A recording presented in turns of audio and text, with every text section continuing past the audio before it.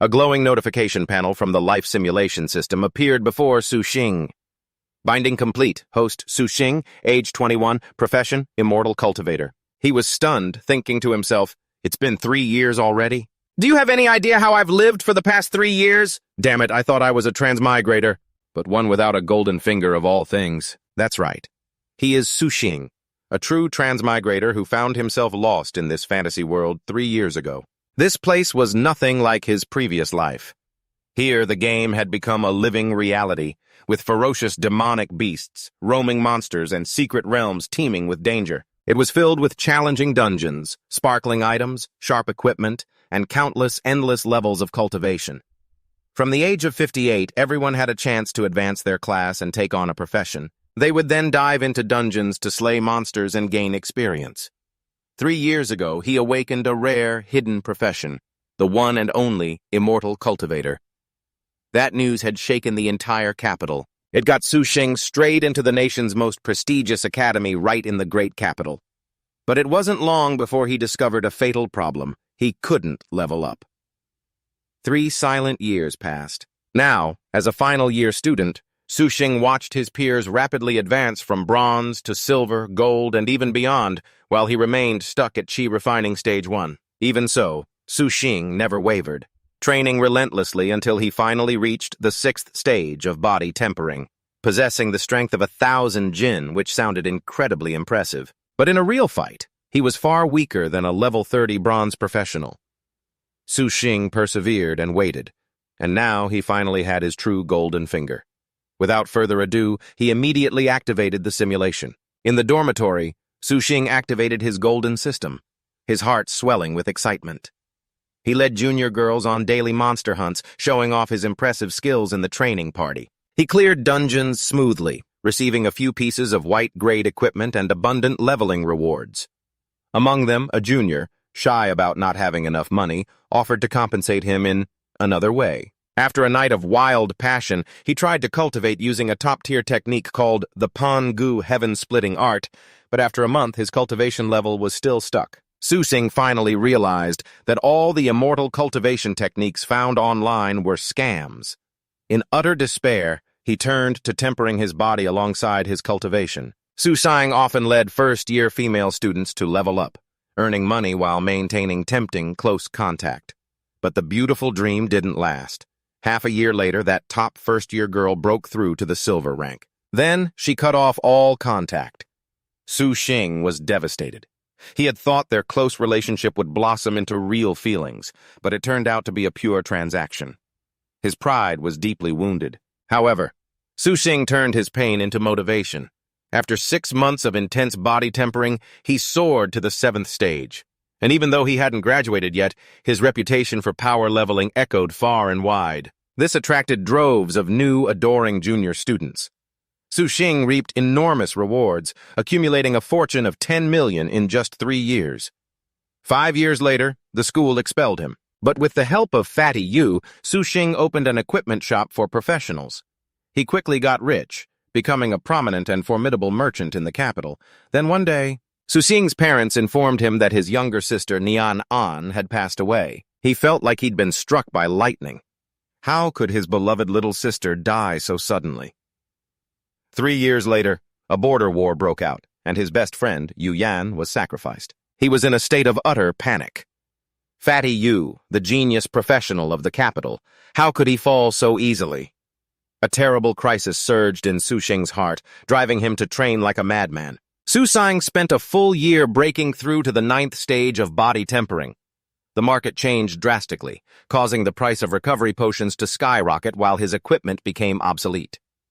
Su Xing closed his shop and returned to his hometown.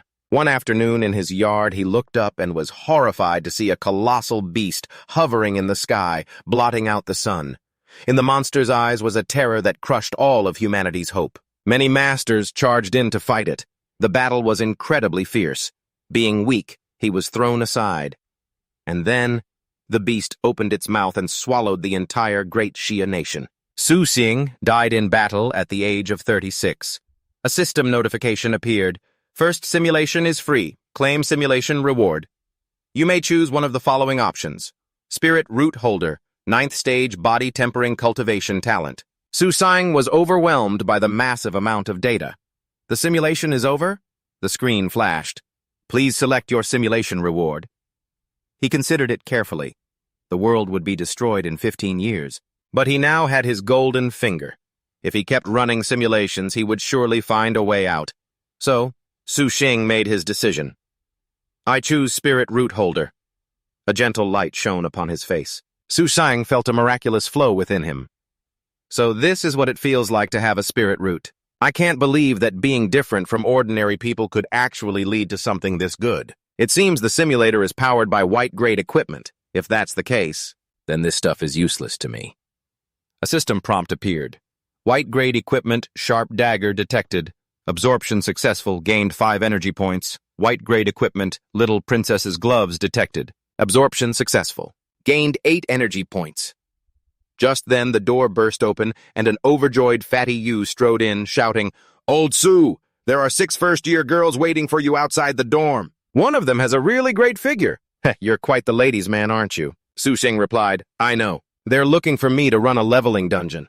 I'll be back late tonight, so remember to save me some food. As soon as he went outside, a beautiful girl approached him. Senior, she greeted. He immediately announced, I'm Su Xing. He nodded. Everyone knows the rules, right? The next dungeon run will be 2,000 per person, and all equipment and items will be mine. A first-year student, Wang Qingquan, watched from a distance as he talked to 2 other juniors. Her face flushed with anxiety. 2,000? What should I do? Inside the 10-li slope dungeon, a ferocious beast charged forward. Su Xing threw a punch and knocked the chubby creature down. The final blow sent it flying back. Its 2 underlings following behind were in awe. Their big bro was just too amazing. After they split their share, they were overjoyed. This is your part. Thanks, senior. Thang Tuyen Ten approached, her syrupy, sweet voice echoing. All right, about that. Senior, I'm a bit short on cash right now. Could I possibly pay you back in a different way? He smiled coldly. Fine by me. Follow me into the dark room. In that room, Tin sat on a chair, holding a small whip and flicking it lightly. Thang Tuyen trembled, unable to contain her excitement. He pointed to a board. Little sis, I'm not talking about you. Chant after me. Prosperity, democracy, civilization. Thang Tuyen reluctantly repeated, prosperity, democracy, civilization. One by one, Tin chanted slogans about equality and freedom. For the female students about to fall into the abyss, our goal is to bring spiritual salvation, freedom, and equality, but they must not walk the path of breaking the law and committing crimes. Understand? 1 week later, Tin was manically taking orders. He stormed into a level 10 dungeon, wiping out monsters with his terrifyingly powerful fists. He punched straight through their stomachs. The female students surrounded him, fawning, Thank you, senior. You're just too powerful. Yep, he replied. Thanks for your support. Feel free to order again next time. Back home, gazing at the pile of money on his desk, Tin cheered inwardly. 20,000 great Shia currency. I finally have enough. A system notification appeared. Report. 200 energy points consumed, 1,082 points remaining. Simulation attempts are still infinite. Extracting a white tier talent requires 100 energy points, while a green tier talent requires 1,000 points. The system asked, Do you wish to proceed with the extraction? After spending another 100 energy points, only 982 points remained. The random talent extraction began. A result appeared. Congratulations, you have received the talent. White tier business elite. With this talent, your business acumen will far surpass that of ordinary people, making it easier to earn money through transactions compared to normal merchants. Tin pondered this and assessed it. Although business elite doesn't directly increase my strength, it opens up the opportunity to accumulate significant wealth in the simulations. That's no small advantage. The system screen displayed more information. During the promotion period, Tin would guide new students on equipment and skills at the dorms. With his sharp business acumen, he planned his investments to optimize profits. He convinced the crowd, this technique manual is buy one, get one free. Equipment for only 988, guaranteed not to be fake. The girls in the dorm eagerly responded, Senior, I want one. Me too, senior. Despite being about to graduate, To Tin, still a level 6 body tempering practitioner, had already earned 30 million in just 1 year. Thanks to his strategy of buying low and selling high, he quickly monopolized the second-hand market on campus. After just 2 years, To Tin became an entrepreneur with a net worth in the hundreds of millions. At the Tarot Club, he founded a commercial organization called the Tarot Club and opened a shop right in the capital. But 2 years later, To Tin was expelled from school. Even so, his business continued to thrive, putting him in his enemies' crosshairs. But in a confrontation with Than Tuyen, he wasn't flustered at all. "Junior, why is it you?" Than Tuyen coldly held a dagger to his neck, threatening, "Senior, you must join the mystic organization with me. If not, my only choice is to kill you." To Tin calmly replied, "What organization? But, little sis, you're still underestimating me." He snapped his fingers, and his hidden bodyguards instantly appeared. Unfazed, Than Tuyen charged into the fight, cleanly taking them down one by one. But now her demeanor was stern. There was no trace of the weak, clingy girl from before. To Tin was stunned to realize this junior had awakened and become a grandmaster. Outside, the price for a dorm room was skyrocketing. To Tin mused, "Even a genius like Fatty Yu only reached the master level. Yet Wang Than Tuyen went from bronze level to grandmaster in just 5 short years. The mystic organization behind her must be hiding an incredible secret." Than Tuyen said in a low voice, "Senior, you helped me, so I don't want to kill you." She closed her eyes. Silently making her decision, she threw the dagger to the ground. Suddenly, she pulled To Tin close and placed a kiss on his lips. The two of them got swept up, went to a hotel, and spent the night together. Seeing the bloodstain on the bed, To Tin was shocked. "Little sis, I'm sorry. I misunderstood you." Afterward, he tried to find information on Than Tuyen but discovered she had died. How could a Grandmaster-level expert like her die so easily? To Tin suspected the mystic organization was behind it. He began to investigate but found no clues. At the same time, he continued to diligently search for a cultivation technique. 2 years passed, and though he still hadn't found a cultivation technique, To Tin's body. Tempering had reached great perfection. In his private house, he instructed his little sister, Nian An, "Promise me, you won't enter any dungeons this year, okay?" She asked blankly, "Why? But, all right." To Tin just sighed, his face full of helplessness. But the system announced that the following year, Nian An still participated in a dungeon mission and died. To Tin was stunned. How could this be? He investigated his sister's death but found nothing. Finally, a source revealed that Nian An had died in the Zhenyao Pass dungeon. To Tin, immediately began to look into this dungeon, but every lead was a dead end. Suddenly, he remembered that his close brother, UDM, had also died that year. Deeply shocked, he muttered, "Fatty Yu died too?" He continued to read the information carefully, but suspected something was unusual.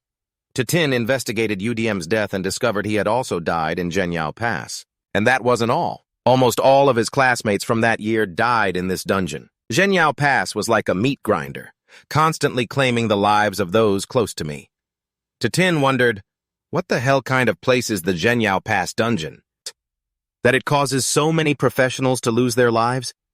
What's more, it seems they have no choice but to go. They absolutely have to enter it. He decided to continue buying up properties, and thanks to his sharp instincts, sold them off that year to prepare. Hoarding a large amount of low-level equipment and recovery potions, he became the kingpin of the low-level class holder market in the capital. But he didn't let his guard down, because he knew what would happen in 4 years. A catastrophe would sweep across the continent. Su Qing planned to use his wealth and power to warn important people, but he failed. No one believed him. With no other choice, Su Qing protected himself by selling off his vast domestic real estate and buying assets overseas. 3 years later, he and his parents emigrated to the United States with tens of billions of dollars. The United States, a powerful nation with countless high-level class holders, was tens of thousands of miles away. Here, classes like vampire, werewolf, and western cowboy created a different world. Another year passed, and the time for the giant beast's attack arrived. Su Qing was determined to survive the attack in the United States, but on that day, a demon that blotted out the sky appeared. Countless class holders leaped into the air, trying to defeat it, but they were only throwing their lives away. Su Qing grew suspicious. Could it be there's more than one monster attacking this world?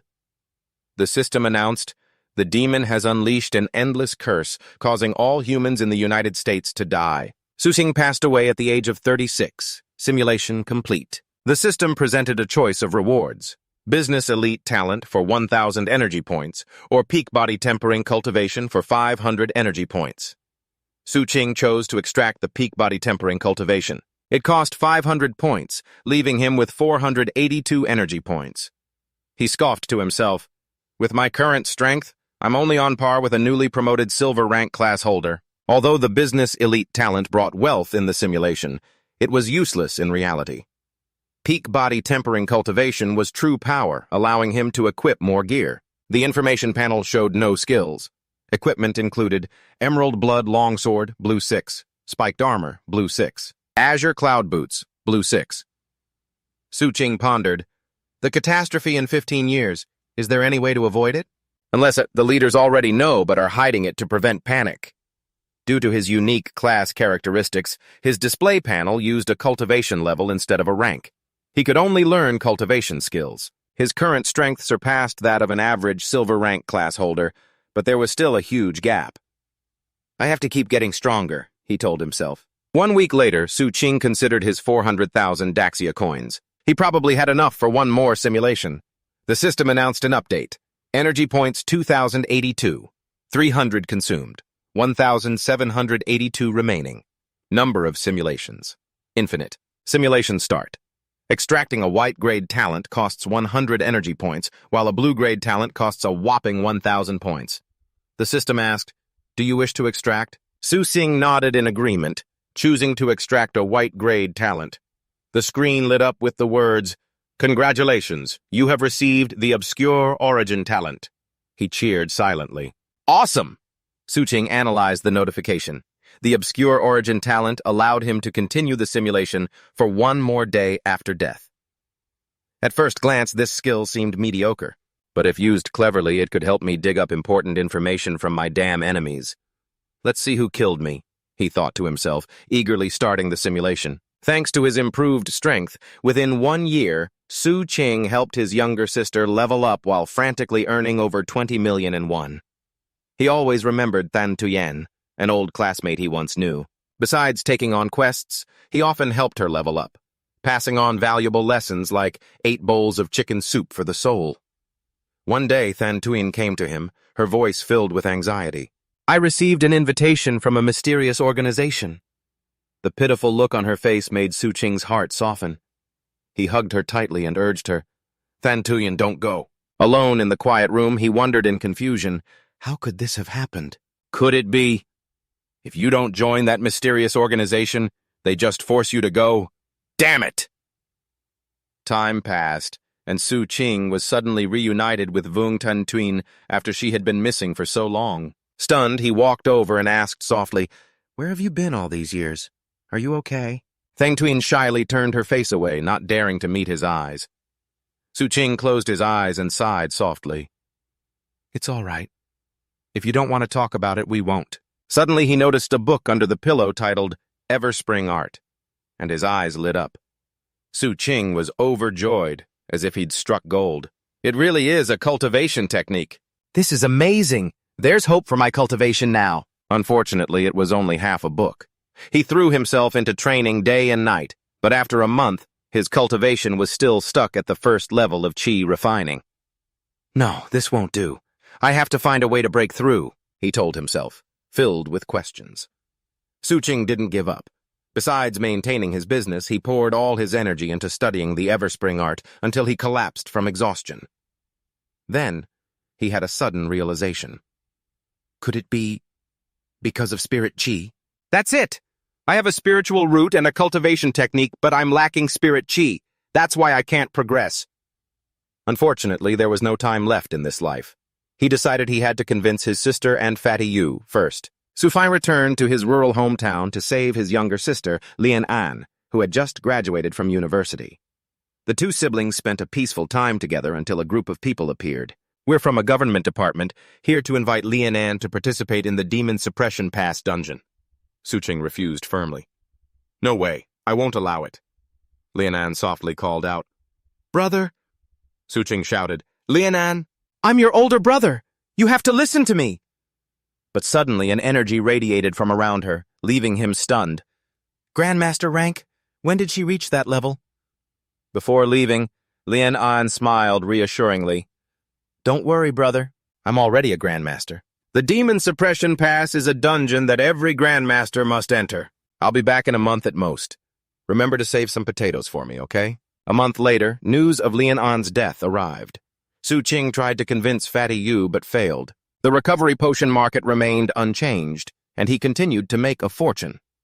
Knowing he only had 4 years left, Su Qing sold all his assets and focused all his efforts on searching for spirit chi. A year passed with no results. One day, a mysterious person appeared. Su Qing asked cautiously, "Who are you?"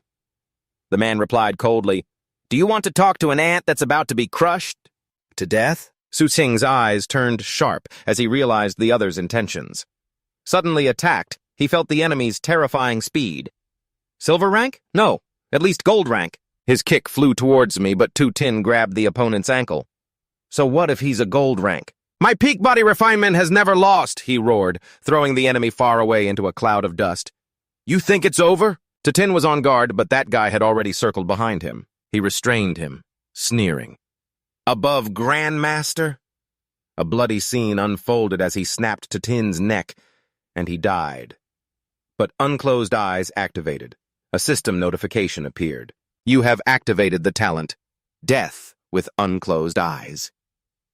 Tu Tin roared, I really want to see how you're going to kill me.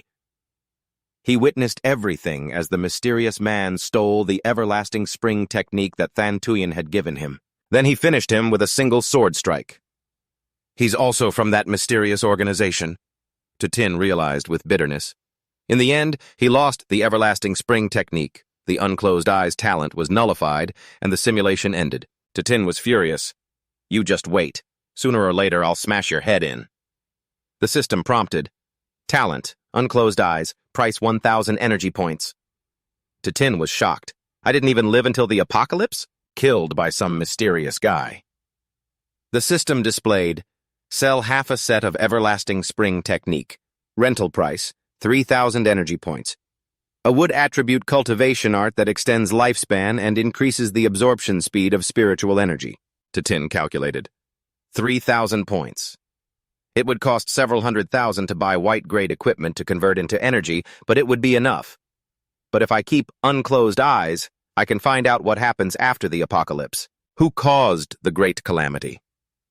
I'll have another chance to get the everlasting spring technique, but if I miss out on unclosed eyes, who knows when I'll see it again.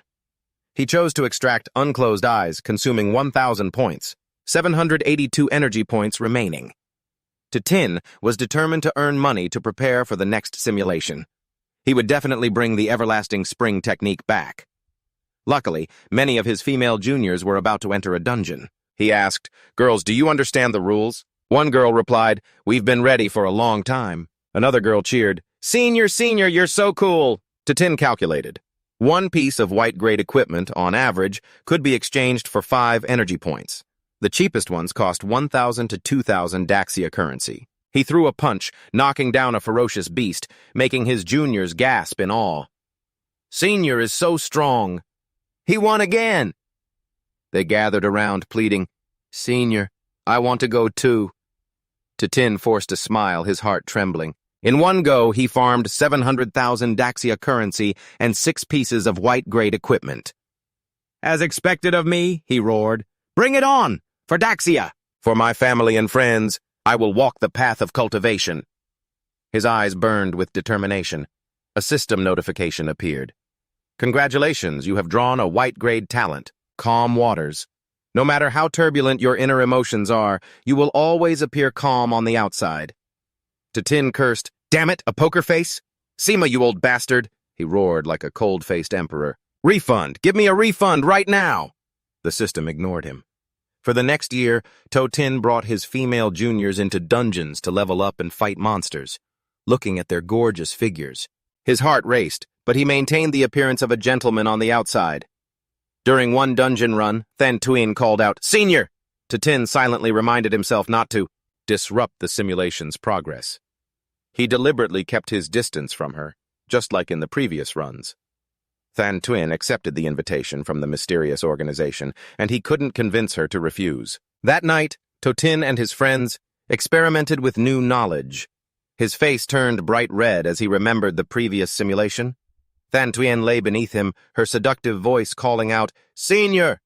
The information continued to appear. The next morning, Than Tuyen suddenly dropped out of school.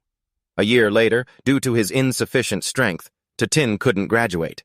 He left school and established the Tarot Society, continuing to trade second-hand equipment. He quietly waited for Than Tuyen to return. Just as he predicted, one day she appeared at his door. After a passionate night, she left behind the Everlasting Spring technique. The two of them were lost in the moment. The Everlasting Spring technique absorbed power, but Totin realized with frustration that, just like last time, he still couldn't cultivate it. "Looks like I still have to find a source of spiritual energy," he sighed. He was determined to continue, but within that year, Totin couldn't stop Nian An from participating in the demon-suppressing pass dungeon. A month later, the terrible news of his younger sister's death arrived. The following year, Fatty Yu also passed away. Totin invested all his capital into the medicine industry, planning to earn enough money to immigrate to America and get away from that irrational, mysterious guy. Just then, a call came. What? He was overjoyed when he heard news about spiritual energy. The reporter said, "Yes, boss. In Jinling City, Jiangnan Province, a grandmaster is in possession of a precious item called a spirit stone." Totin exclaimed, "Excellent! Prepare a gift immediately! We're going there!" Totin drove away from home in the middle of the night, joy shining in his eyes. He exclaimed, "This is great! That grandmaster agreed to meet. As long as I can get the spirit stone, these other treasures are worthless." But right before the trade, the mysterious guy appeared. Totin never expected to run into him at such a crucial moment. He was assassinated, dying at the age of 33. His eyes were crushed, and the unclosed eyes talent was nullified. Reading the information, Totin angrily flipped the bird. The system announced, "Simulation ended. Reward: the talent Calm Waters, or half a set of the Everlasting Spring technique." Totin immediately chose, "I'll take the Everlasting Spring technique." The system confirmed, "You have extracted half a set of the Everlasting Spring technique. Consumed 3,000 energy points. 182 points remaining. This was the ultimate art of the Everlasting Spring sect of the Azure Cloud realm, consisting of 6 levels, with the highest reaching the Void Returning stage. But because he only had half a set, he could only cultivate to the core formation stage. The Everlasting Spring technique absorbs the spiritual energy of heaven and earth to nourish the body, helping to extend one's lifespan and preserve youth. Totin held the manual and mumbled, "Level 1, all things flourish. Go to sleep at night and wake up in the morning feeling refreshed. Level 2, communion with heaven and earth. This is more reliable than the book from 3 years ago. I made the right choice buying this technique." He began to cultivate, closing his eyes and feeling the flow of energy circulating. A stream of chi enveloped him. Totin smiled, looking at the mass of energy in his hand. This technique extends lifespan and preserves youth forever. But unfortunately, the apocalypse is in 15 years. A long life is useless. He sighed. He now had the technique and a clue about the Spirit Stone. He just needed one more simulation to obtain the Spirit Stone and walk the path of cultivation. But he worried, what is the real value of a Spirit Stone in energy points? My balance of 800,000 only converted to 4,000 points. Is that enough? Just then, Fatty Yu ran in, shouting, "Totin! Old Liu is looking for you!" Totin frowned. "Fatty Yu, can't you be a little gentler? Sooner or later, you're going to kick this door down." Fatty Yu scratched his head in embarrassment. "I'll be more careful next time." Totin's eyes lit up as if he were seeing a god of wealth. "Fatty, lend me some money." Fatty Yu looked sad. "Times have been tough lately. I don't have much left." Totin pressed, "Just tell me, how much can you lend me?" Fatty Yu handed over a bank card. "There's 5 million in there. The password is my birthday. Spend it wisely." Totin, touched but with a cold expression, asked when his birthday was. Fatty Dua regretfully screamed, demanding his money back. Totin laughed teasingly and ran off to find Lu Hyodong. In Hyodong's office, Totin got straight to the point. "Mr. Lu, did you need to see me for something?" Hyodong asked. How has your cultivation been lately? Have you leveled up? He answered helplessly, Same as always, but I'll break through to the white-silver rank soon. Hyudong reminded him about the academy's test rates and job placements, then got straight to the point. I hope you will voluntarily drop out. It's for your own good and for the school's reputation. Tin thought to himself, more like for your own good, for your performance record. He smiled brightly and replied, Mr. Liu, I haven't considered dropping out. The school's environment is very good for my cultivation. Yes, Hyudong offered a condition. To Tin, I know you're struggling financially. If you drop out, the academy will compensate you with 500,000 Great Xia coins. What do you think? He feigned surprise. This? Hyudong enthusiastically added, I can also find you a job. The security team at my apartment complex is short-staffed. Tin remembered how during admission, Hyudong had once knelt and begged him to be his student. He had promised 3 million, but never paid. Now he was using a security guard job to humiliate him. He politely declined, Mr. Liu, thank you for your concern, but I don't want to drop out right now. This place is very suitable for cultivation. Yes, Hyudong said harshly. You're not the genius you were 3 years ago. By staying, you're just a dead weight to the Capital Professional University. Do we have to lose face because of a parasite like you? Can you live with yourself? Tin replied calmly, Yes, I understand. I will work harder to be worthy of the school's investment. He thought to himself, Trying to kick me out for a mere 500,000? My good brother lent me 5 million. Hyudong was speechless. Just then, his phone notified him that 4,000 white-grade items were about to be delivered. Tin was overjoyed. Once the equipment arrives, I can start the next simulation. A week later, he pressed the button to begin the simulation. Tin was determined to bring the spirit stones out. The system announced, Congratulations, you have received the white-grade talent, hair loss of a monk. Your hair falls out more easily than your peers. However, your bald appearance, resembling a high monk, makes others trust you and feel favorable towards you. Tin subconsciously touched his head. The hair was still there, but when he ran his hand through it, a whole clump fell out. A chill ran down his spine. Clutching his patchy head, he screamed, My hair! What kind of demonic talent is this? A barrage of ads flooded his screen. From moisturizing anti-hair loss treatments to minoxidil hair growth medicine and bawang black sesame powder. The thinning hair in the village reduced Tin's appeal. This gave him fewer opportunities to interact with the new female underclassmen. Looking at his bald head in the mirror, he burst into tears and shaved it all off to get it over with. Strangely, after shaving his head, he preferred to take down monsters in dungeons with his fists. As a result, his physical constitution grew exceptionally strong, able to kill a monster in a single blow. Surprisingly, his bald head made him even more attractive than before.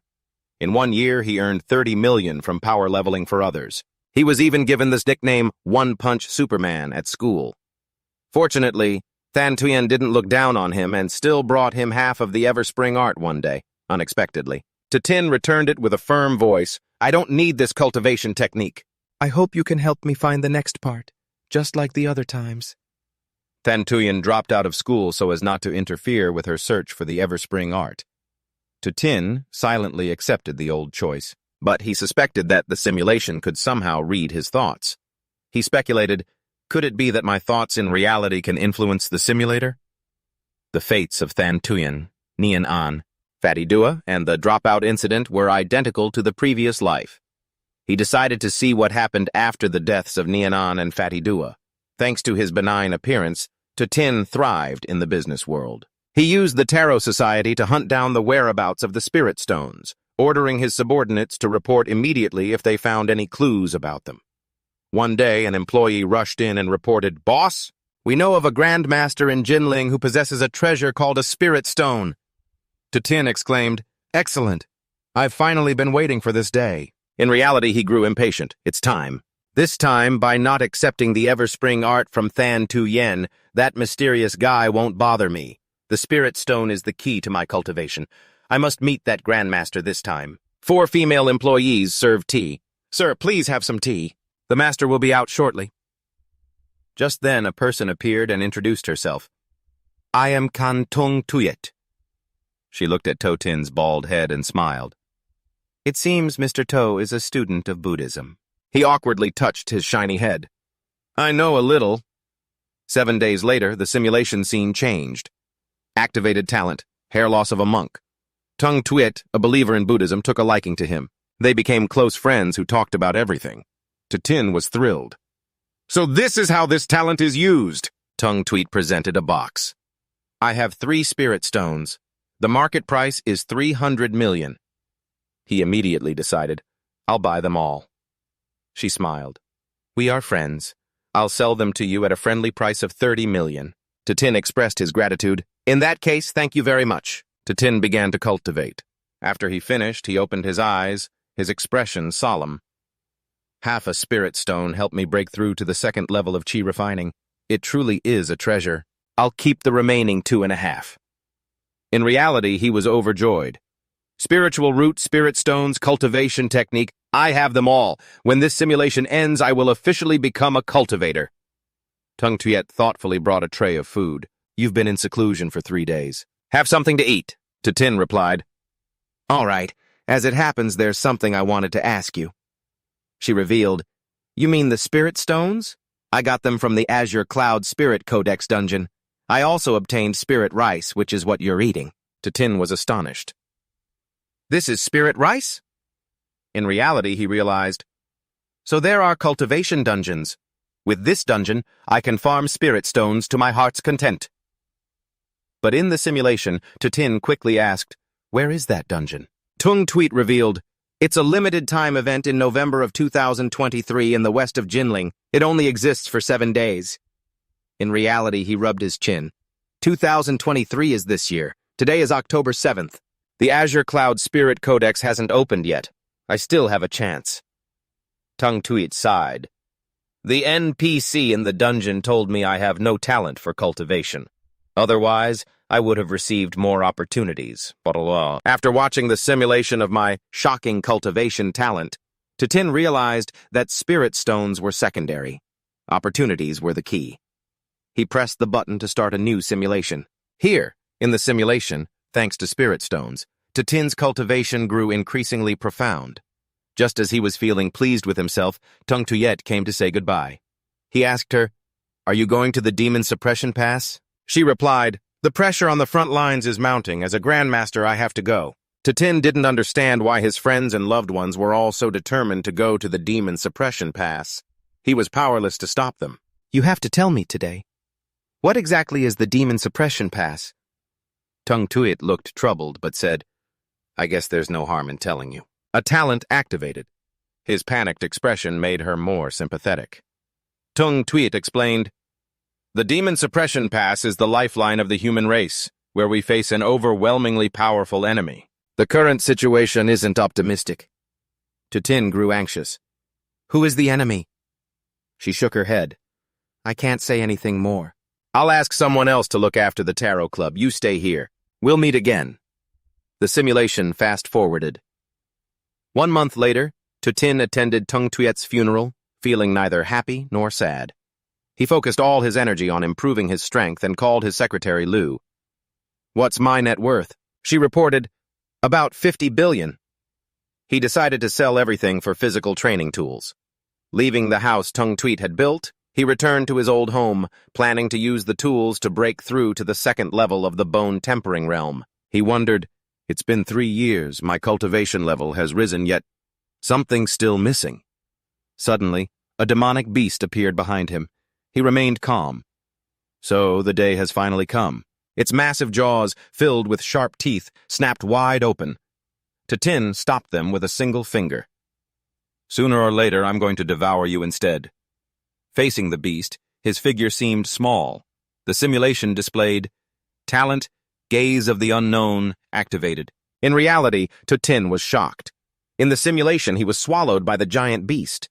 Inside, he saw people running in panic. A corrosive gastric acid slime spread everywhere. "Run!" Anyone who touched the slime was instantly dissolved. The simulated Tin couldn't escape either and was digested by the giant beast. The Gaze of the Unknown talent was ineffective. In reality, Tin broke out in a cold sweat. There was someone still alive inside that beast's stomach, being corroded while fully conscious. It's terrifying. A system notification appeared. You can choose your reward. Talent. Increased success rate, 1,000 energy points. Cultivation. Bone tempering realm, 500 points. Cultivation. Chi refining. Level 2, 100 points. Or 2.5 spirit stones, 2,500 points. Tin regained his composure and cheered, "Success! I can actually bring spirit stones out, and it's surprisingly cheap." He calculated that one spirit stone cost about 1,000 energy points. The system then asked, "One low-grade spirit stone can be recycled for 100 points. Do you wish to recycle it?" Tin flared up. "Are you scamming me? It costs 1,000 to buy, but you only give back 100? Pained, he pressed yes. He cursed, "I swear I wish all the pawn shop merchants in the world who profit from the buy-sell spread would just vanish." Tin started cultivating. He watched as 1/20th of a spirit stone was used up. One stone would last him half a month. He decided, "I'll keep the other 2 stones to test a hypothesis." He was determined to grind dungeons for money. His plan was to buy more and accumulate spirit stones before the Green Cloud spirit field opened. After 1 week, an exhausted Tutin sighed, "I've been squeezed dry, but the 500,000 I made is enough to buy more." He pressed the button. "Here we go." He worried. Was my judgment about the spirit stones correct? But then he told himself, "Whatever, let's just run another simulation." The screen displayed, "Congratulations. You've drawn the white tier talent, workout expert. Your physical training is far more effective than an ordinary person's." Tin was stunned. An amazing body refining talent. Holding half a spirit stone, he wondered why it was only half a piece, but not thinking much of it, he began to cultivate. The simulation skipped ahead 1 month. During the day, Tin led his female subordinates to make money. At night, he absorbed spiritual energy from the spirit stone. His cultivation level skyrocketed to the 4th level of chi refining. He received a phone call. "Hurry and book a train ticket to Jinling. The Green Cloud spirit field is about to open." Dragging his suitcase to the station, Tin remembered what Tung Tuyet had said. The dungeon was in Jinling's West Gate Park. "It must be around here." "And where is it?" he mumbled to himself. "Do I have to go with Tung Tuyet to be able to find it?" A voice suddenly spoke up. "Excuse me, could you step aside?" He turned to see a 30-year-old version of Tung Tuyet, looking cold and proud. Tin thought to himself, "It looks like she's the only one who can find this dungeon. I have to follow her." But in the blink of an eye, she vanished. Where did she go? She clearly went in this direction. While he was looking around, Tung Tuyet appeared behind him, pressing a sword to his neck. "Why are you following me?" Tin trembled. Excuse me. Are you Tung Tuyet?" "Senior Tung Tuyet, right? I saw your picture on the school's honor roll." "Yes?" Tung Tuyet was suspicious. "You're a student at Capital Professional University?" He tried to sound friendly. "Yes, senior. My name is Tin. Recently, I've had some questions about Buddhism." "I can't believe I ran into you here. Perhaps this is the fated connection across 3 lifetimes that the Buddha spoke of." Tung Tuyet retracted her sword, a blush creeping onto her face. "So, you wanted to ask for guidance. Go ahead." Tin asked the timeless question, which came first, the chicken or the egg? Tung Tuyet was taken aback, but inwardly she was delighted. This junior truly understands the Dharma, asking one of the 10 great koans right away. She started walking ahead. "We can take our time discussing that question. You're also here for Jinling, correct?" Tin hurried after her. "Senior, does that mean I can come with you?" She answered frankly, "Correct." The 2 entered the Green Cloud spirit field, and Tin was stunned by the incredibly dense spiritual energy. "The people here must be cultivators exploring this dungeon," he thought. He then noticed a thatched cottage. Tung Tuyet stepped forward. "Your cultivation is low. Let me do it." She knocked gently on the door. "Hello? Is anyone here?" Dense spiritual energy flowed out, and an old man appeared. "This is an immortal's secret realm. Only those with profound fortunate karma can enter. You 2 are quite lucky." Tin whispered, "Senior, he said we're lucky." "Great!" The old man continued. "I have 2 plots of spirit fields that need planting. If the spirit grains grow well, I shall bestow an opportunity upon you." Tung Tuyet caught the item he tossed to her. "Tend to the fields." Tin wondered curiously, "It's just a hoe. Does it have some other power?" The old man added, "Good luck to you both. I will return in 7 days to check on your work. The door slammed shut. Tongue Tweet fretted.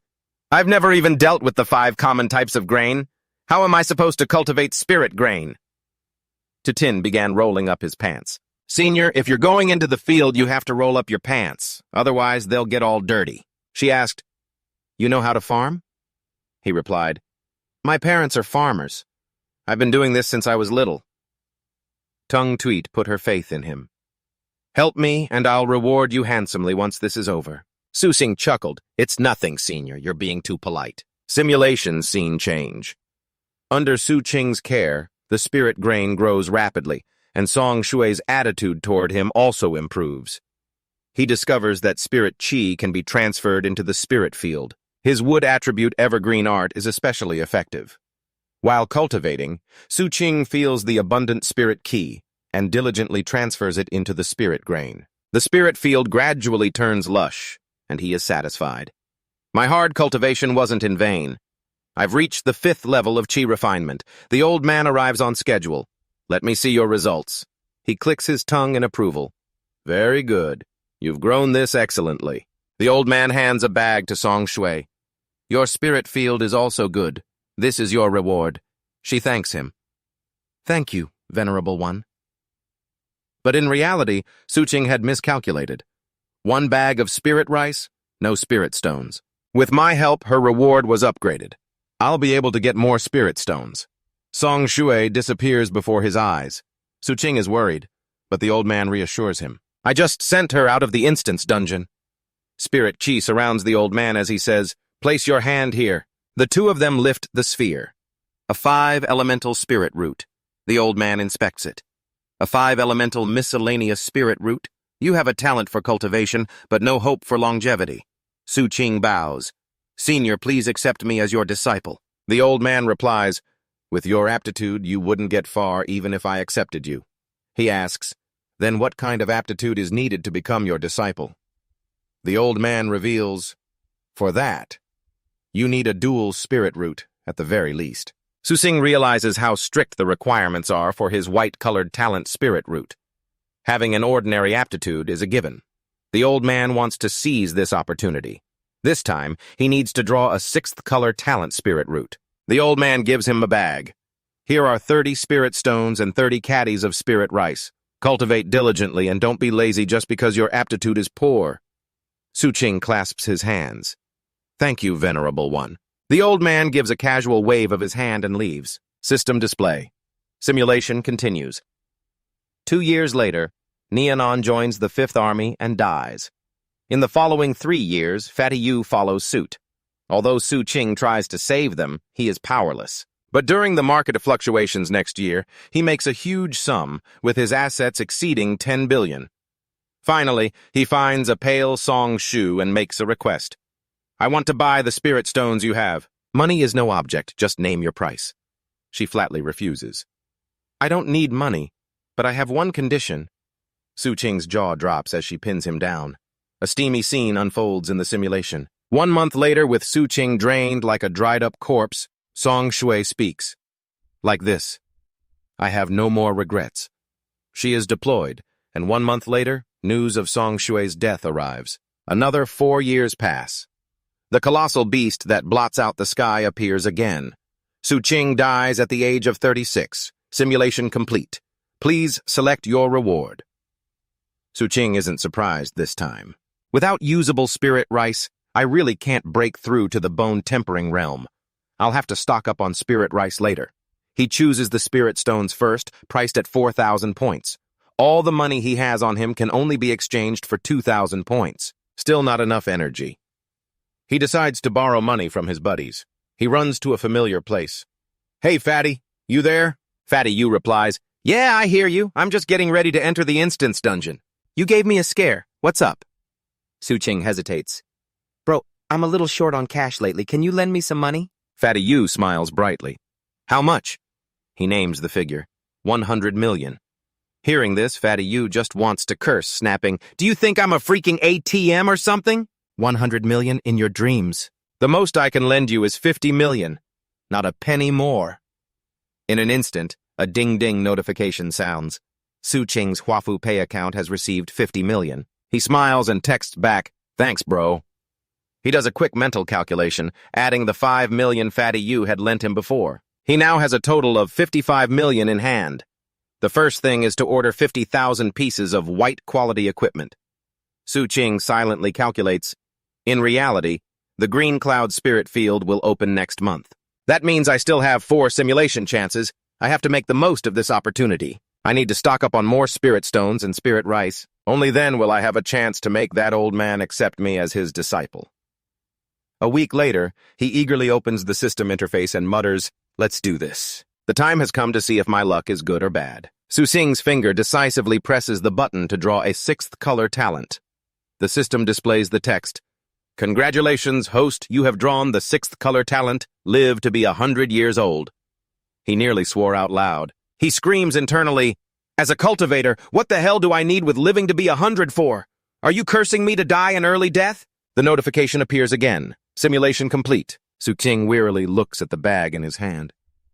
This time, I got another bunch of spirit stones. He consoles himself. I guess it's not a total loss. Another week passes as he stands before the interface panel. Su Qing clasps his hands and prays sincerely, "Oh, great system god above, I beg you, please let me draw the 6th color spirit root talent." The system answers his prayer. "Congratulations, host. You have drawn the 6th color talent. Sword Dao Genius." He's so angry he could explode, cursing, "Damn it, I'm not even a sword cultivator. This is like serving a table full of meat to a monk. What the hell?" Once again, the simulation ends. Su Qing proceeds to choose his reward again. This time, he decides, "I'll choose spirit rice this time." When the next simulation begins, he holds on to his faith and prays earnestly. "By the blessed Xuanhuang heaven and earth, please, please grant me a 6th quality spirit root." The simulation begins. Seeing the result, he is filled with despair. "Congratulations, host. You have drawn the 6th color talent, face as handsome as a deity's." In that moment, Su Qing just wants to smash this system. What is this useless talent? I'm not trying to be a celebrity. What's the use of being handsome? Face as handsome as a deity's. Your appearance in the eyes of others will become even more outstanding and extraordinary. Your appeal to the opposite sex will skyrocket. Even the system couldn't help but be moved. So handsome. Truly very handsome. Seeing the blushing, shy icon displayed by the system, Su Qing gets goosebumps all over. So you, the thick eyebrows, big eyes system, have a thing for handsome guys too, huh? All right. Continuing simulation. You now possess thick, dark eyebrows and large, sparkling eyes. Looking in the mirror, even Tatin himself is mesmerized by his own reflection. Is this really me? So handsome. In the secret realm, you were still enthusiastically fighting monsters. Tatin, with a serious face, clearly reminded everyone to be on high alert and absolutely not to let the demon beast's gaze fall upon them. If you're caught in its gaze, you must quickly stab it in the eye. However, the underlings below didn't seem to hear a single word. They were just lost in admiration of his handsome appearance, their eyes filled with infatuation. "Yes, senior. That demon beast is so damn cool. No. The eyes are the demon beast's weak point." Tatin, exasperated, rubbed his forehead and sighed deeply. "Get a grip, you guys. We're fighting in a dungeon, not on a date." Behind a large rock, Than Tuyen secretly peeked her head out, her gaze full of adoration as she softly called, "Senor." Before she could finish her sentence, he cut her off coldly. "If I remember correctly, this is the 278th time I've caught you sneaking glances at me, right?" He picked up a mirror, looked at his reflection, and mumbled doubtfully, "Am I really that handsome?" The mirror's surface suddenly flashed brightly, as if it wanted to display a huge, bold affirmation. His presence had truly become the center of everyone's attention. The girls surrounded him, infatuated, begging, "Senior, please take us through the dungeon." Not only that, even a manager from a media company pushed through the crowd to find him. "Student Tatin, do you want to be a star? Thien Thing Entertainment would welcome you." A rich lady appeared out of nowhere, winking flirtatiously. "Hey there, handsome. Want to cut down on 25 years of hard work?" Terrified, Tatin bolted. "I've got something to do. I can't stay." He rushed into his room and slammed the door, shutting himself off from the haunting calls. "Hey, Student Tatin, Senior, Mr. Handsome, please reconsider." Leaning his back against the door, Totin sighed helplessly to himself. These days, it's not easy being a handsome man. Maybe I shouldn't go out for a while. I'll just focus on cultivating in my dorm. System initiated. Simulation continues. On November 18th, 2023 of the new era, you enter Kim Lang City. As planned, you meet Tung Tuet. The girl smiled and proactively greeted you. Meeting like this is fate. How about we share a drink? This time, he got truly angry, screaming internally. If I'd known it was this easy to talk to her, I wouldn't have bothered memorizing all those difficult Buddhist texts. Just then, an elder walked by, stroking his beard and remarking with admiration, "Your appearance is truly outstanding." Tin was stunned. "What? Even you, old man?" The simulation system continued to run. Notification. Your beauty has stirred the old man. He originally wanted to take you as his disciple, but unfortunately your aptitude is too poor. He can only give you a few more spirit stones, hoping your peerless face can remain in this world a little longer. In reality, Tin rested his forehead in his hand, sighing wearily. This world that only cares about looks is truly beyond saving. An update notification appeared. This simulation has ended. You may choose a reward from the categories below. Talent, a face like polished jade. Cultivation, foundation establishment level 2. Item, 105 spirit stones. Tin stared at the selection screen, speechless. This thick eyebrows, big eyes system really has a mind of its own. It makes all the decisions on its own, and it's even been charmed by Tin's looks. Your face has captivated the system. The system has decided to grant you an additional opportunity. One-time use of a face like polished jade. Seeing this, he couldn't even be bothered to be angry anymore, telling himself that getting a grade 6 talent for free wasn't so bad. With this handsome face as my capital, I'll definitely be able to draw a dual-element spirit root next time.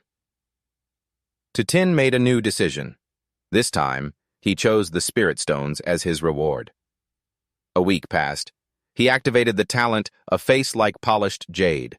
In that moment, Tin's appearance exploded with unreal handsomeness. He decided to use this very face to execute a handsome man gambit to charm the system.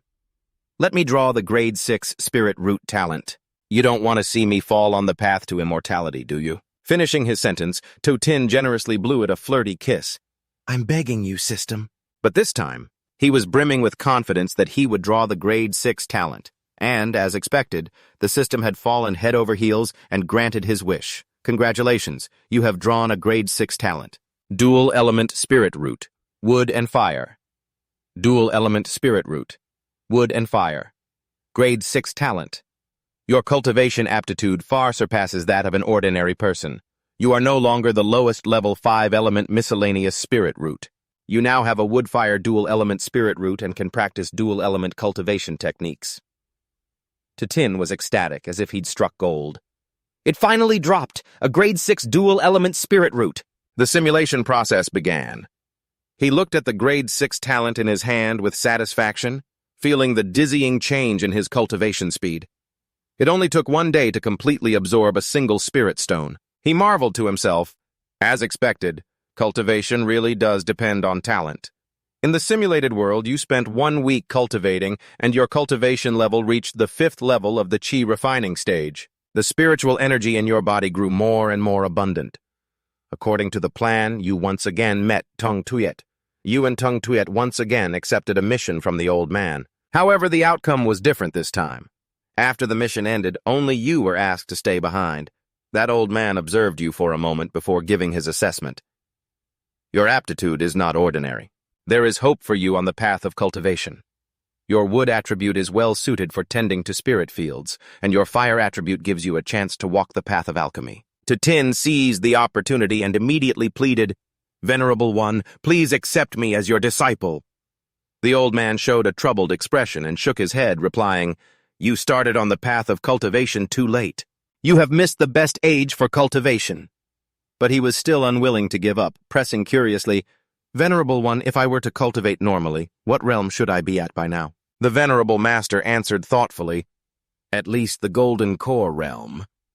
From that statement, Tin secretly deduced the hidden condition for becoming his disciple. He had to reach the golden core cultivation level before the green cloud spirit field instance opened.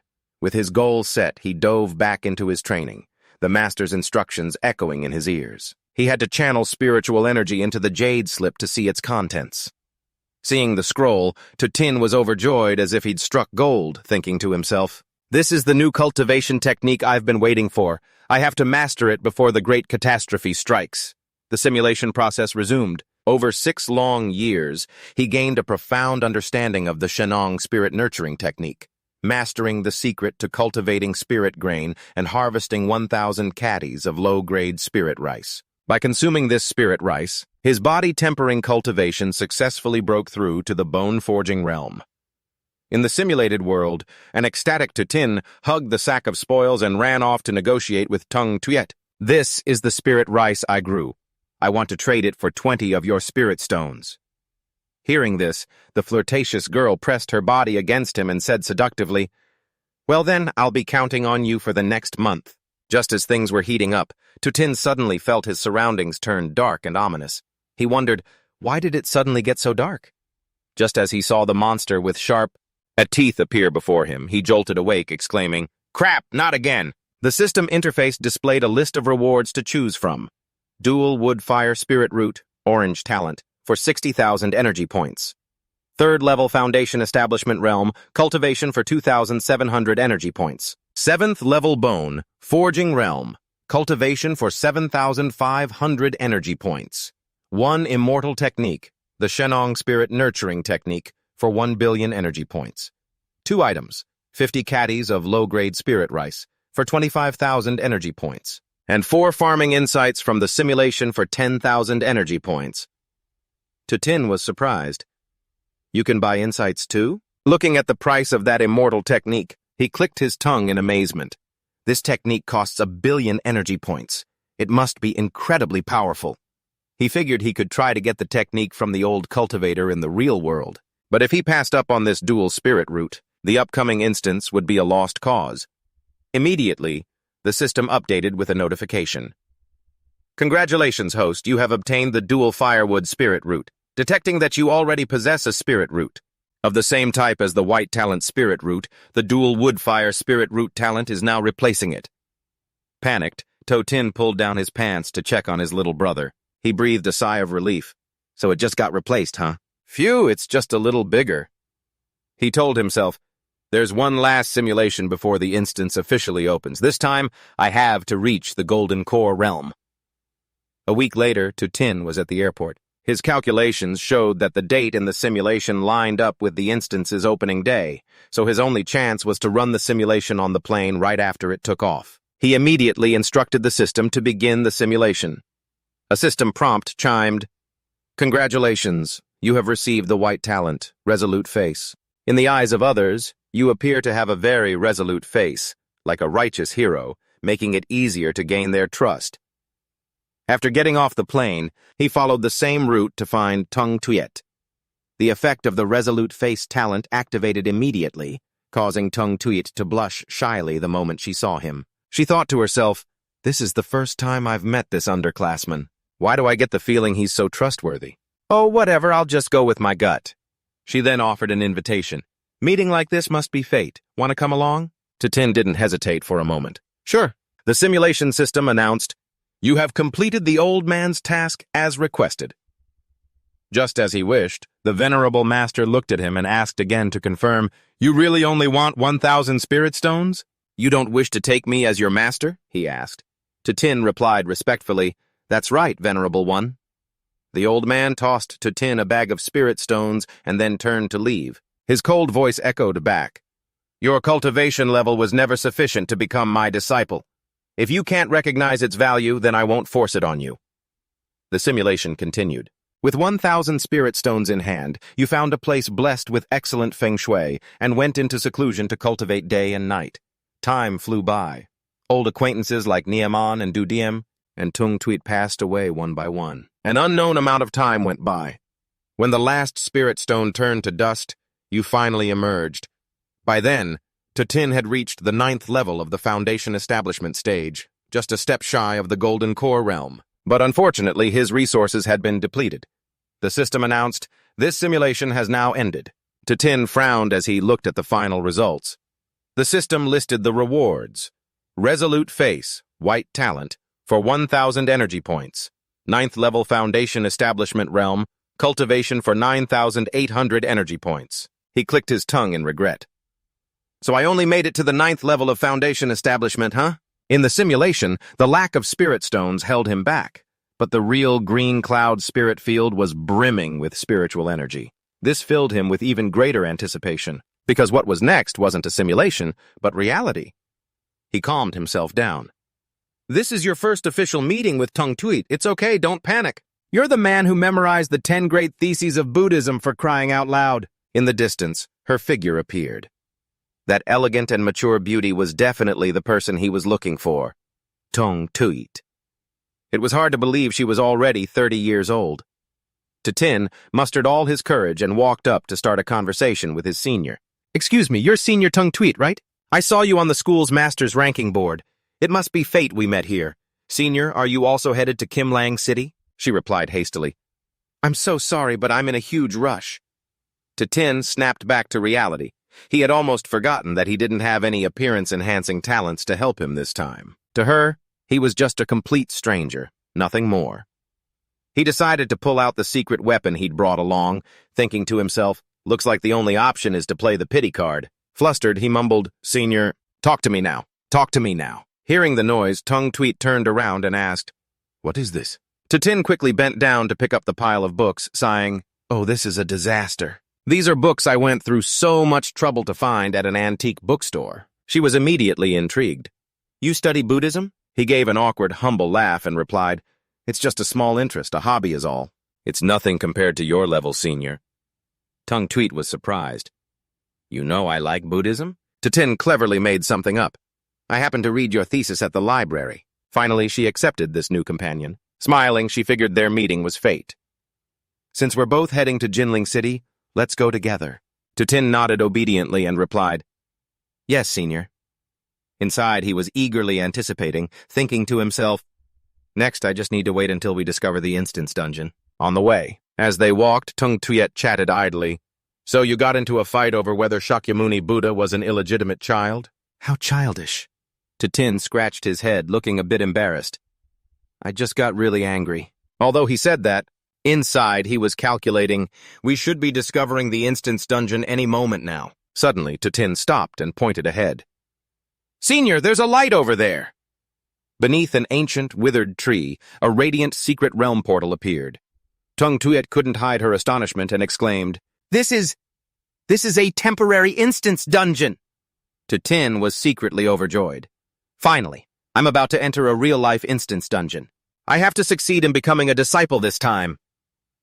In contrast to his excitement, Tung Tuit looked worried and sincerely advised her junior, Most temporary instance dungeons are very dangerous. You haven't even graduated yet.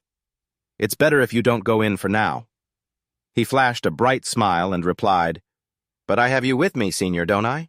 You wouldn't let anything happen to me, right? Tung Tuit's face flushed slightly. She thought to herself, He trusts me that much? Regaining her composure, she puffed out her chest and said confidently, Of course, later, no matter what happens, don't you stray far from me. Tin immediately replied, No problem. Stepping inside, he couldn't help but marvel at the sight before him. So this is the Azure Cloud spirit field. Experiencing it in person is completely different from what I felt in the simulation. The spiritual energy is so dense. If I cultivate in this place, I can definitely achieve a breakthrough. Tung Tuit remained vigilant, warning him sternly, Don't let your guard down. Many instance dungeons that look beautiful and serene are actually hiding murderous intent. Tin pointed into the distance and asked for his senior's opinion. There's a thatched cottage over there. Should we go check it out? Just as he finished speaking, a venerable master with the air of an immortal sage stepped out of the cottage and called out, How did you two find my secluded home? Tung Tuit answered respectfully, We unexpectedly saw a 7-colored entrance. The old man stroked his beard, nodded, and continued, It seems you two are people of great fortune and destiny. Since we are bound by fate, I shall grant you two an opportunity. Hearing this, she quickly clasped her hands in a salute. Thank you, Venerable One. The Venerable One looked at them and asked, I am busy with my cultivation and have little time to look after this spirit field. I wonder if you two would be willing to help me. Tin quickly agreed, No problem. Then he leaned over to Tung Tuit and whispered, Senior, this old man is really nice. He's just asking us to farm. It's a shame this is only a temporary instance dungeon. She narrowed her eyes suspiciously and asked, "Do you even know how to farm?" Tin laughed it off and replied, "Of course, I'm from the countryside. We have to farm every single year." And with that, he rolled up his sleeves and went into the field, his movements incredibly skilled. First, he cleared the weeds, then he carried water, and after that, he irrigated the field.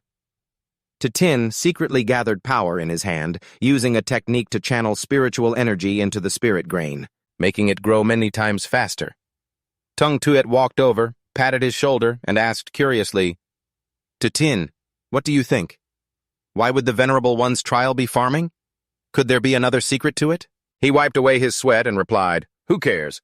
In a beautiful place like this, with such abundant spiritual energy, even farming is a form of self-cultivation.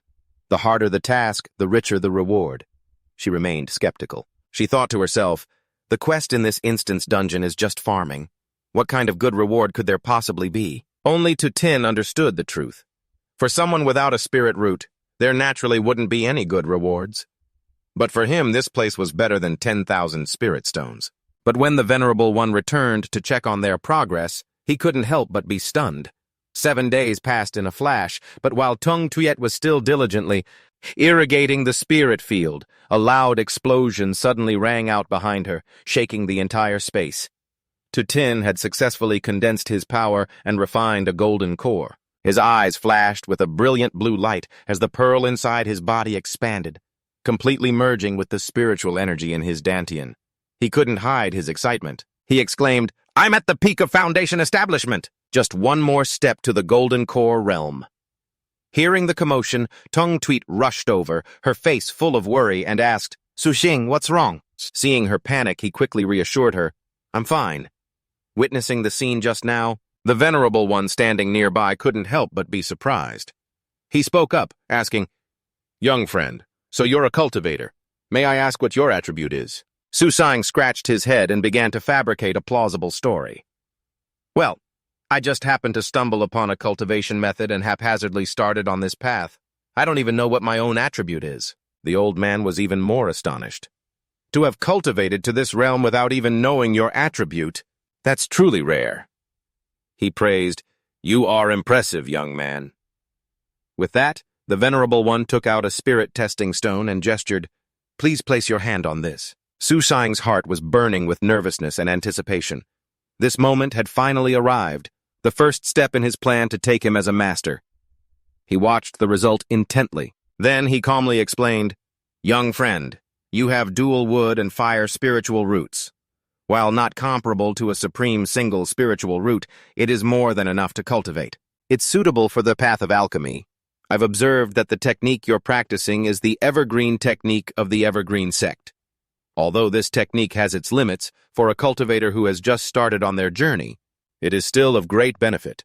Furthermore, a wood attribute technique absorbs the life force of all things and can also return to nature, making it very suitable for the path of cultivating spirit plants." Suxing's hands trembled with excitement. "It's coming! It's coming!" Something even bigger is about to happen. Without making him wait long, the Venerable One stroked his beard and said the words Suxing had been longing to hear. "Our meeting must be fate. This humble Taoist is a humble farmer of the Green Cloud sect, and my Taoist name is Qingyun Zi. I wonder if you, young friend, would be willing to take me as your master? I am willing to accept you as a nominal disciple." He immediately bowed and replied decisively, "Your disciple is willing." The old man nodded in satisfaction and continued, "Since you are now under my tutelage, I, your master, have a few gifts to bestow upon you. The first is a celestial art called Shenong's Spirit Nurturing Art.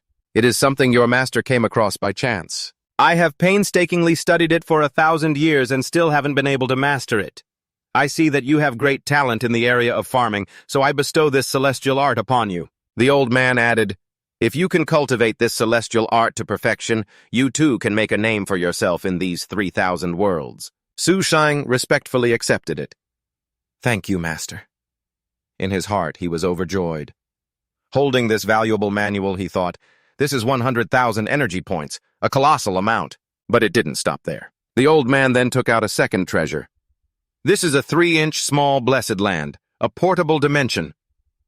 Su Xing was completely shaken. He blurted out, "You're giving this entire pocket dimension to me?" Qing Yunzi didn't answer, but simply tapped a stream of spiritual energy into his forehead. Although the space within this 3-inch small blessed land is only a small mountain 100 jang square, this mountain is rich with spiritual energy, with lush greenery and clear water. It is perfect for you to research techniques for cultivating spirit plants. Su Xing cupped his hands and gratefully accepted the precious gift. "Thank you, Master." The old man continued. "This third gift is the Green Cloud token of the Green Cloud sect. Although you are only my nominal disciple, your status within the sect will not be low. When you reach the Soul Division realm, you can become my official disciple. At that time, come to the Green Cloud sect in the Green Cloud realm." Su Xing's long-held wish had finally come true. One look at this Green Cloud sect, and it was clear that it was a powerful and orthodox cultivation sect. If I can properly enter and cultivate there in the future, I'll definitely be set for life. Holding the token in his hand, Su Xing was momentarily dazed. He looked up at the old man. He asked, "Master, you mentioned earlier that I was suited for alchemy, but I don't have any alchemy techniques yet." The Venerable One stroked his beard and replied, "I, your master, am not skilled in the Tao of alchemy. I have no supreme alchemy techniques to give you." He paused for a moment, then pointed at the item in his hand and continued, "However, this live fire pill refining art is something your master happened to acquire. It records 360 types of pill refining methods, which should be enough for you to learn." Su Xing respectfully accepted it, thinking to himself, "With this I can cultivate and make money too. Neither will be difficult." The Venerable One then gave some earnest advice. "As for supreme cultivation techniques, you must understand that biting off more than you can chew is not wise. For now, you have the evergreen technique. This technique is sufficient for you to cultivate all the way to the void fragmentation realm. Moreover, it holds many benefits for you. Wait until you have cultivated this technique to perfection. Then come find your master." As soon as he finished speaking, the Venerable One's figure transformed into a rainbow and shot away, disappearing from sight. Su Xing frantically called after him, "Master, wait, hold on! The technique I have is incomplete. It's not enough to cultivate to the void fragmentation realm at all." Staring at the empty space, he scratched his head helplessly. Was this old man doing that on purpose, or was he just careless? Could this be a test? Su Xing sighed. It seems finding the second half of the evergreen technique has to go on my to-do list. In the quiet of the night, Tung Tuet's clear voice called out, "Su Xing." She was waiting for him outside the barrier. Seeing his figure emerge, she said happily, "You're finally out. It's already gotten dark." Su Xing gave a bright smile and replied, "Senior sister, I was just looking for you about something. I'd like to trade 50 caddies of spirit rice for 50 of your spirit stones. Would that be all right?" A faint blush appeared on her beautiful face. She took the bag and mumbled, I can have this? "All these rewards are thanks to your help. They should rightfully be split 50-50 with you. I see you seem hesitant, as if you're about to refuse this." Tung Tweet took the initiative and suggested, "If you feel awkward taking it for free, then how about you come back to the city with me?" Tin immediately blurted out in agreement, "All right." The two of them returned to a luxurious suite with a large bed at a hotel. Flickering candlelight was lit, creating an incredibly romantic atmosphere. Tung Tuet was wearing a sexy nightgown. Holding a glass of red wine in her hand, she spoke with a seductive gaze. "Little brother, are you in Kim Lang to find someone or something? Is there anything you need your big sister here to help with?" But on her fair skin, beads of sweat only added to her deadly charm. Tin wisely squeezed his eyes shut, not daring to look directly at such a tempting scene. Just then, the familiar notification panel appeared in his mind. The 7-day cooldown has ended. Does the host wish to start the simulation? He silently calculated that the timeline in the Azure Cloud Spirit Field instance was the same as in reality. He was in the instance for 7 days, and 7 days also passed outside. With that thought, he shot up. "Excuse me, Senior, I need to use the restroom for a moment." She nodded slightly. All right." After he was gone, Tung Tuyet shyly tugged at her bath towel, glancing at the lingerie underneath and wondering to herself, did I wear the wrong color today? Little did she know that young man's heart was set only on cultivation.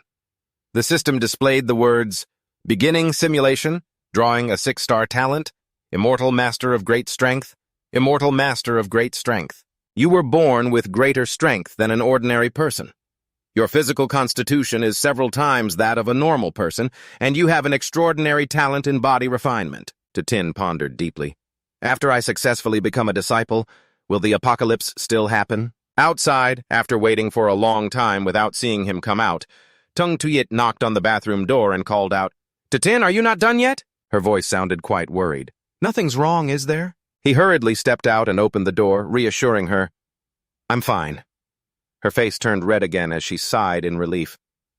"Oh, that's good. You were in there for so long I thought something had happened." Tin replied politely, "Thank you for your concern, Senior."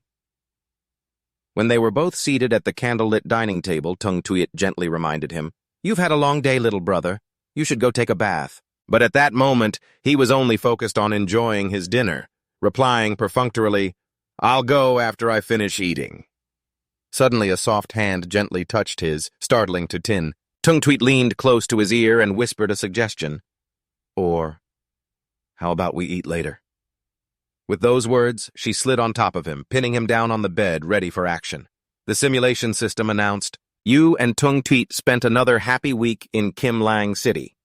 A week later, Tin left, dragging a suitcase, in a literally withered state, his steps unsteady like a man who had lost his soul. He sighed to himself. "The young Tung Tuyet is truly much more ferocious. I almost had to chew raw goji berries just to recover." However, it seemed he had fulfilled the conditions to continue on his cultivation path. He decisively pressed the Start Simulation button. You enter the Azure Cloud secret realm that your master gave you. Stepping into the small Azure Cloud secret realm, Tin was full of confidence. This time, with the help of spirit rice, my cultivation progress will definitely be a bit faster than before. He held a bowl of soft, fragrant white rice in his hand. As he savored it, he praised it profusely. "This spirit rice is truly top grade. The flavor is so exquisite it's intoxicating. Every day in the simulation world, he diligently carried the blessed spirit field with him, wholeheartedly tending to every stalk of spirit grain in the field. Thanks to his robust body, his appetite was also several times that of an ordinary person. In one meal, he could finish an entire caddy of spirit rice. Thanks to that abundant source of energy, he finally reached the threshold of a breakthrough. You have broken through to the bone-tempering realm." Tin recalled the past. Last time, it took him a long 3 years just to crawl up to the 5th level of body refining. And yet this time, in just a mere week, he had broken through to the 1st level of the bone-tempering realm. Spirit rice is truly a divine medicine. But besides the spirit rice, it's definitely thanks to that talent. I absolutely have to bring it out of the simulation. The system constantly reminded him of his rocket-like cultivation speed, leaving him completely immersed in the feeling of leveling up. Every day, he spent 3 hours cultivating in the instance. The rest of the time, he took the newly enrolled junior students to power level. The female students crowded around him, cooing, "Senior, please take me with you." As his body refinement cultivation progressed, his success rate in clearing instances grew higher and higher. His fame spread far and wide, and countless junior girls sought him out to train with them. Finding himself in a situation where supply couldn't meet demand, Tin went to find his generous best friend, saying, "Fatty Do, here's the money I borrowed from you." Do DM's face lit up with joy as he took the money. He clapped him on the shoulder in admiration. "You're making money at a pretty good pace." "My brother." Just then, the system announced that he had quickly earned the full 50 million. While he was celebrating, Dudiem suddenly remembered something important. "Oh, right. Thantuyen asked me to tell you that she has something to talk to you about tonight." In the small forest outside the school, Tin immediately understood the situation. She wants to drop out of school to join that mysterious organization again. This time, you did not stop Thantuyen from joining the mysterious organization, only telling her to be careful. That night, in the small, deserted forest, the two of them shared an unforgettable, passionate moment. You fondly recalled how your friends had tried many new moves in the small forest. Su Xing nodded, pleased with this progress. Yes, that's exactly how it was. The main purpose was still to have her join the organization, and through it, find the complete version of the Evergreen Art. The simulation continued after Qingquan dropped out of school, and you focused on cultivating in the spirit field. In the 2nd year since she left, you broke through to the 7th level of the bone-tempering realm. In the 3rd year, you broke through to the 9th level of the bone-tempering realm. In the 4th year, your cultivation broke through to the great perfection stage of the bone-tempering realm. After that, you hit a bottleneck and couldn't break through anymore. Inside the simulation space, you pondered thoughtfully.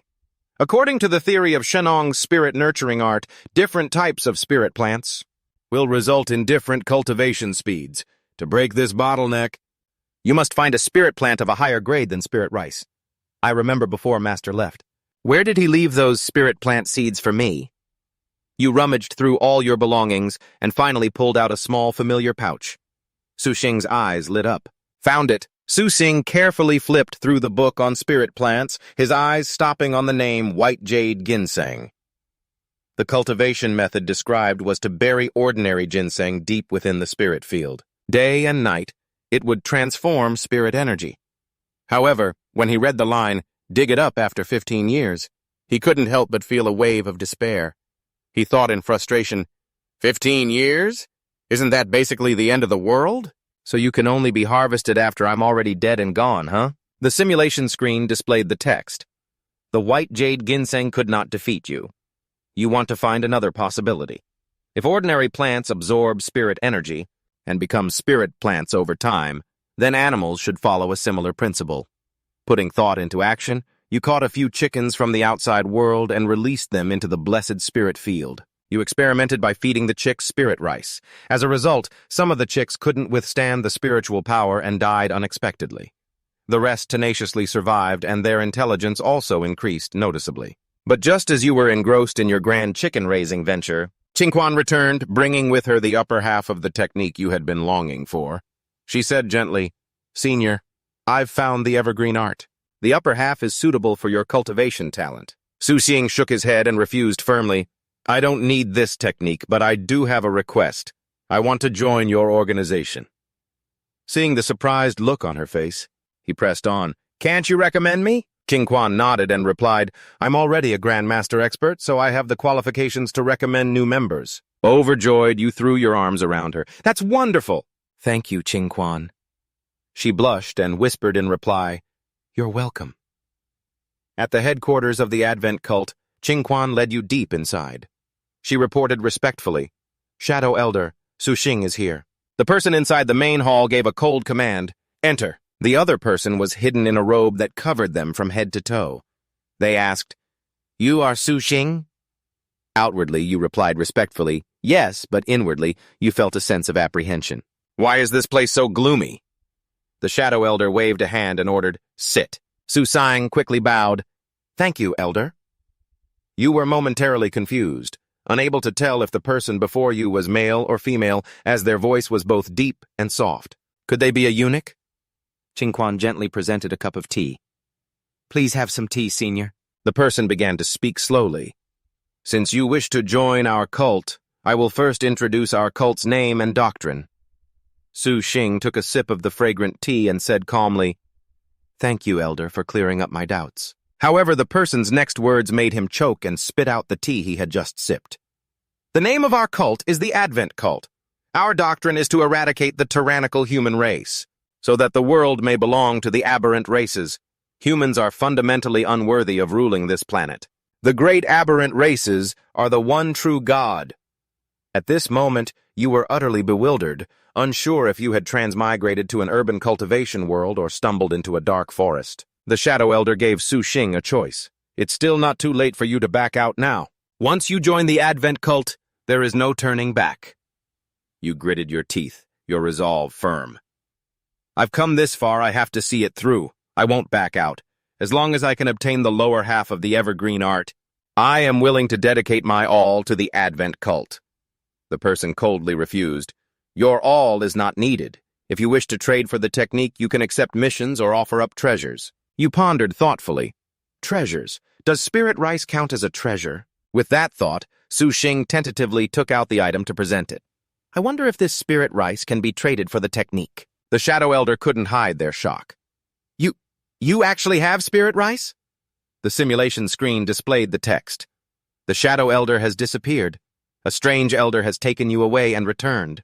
In a dark dungeon, that elder suddenly swung a whip, lashing it viciously towards Su Xing, who was tied tightly to a stone pillar. They interrogated in a harsh voice, Where did you get that spirit rice? Despite being covered in bruises and feeling an agonizing pain that pierced his bones, you still gritted your teeth and stubbornly replied, "I won't say a single word." A tragic end befell you. A cold notification appeared. You were ultimately tortured to death. Age 29. The talent Dying with Regrets has been activated. Behind the old man, a disciple timidly spoke up. Elder Song.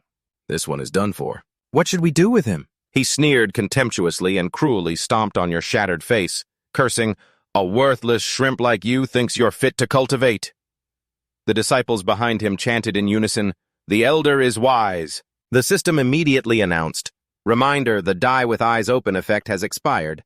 This simulation has ended." Returning to reality, Tin couldn't help but shudder, breaking out in a cold sweat as he recognized the person who had just appeared in the simulation. A system notification. Simulation ended. Tin narrowed his eyes, a strange feeling of familiarity rising in his heart. Why did this person seem so familiar? Was it an illusion? Just then, the system screen displayed a list of items. Please select a reward. Great Strength Immortal Talent. Color 6. Price, 10,000 energy points. Foundation Establishment. Great Perfection. Cultivation. Price, 1,000 energy points. 3,000 caddies of spirit rice. Item. Price, 30,000 energy points. 4 second-generation spirit chickens. Pet. Price, 10,000 energy points. Bone tempering. Great perfection. Cultivation. Price, 10,000 energy points. Tin mumbled to himself, deciding he'd deal with the Advent cult later. The important thing is to get my reward first. He clicked his tongue, disappointed he could only choose one when they were all so tempting. Finally, he made a firm decision. I'll choose one. The Great Strength Immortal Talent, Color 6. This one. With this, in the next simulation, I'll definitely be able to cultivate to the bone-tempering Great Perfection stage. He currently had just under 2,000 energy points left, not enough for another simulation. I have to make money and fast. Acting on his thought, he immediately contacted Tung Tuyet.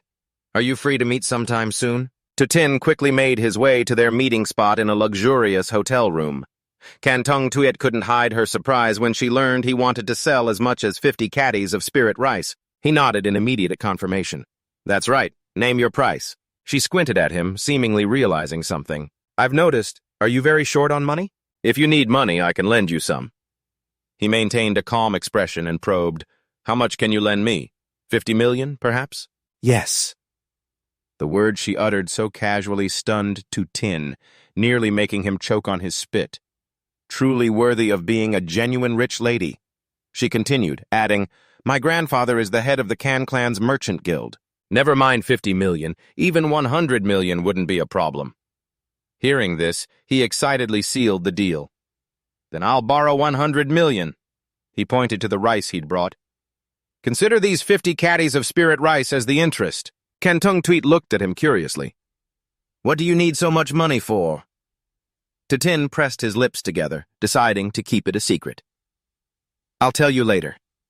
For now, could you please help me use this 100 million to buy a large amount of white-quality equipment from the Can Clan's Merchant Guild? Also, keep the spirit rice for yourself to eat during your cultivation. Whatever you do, don't sell it to anyone else. He was secretly worried. The one who possesses a treasure is bound to be targeted. He couldn't let Tung Tuyet fall into the sights of the Advent cult. The gentle girl nodded. Okay. After a long, tiring day, Tin dragged his feet back to his room and threw himself onto the soft mattress. Duong, I'm home. Now I'm a big debtor, owing a small goal of 100 million. I have to think of a way to make money. Do I really have to sell the spirit rice and spirit chickens? Forget it, let's run a simulation first and see. Deciding to find the answer in the virtual world, he gave the command. Find the answer in the simulation, then. The system displayed a notification. Simulation starting. This time, he drew a color 6 talent, Unshakable. Unshakable. Your mental fortitude is several times tougher than an ordinary person's. When faced with hardship, you will rise to the challenge and advance, never giving up easily. Tin's eyes widened in surprise to think it was a talent that affects one's mindset. The system continued to run the timeline. He knew his goal this time was to get rich. Despite being a little tired, he was determined to find a business opportunity among the relics of his master, Than Van Tu. In the simulation, a small chicken was perched on his head. Tin carefully read the words on a silk cloth. Big U pill. 1 pill sustains energy for a week. And the youth restoring pill, which brings back the looks of a 20-year-old in an instant. His eyes lit up. These 2 types of pills were a gold mine. The first type for those who want to lose weight but are too gluttonous to stop eating. The second type from the wealthy ladies who fear getting old. He clapped his hands together, making a decision. That's it! I'll refine these 2 types of pills. He eagerly added firewood to heat the furnace and then used his lighter. But a terrifying explosion rang out as the alchemy furnace suddenly blew up. A great fire swept over Tin. The entire area was engulfed in a sea of flames, with thick smoke billowing high into the sky. He scrambled to his feet, having learned a painful lesson. I've learned my lesson. It seems you can't use a lighter for alchemy. Let me review the live fire alchemy technique again. Live fire. So it turns out alchemy requires a specialized flame. The simulation showed him starting to frantically research the Li fire art to pay off his debt. During this time, Vuong Tan Tuyen had come looking for him, but after one night, she joined the Advent cult. In the second year, he vaguely touched the threshold of a breakthrough, increasing his comprehension time to 6 hours per day. He finally achieved results. This is great! I've finally mastered the Li fire art. My 6 years of cultivation weren't in vain. This flame is truly miraculous. It incinerates all living things into charcoal but is harmless to him. This live fire is incredible. Any living thing that comes into contact with it is instantly burned to a crisp, but it doesn't cause any harm to me. The present-day Tin was overjoyed. It seemed Li fire could not only be used for alchemy but also to fight against enemies. I finally have an offensive technique. I wonder, with such a powerful art, what kind of elixirs will it produce? He continued to watch the simulation. 7th year. After attending his younger sister's funeral, he suppressed his grief and buried himself in research in the refining room. Tin let out a powerful shout. Open! Looking at the perfectly round pill in his hand, he nodded with satisfaction. Not bad. The Bigu pill is no longer a problem. Next up is the more difficult nourishing beauty pill. This thing was indeed tougher than he had imagined. It took him a full 3 years to successfully refine it. With a racing heart, Tin popped the pill into his mouth. Come on, it's time to witness a miracle. But after waiting for a long time, nothing happened. He frowned, wondering, why isn't there any change? Could it be that it failed again this time? Suddenly, his stomach twisted violently. A foul gas snaked its way downward, heralding a disaster. His face went deathly pale, drained of all color. He could feel himself about to erupt, his complexion turning ashen. Tin, gritted my teeth and cursed, fuming. Crap! He shot like the wind into the bathroom. After relieving himself amidst a thick, foul stench, he staggered out weakly and picked up a mirror. The reflection made him gasp. His skin was fair and soft, his wrinkles gone. Was this still him? His skin was soft, fair, and even the wrinkles at the corners of his eyes were gone. A bold idea sparked in his mind. Refine a few more pills, improve the side effects, and then sell them to Kantong Tuyet. When the second pill was ready, he immediately brought it to the hotel. Kantong Tuyet held the pill and asked skeptically, "Can this elixir really make someone young again?" He puffed out his chest confidently. Of course. Have I ever lied to you? Without hesitation, she popped it right into her mouth. Let me try it first. Tin frantically tried to stop her, but it was too late. Wait!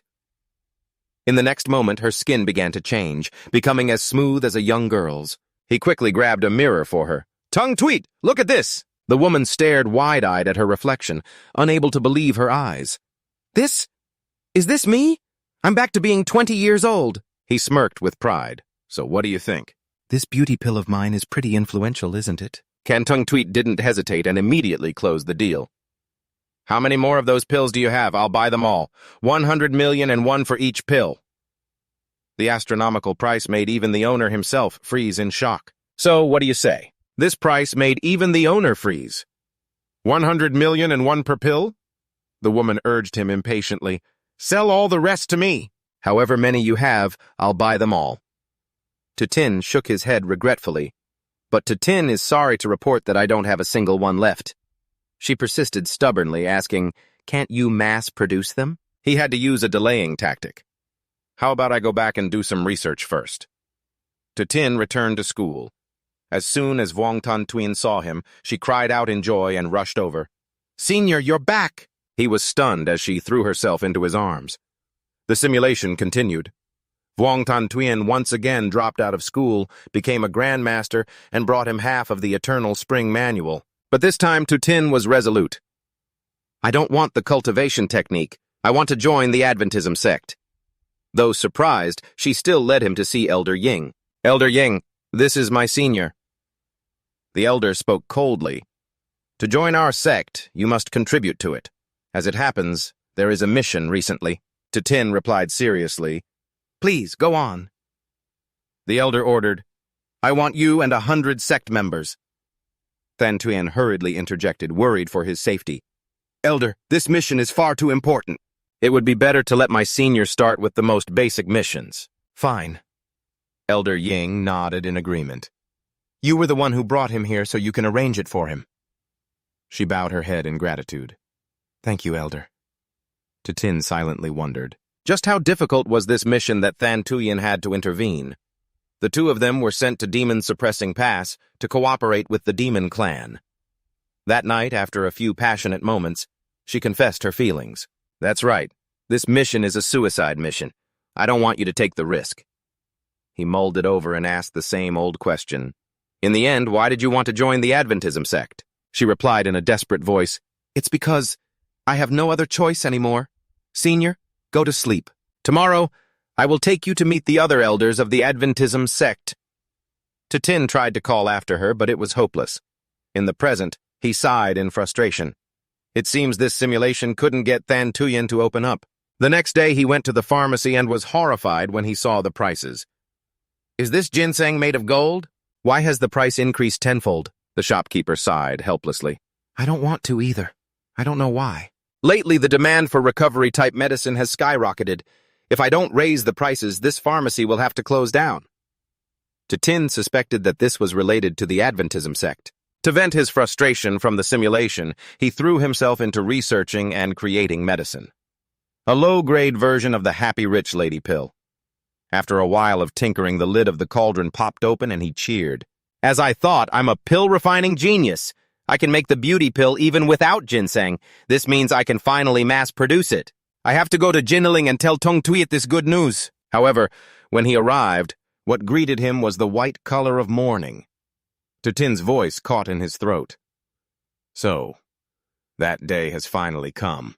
He left quietly. After paying his respects, his mind was filled with troubling thoughts about the truth of the apocalypse. Just then, Elder Zong appeared behind him, his voice sinister. "Traitor!" Just as Tin turned around, a hand reached out to end his life. Before he died, he managed to gasp out a question. Elder Zong ruthlessly took Tin's life. "So you really were sent by the Can family." 4 system notifications announced his death and presented a list of rewards. Unwavering talent, 10,000 points. 9th generation spirit chicken. Pet, 100,000 points. Lihuo mystic art, beginner level. Insight, 100,000 points. Lihuo pill refining technique, surface level. Insight, 100,000 points. He scratched his head, suffering from analysis paralysis. He wanted all of them. He yelled at the system. "Damn it! If you're so great, then let me take 2 rewards out at once!" The system immediately responded with an update. Life Simulator 2.0. Upgrade cost, 500,000 points. Allows the selection of 2 rewards and a role-playing mode. Tin smirked. "I suspect I have another hidden talent. Wish for it, and you shall receive. Let's do it. No guts, no glory. 500,000 it is, then." After upgrading, he chose Unwavering and the Lihuo Mystic Art. Looking at his meager remaining points, he lamented, "Money, huh? No matter how much you have, it's never enough." He called Tung Tuet to pitch her some spirit rice, but he was flatly rejected. "Tung Tuet, right? I want to sell 20 pounds of spirit rice. Are you free to come and pick it up? I don't have time." Seeing the screen go dark, he completely collapsed. But right after that, a notification for a 20 million transfer along with a message from a sugar mommy brought him back to life. Take this 20 million and use it for now, kid. Tin was so moved he almost cried. So this is what it feels like to be kept by a sugar mommy, huh? I'm so touched. With money in hand, he waited a week and then continued the simulation to gain more pill refinement experience. This time, he drew a grade 6 talent, continuous good fortune, rank 4. You are much luckier than the average person. You'll often find money on the street. If you buy a $10 scratch ticket, you'll win at least 20. He was ecstatic. This is good stuff. In the simulation, he used his good fortune to arduously practice pill refinement. Seeing the batch of chicks survive and thrive, followed by 3 high-grade pills fresh out of the furnace, he nodded in satisfaction. Is it because of the continuous good fortune effect? The survival rate of this batch of chicks is much higher, and the quality is significantly better too. The color of this youth-restoring pill, you can tell it's a high-grade product just by looking at it. He immediately called his VIP client, Tung Tuet. When can you get to the capital? I have something good to show you. What's so mysterious? He answered vaguely with a hidden meaning, something that can make you so happy you'll reach the peak. On the other end of the line, Tung Tuet blushed, her voice coquettish. Oh, you're awful. Why say such things in broad daylight? I'll be there tonight. Wait for me, okay? Realizing his slip of the tongue had caused a misunderstanding, Tin quickly corrected himself. Wait, Tung Tuet?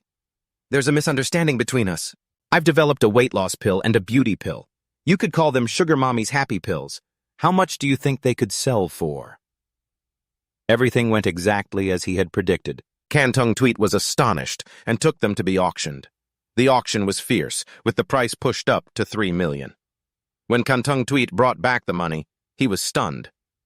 Is this what it feels like to get rich overnight? Lying on a pile of money, Tin felt like he was on cloud 9, confident that he would be financially free from now on.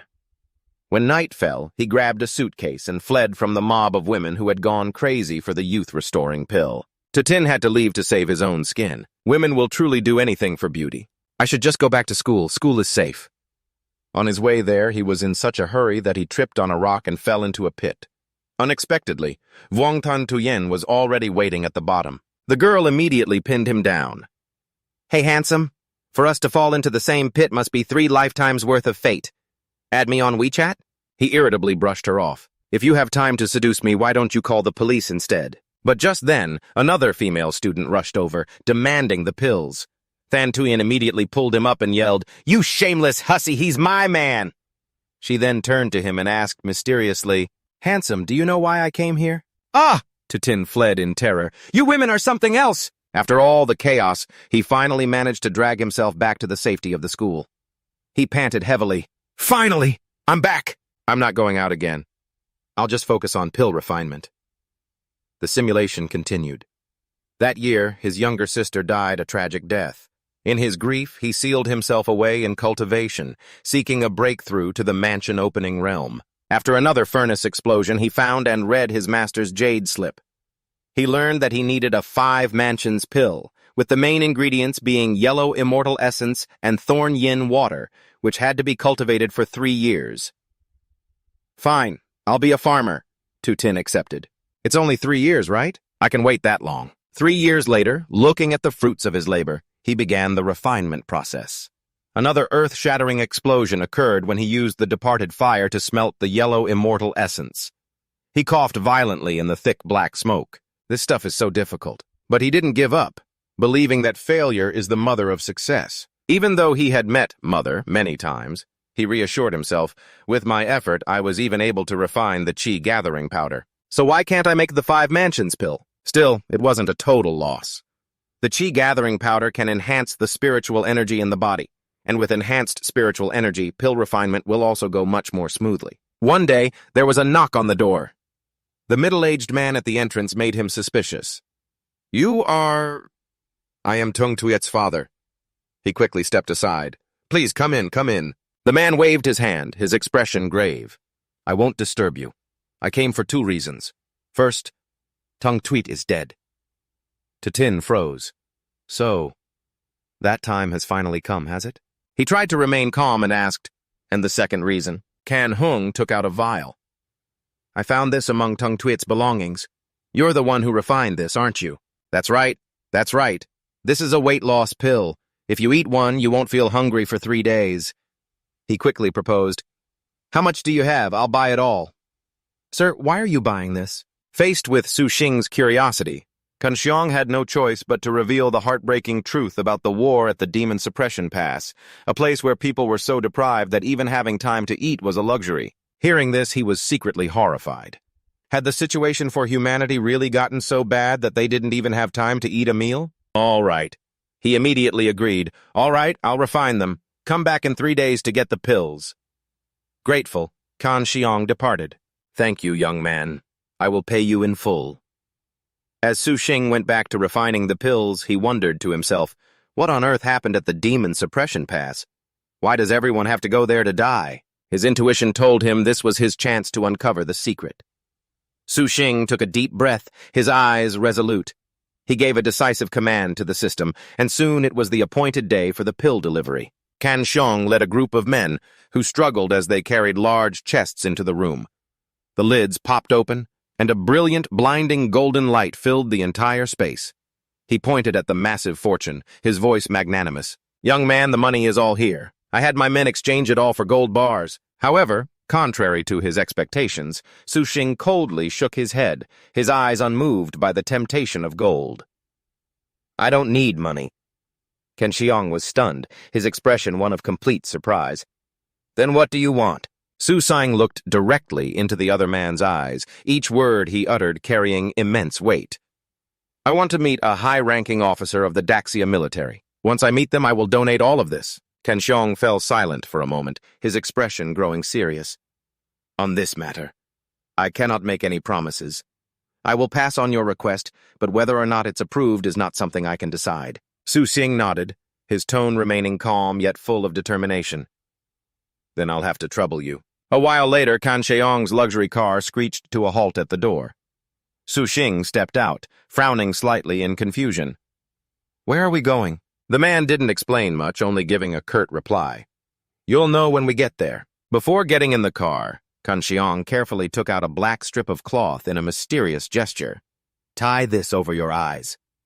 Su Xing didn't ask any questions and took the blindfold without hesitation. He tied it himself, covering his vision.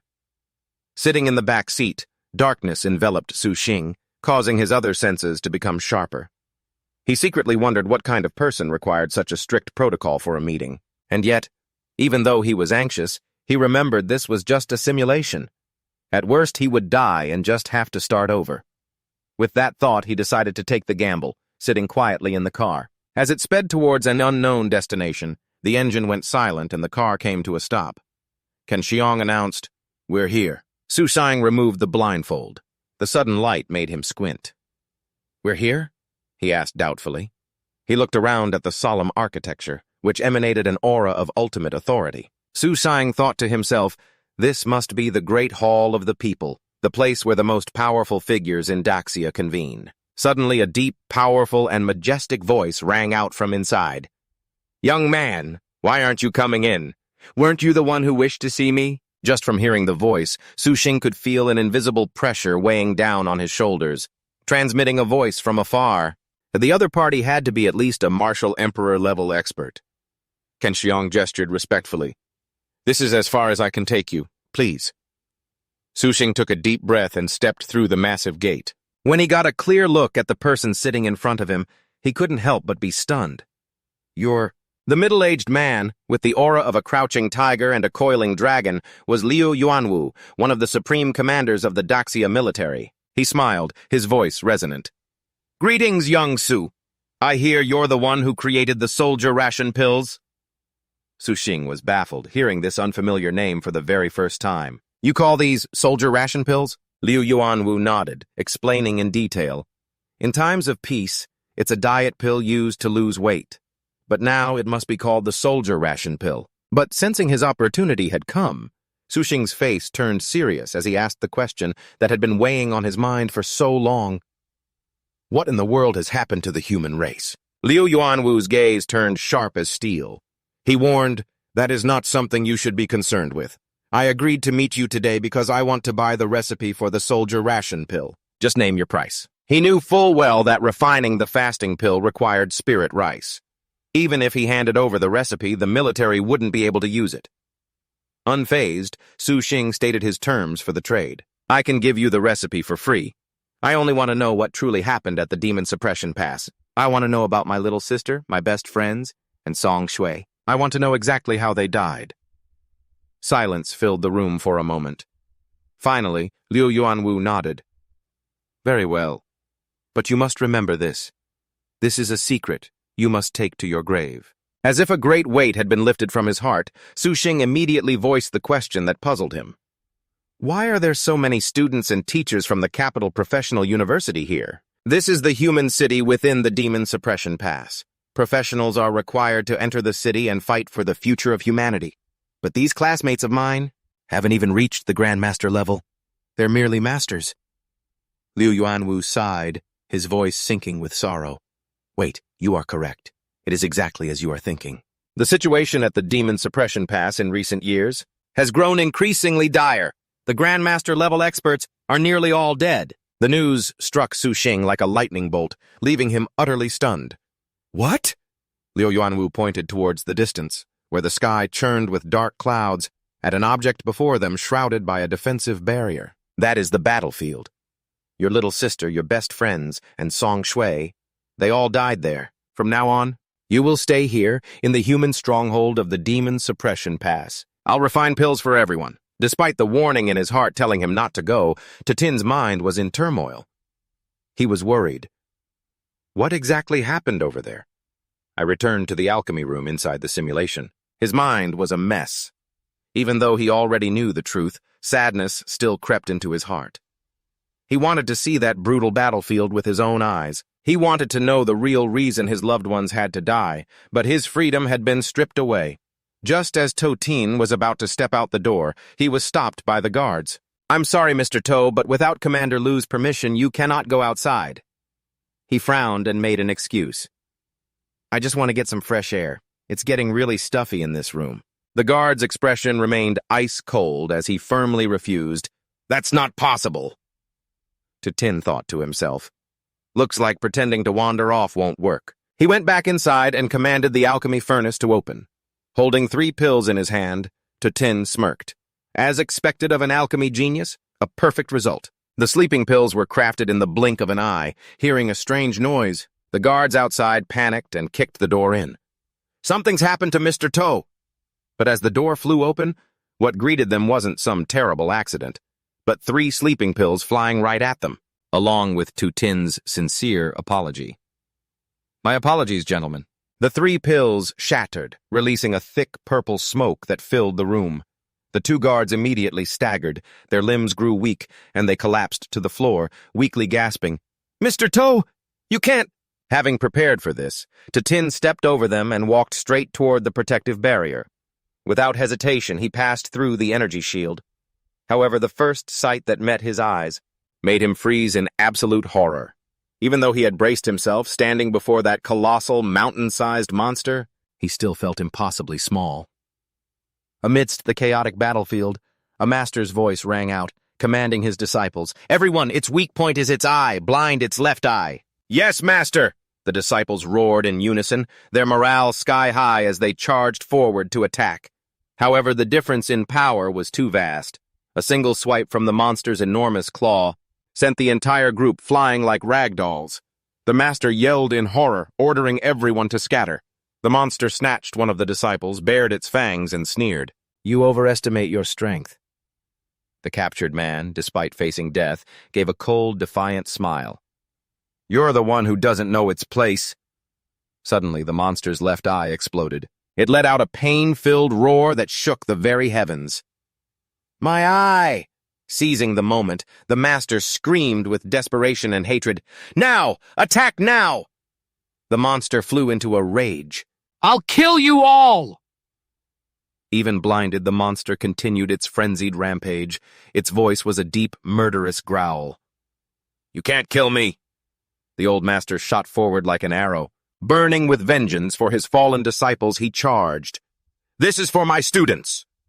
He poured all of his remaining life force into one strike, plunging his sword deep into the monster's fatal weak point. The monster let out a final guttural roar.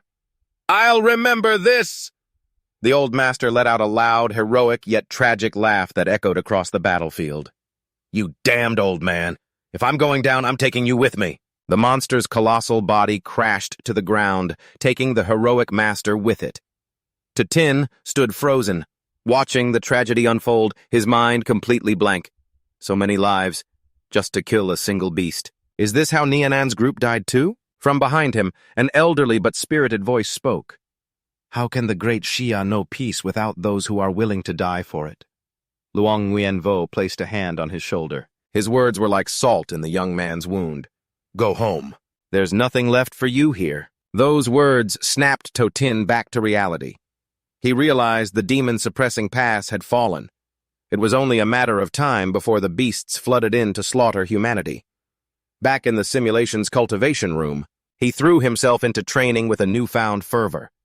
Raising 2 fingers, he yelled, "Open!" He would turn his grief into power, determined to craft the mansion refining pill and break through to the mansion refining realm. Looking at the perfectly round, fragrant pill in his hand, Tin was overjoyed. "I succeeded!" Simulation continues. Without hesitation, he swallowed the pill. But tragedy struck instantly. You hastily swallowed the pill and exploded on the spot. A muffled explosion rang out as thick smoke billowed up, marking the end of his simulated life. The system displayed a notification. This simulation has concluded. You may select 2 of the following rewards. 1. Endless Luck. Tier 6 Talent. Price, 10,000 energy points. 2. Quick-Witted Mind. Tier 6 Talent. Price, 110,000 energy points. 3. Bone Tempering Realm. Perfected. Price, 11,000 energy points. 4. Lihuo Alchemy Technique. Beginner. Price, 230,000 energy points. In the real world, Tin clutched his head, unable to believe such an absurd outcome. "Damn it, I was killed by a pill that I made. You've got to be kidding me. I didn't blow up the furnace. The refinement was a success." He racked his brain, then it hit him. Wait a minute.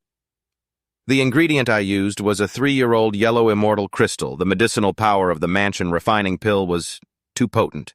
It was so potent it made my body explode. Could the potency be related to the age of the ingredients? Of course. Why didn't I think of something so simple? Having learned a painful lesson, he thought to himself, one thing's for sure. I need to raise my cultivation level to become a better alchemist. I choose to inherit the Lihuo alchemy technique, beginner level. System updating selections. You have chosen to inherit the Tier 6 talent, Quick-Witted Mind. Cost, 10,000 energy points, 133,000 points remaining. You have chosen to inherit the insights for the Lihuo alchemy technique, beginner level. Cost, 100,000 energy points, 33,000 points remaining. Good. Tin sighed, his gaze distant but more determined than ever.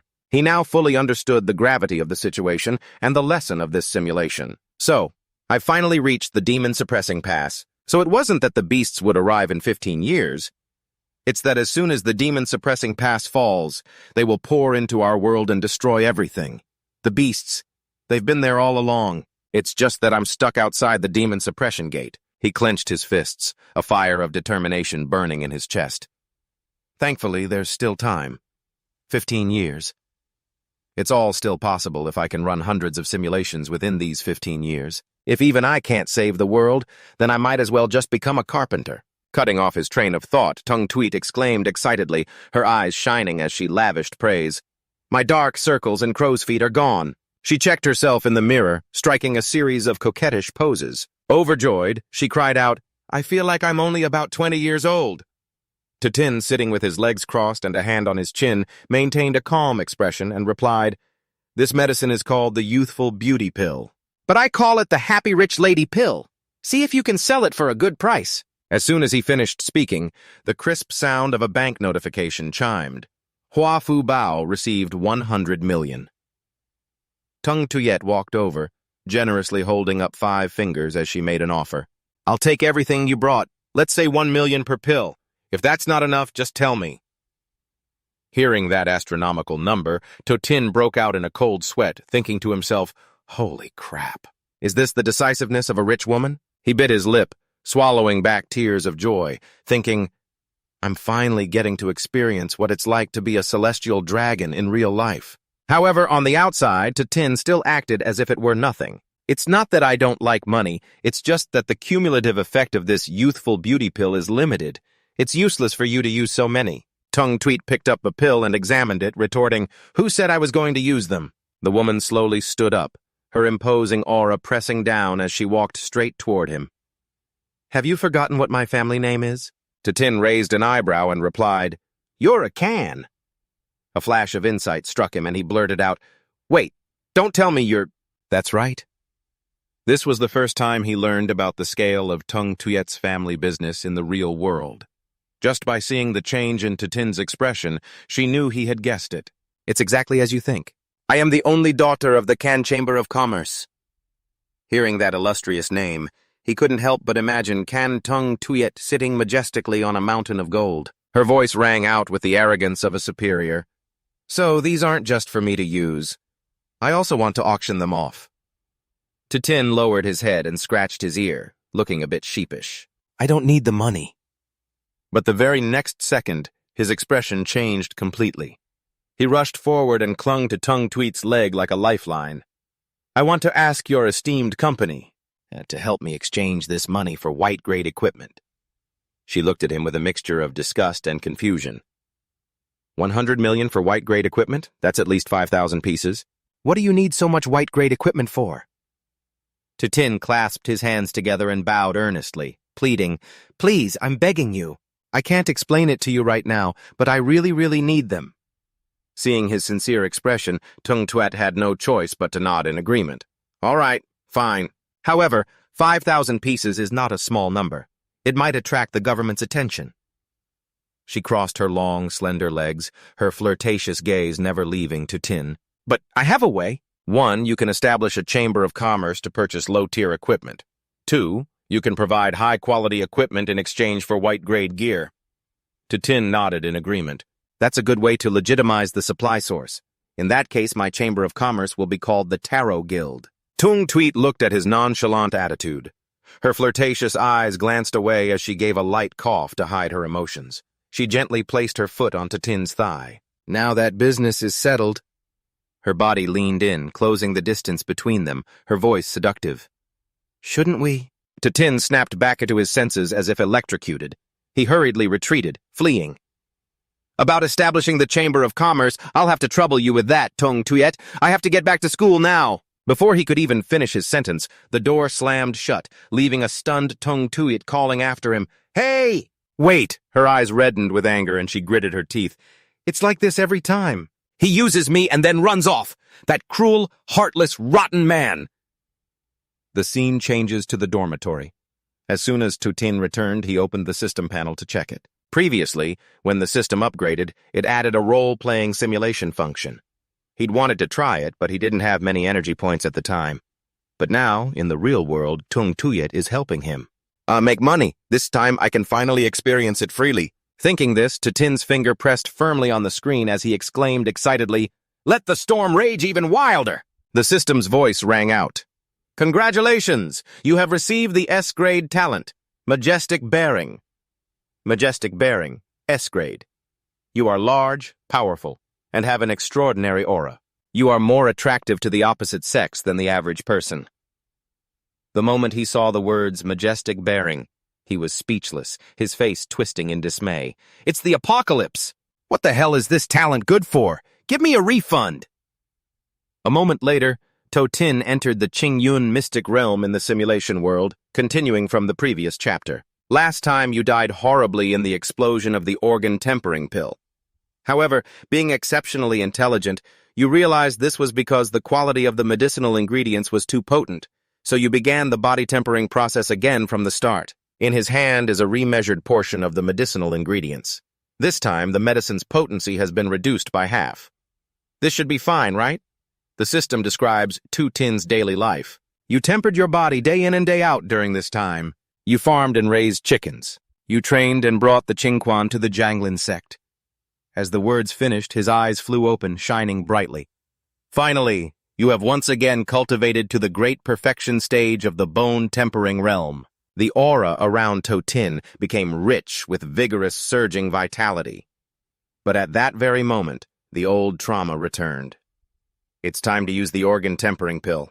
Totin broke out in a cold sweat, worrying, "What if it's still—" He stroked his chin, a calculating look on his face, and mumbled, "Should I bargain with my conscience? Or maybe I should just give it to Tong Shui to test first. No, I can't. I don't want to do that again." Su Sang's gaze fell upon a flock of spirit chickens running around on the ground. He put a hand on the back of his neck, sighing wearily, but a crafty glint flashed in his eyes. "That said, I still need to figure out a way to strengthen my body. Time for a little nourishment." His words made the flock of chickens tremble, sensing the thick killing intent. "I choose you!" Su Xing lunged to grab one, but the spirit chickens were too fast, scattering in every direction. As the door opened, he shot them a scheming look, determined to catch a test subject for this new batch of pills. "If you all don't lay one egg for me every single day, I'm going to start making chicken soup, you hear me?" After a chaotic struggle, with chickens flying everywhere, the flock of spirit chickens finally surrendered and went into their coop to obediently go to sleep. Having dealt with the chickens, Su Xing dusted off his hands and returned to his room to find Tong Shui. As soon as he saw her, she spoke with a serious tone. "I've run tests on that viscera refining pill you gave me. The medicinal properties of this pill are too potent. Taking it is incredibly painful, but it's extremely effective at increasing one's strength." Su Xing steepled his fingers. He suggested thoughtfully, "Could you figure out a way to get these pills to Yuan Wu?" Hearing this, Tong Shui gave him a mischievous wink and raised one finger to point him in the right direction. "Go find Grandpa Lu." That intimate way of addressing him made Su Xing's eyes widen in surprise. So she calls that guy Grandpa. The scene instantly shifted to a solemn, ancient-style house. The system announced, thanks to Tong Shui's recommendation, the meeting with Yuan Wu happened sooner than expected. The old veteran showed a great deal of interest in the power-enhancing pill he mentioned. He took out a deep green viscera refining pill, holding it up to his eyes to examine it closely. Su Xing stared intently at the pill, his brow furrowed in thought. Could these professionals, who are already used to walking the line between life and death in the military, combined with the overwhelming potency of the viscera refining pill, actually help them survive this apocalypse? The scene changed again, this time to a deserted mountain. The system's mechanical voice rang out. "After fulfilling your wish, you have dedicated yourself to eating eggs laid by the spirit chickens." On the stove, an egg sizzled as it cooked. "In order to quickly strengthen your physique to the point where you can use the viscera refining pill." Su Xing chuckled to himself, sprinkling seasoning into the pan while ignoring the system's incessant chatter. Then one day, while he was fully focused on his chicken roasting career, Tong Shu's voice suddenly called out, "Su Xing, are you there?" He hurriedly chewed and swallowed the piece of meat in his mouth, then ran to answer, "I'm coming." But as the door opened, Su Xing started, unconsciously taking a step back in shock. "What the hell is this?" "Hello." Standing before him, Tong Shui's appearance had changed. She looked as mature as a 30-year-old woman. Without giving him a moment to recover, she grabbed his hand and started dragging him away. "There's no time to explain, just follow me." The deafening roar of a helicopter engine filled the air as its blades began to spin, whipping up a fierce wind. He saw a giant metal beast waiting for them. Su Sang's face went pale. "Do you really have to be this extra?" "Tong Shu, what in the world is going on?" She turned back with a faint, knowing smile. "Your viscera refining pill. It's been a huge success." Su Sang's expression immediately turned serious as he mumbled, "It actually worked." Their next stop, the majestic People's Altar. The resounding shouts of soldiers standing in 2 neat rows drowned out the sound of the wind. "Greetings, Commander!" Yuan Wu stepped forward, his voice clear and powerful. "Su Xing, according to our military's internal experts, on average 5 viscera refining pills can increase a Grandmaster-level professional's strength by 50%. His eyes flashed with a deep intensity as he got straight to the point. "How many viscera refining pills can you produce right now?" Su Xing answered calmly, "By my calculations, I can supply 200 pills a month." Tong Shui stood beside him. Hearing this, she couldn't help but murmur in disbelief. "By that calculation, couldn't we create 200 Grandmaster-level experts in just 5 months? Yuan Wu smiled enigmatically, his face half hidden in shadow. His voice carried a grand vision. This represents an incredibly massive power boost for all of Great Shia. He stepped forward, his gaze locking firmly onto the young man, and made a momentous offer. I can grant you a third-rank special privilege, as long as you can supply enough viscera-refining pills. Hearing this, Tong Shui's eyes flew wide with astonishment. She exclaimed, "Third rank? Even Grandpa Lu is only a second rank." She patted Su Xing's shoulder and explained seriously, "In all of Great Xia, there are only a few hundred people who hold a third-rank privilege. The vast majority of them have already sacrificed their lives for the people. In other words, you're now essentially number one among mortals." Su Xing rubbed his chin thoughtfully. Number one among mortals, huh? After a moment of thought, he turned to Yuan Wu and stated his condition. I want to know if there are any cultivation-type dungeons in this world. Tong Shu smiled and shrugged. You mean like that Azure Cloud spirit field we visited? Su Xing nodded in confirmation. Exactly. Yuan Wu, standing nearby, chimed in. Such places do exist, but only in historical documents. We can't provide specific coordinates. Hearing this, he stepped forward, cupped his fist in his palm, and bowed. Those documents are extremely important to me. I will dedicate myself to refining the viscera-refining pills. The man nodded. Very well. I will have them compiled for you right away.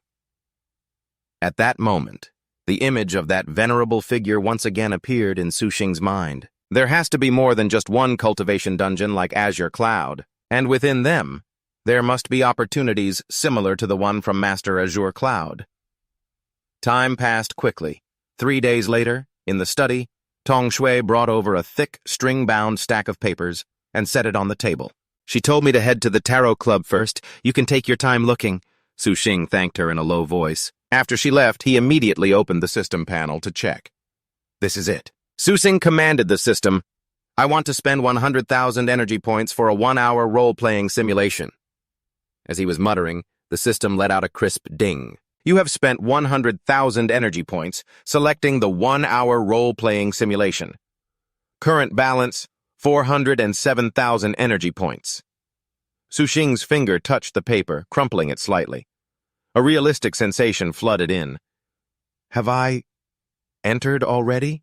It feels just like transmigration. Spending these 100,000 energy points was worth it. Suddenly, from within the pile of documents, an envelope stamped Top Secret was revealed.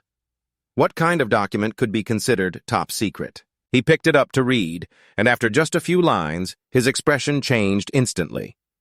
At the same time, the system displayed detailed information for Su Xing.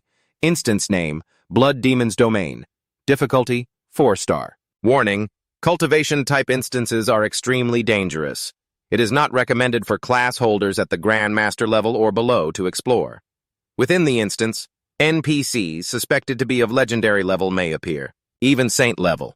It is recommended when exploring this type of instance to form a team of at least 5 Heavenly King level class holders, led by a martial Emperor level expert. The described scene appeared before him, leaving him gaping in astonishment. When he read the casualty section, his hand involuntarily paused. In the Blood Demon's Domain, 7 Heavenly King level class holders and 2 Martial Emperor level class holders have already perished. Su Xing wondered, is this an instance or a meat grinder? His finger began to trace the lines of text. No wonder cultivation-type instances are never made public. They're this dangerous. But then the system spoke up, explaining the mechanics of this instance in more detail. Blood Demon's Domain, 4-star. Upon entering the instance, you will appear near a sect called the Blood Demon Sect. After arriving, please immediately flee to the north. The southwest is the lair of the Blood Demon Sect. The system paused for a moment, then continued its warning in a serious tone. The disciples of the Blood Demon Sect in this instance are all bloodthirsty. They hunt down class holders who enter the instance indiscriminately. A horrific scene flashed through Su Xing's mind. People whose life force had been drained, leaving behind nothing but withered husks scattered about. They possess a special magic treasure that can track the location of class holders at any time. Su Xing flipped through the pages of the document, his expression filled with excitement, his eyes glued to the description of the indiscriminate hunting mechanic and the location tracking. Isn't this just a one-way trip? Everyone who goes in dies, right? Suddenly, his gaze froze, as if he had just discovered a crucial point. Wait a minute. If this information was recorded, it proves that someone must have survived and brought it out of the instance. Putting thought into action, Sushing began to flip through the pages at a frantic pace, searching for clues. Just then, the system also spoke up, confirming the information. Instance information provided by Shang Shu. Date recorded, April 26, 1978, New Era. His brows furrowed tightly, his gaze becoming more serious than ever. A class holder that powerful must still be alive and kicking. I have to find that person first and get the secret to clearing this instance. Sushing carefully placed the book on the table, assessing his own strength. Right now, I'm just a measly foundation establishment stage cultivator. It's best not to have any fanciful dreams about an instance of this level. He reached for another book and continued flipping through it, hoping to find something more suitable for his level. Isn't there a single instance for a complete newbie like me? Huh? A page opened, and extremely valuable information caught his eye. Instance name, Luotian Grand Assembly. Difficulty, 2-star. The notes clearly stated, this instance poses almost no threat to one's life, but in return, the benefits gained are extremely low. Sushing's eyes widened in surprise. He hadn't expected to stumble upon an instance with such manageable difficulty. The system began to display detailed information. This is a time loop type instance. Only one class holder is allowed to enter per run. The average experience time is 1 day. The illustration below showed cultivators gathered together, chatting excitedly. The time was noted as the 1st of the 5th month, year 726 of the Luotian calendar, which coincides with the Luotian Grand Assembly event, held once a year. After a short pause, the system continued its announcement. The class holder will transmigrate into the body of a foundation establishment stage cultivator named Xiao Chuan, and experience everything this person goes through in that 1 day. Hearing this, his brows furrowed even tighter. Except for their memories, the class holder who enters this instance cannot bring anything out from it. Sushing smirked meaningfully and closed the book. I can check out this instance, even though I can't take anything out?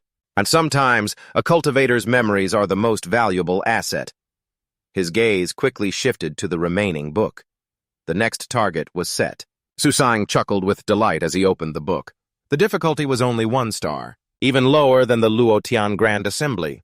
The setting was described as the Dharma Ending Age, the twilight era of the cultivation world, as the spiritual energy of heaven and earth had been depleted over thousands of years. Additionally, there is a severe shortage of a core cultivation tool called spirit stones in this instance. Most cultivators are stuck at the chi refinement stage. As he read this, his eyes widened in shock. Isn't this a reflection of me? Ignoring Sushing's reaction, the system coldly continued its introduction.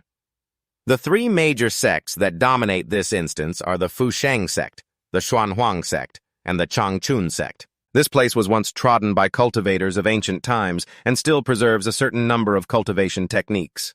A crafty expression appeared on his face. His greedy eyes stared intently at the page detailing the cultivation techniques, thinking to himself, this was made for me to discover. Suddenly, Sushing's gaze stopped on a line of sharp reasoning. This Everspring sect? Could it be related to the Everspring Art somehow? Is it possible? The Advent cult's Everspring technique comes from this instance. Suddenly, the system's crisp voice rang out with a warning. The role-playing simulation experience has only 10 minutes remaining. Please manage your time accordingly. He gaped, unable to believe what he was hearing. 10 minutes? That's so fast. It's over in a flash. Sushing didn't dare to delay, immediately grabbing his phone to call Yuan Wu. The moment the other end picked up, he spoke urgently. Chief Liu, I need the locations of 2 instances, the Dharma Ending Age and the Luotian Grand Assembly.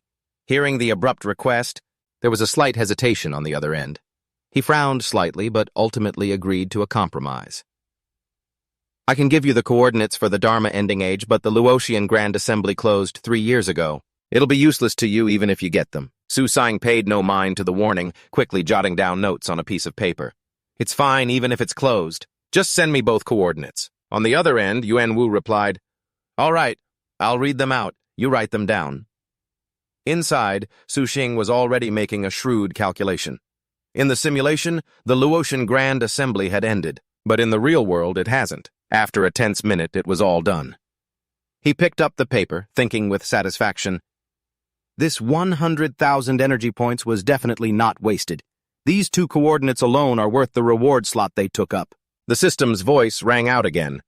The infiltration simulation experience has only 10 seconds remaining. Does the host wish to exit? Su-Shing decisively tapped exit on the screen. In an instant, he was back in reality, stretching out on his soft mattress. But just as quickly, Su-Shing shot up like a spring. He grabbed his phone, grinning triumphantly.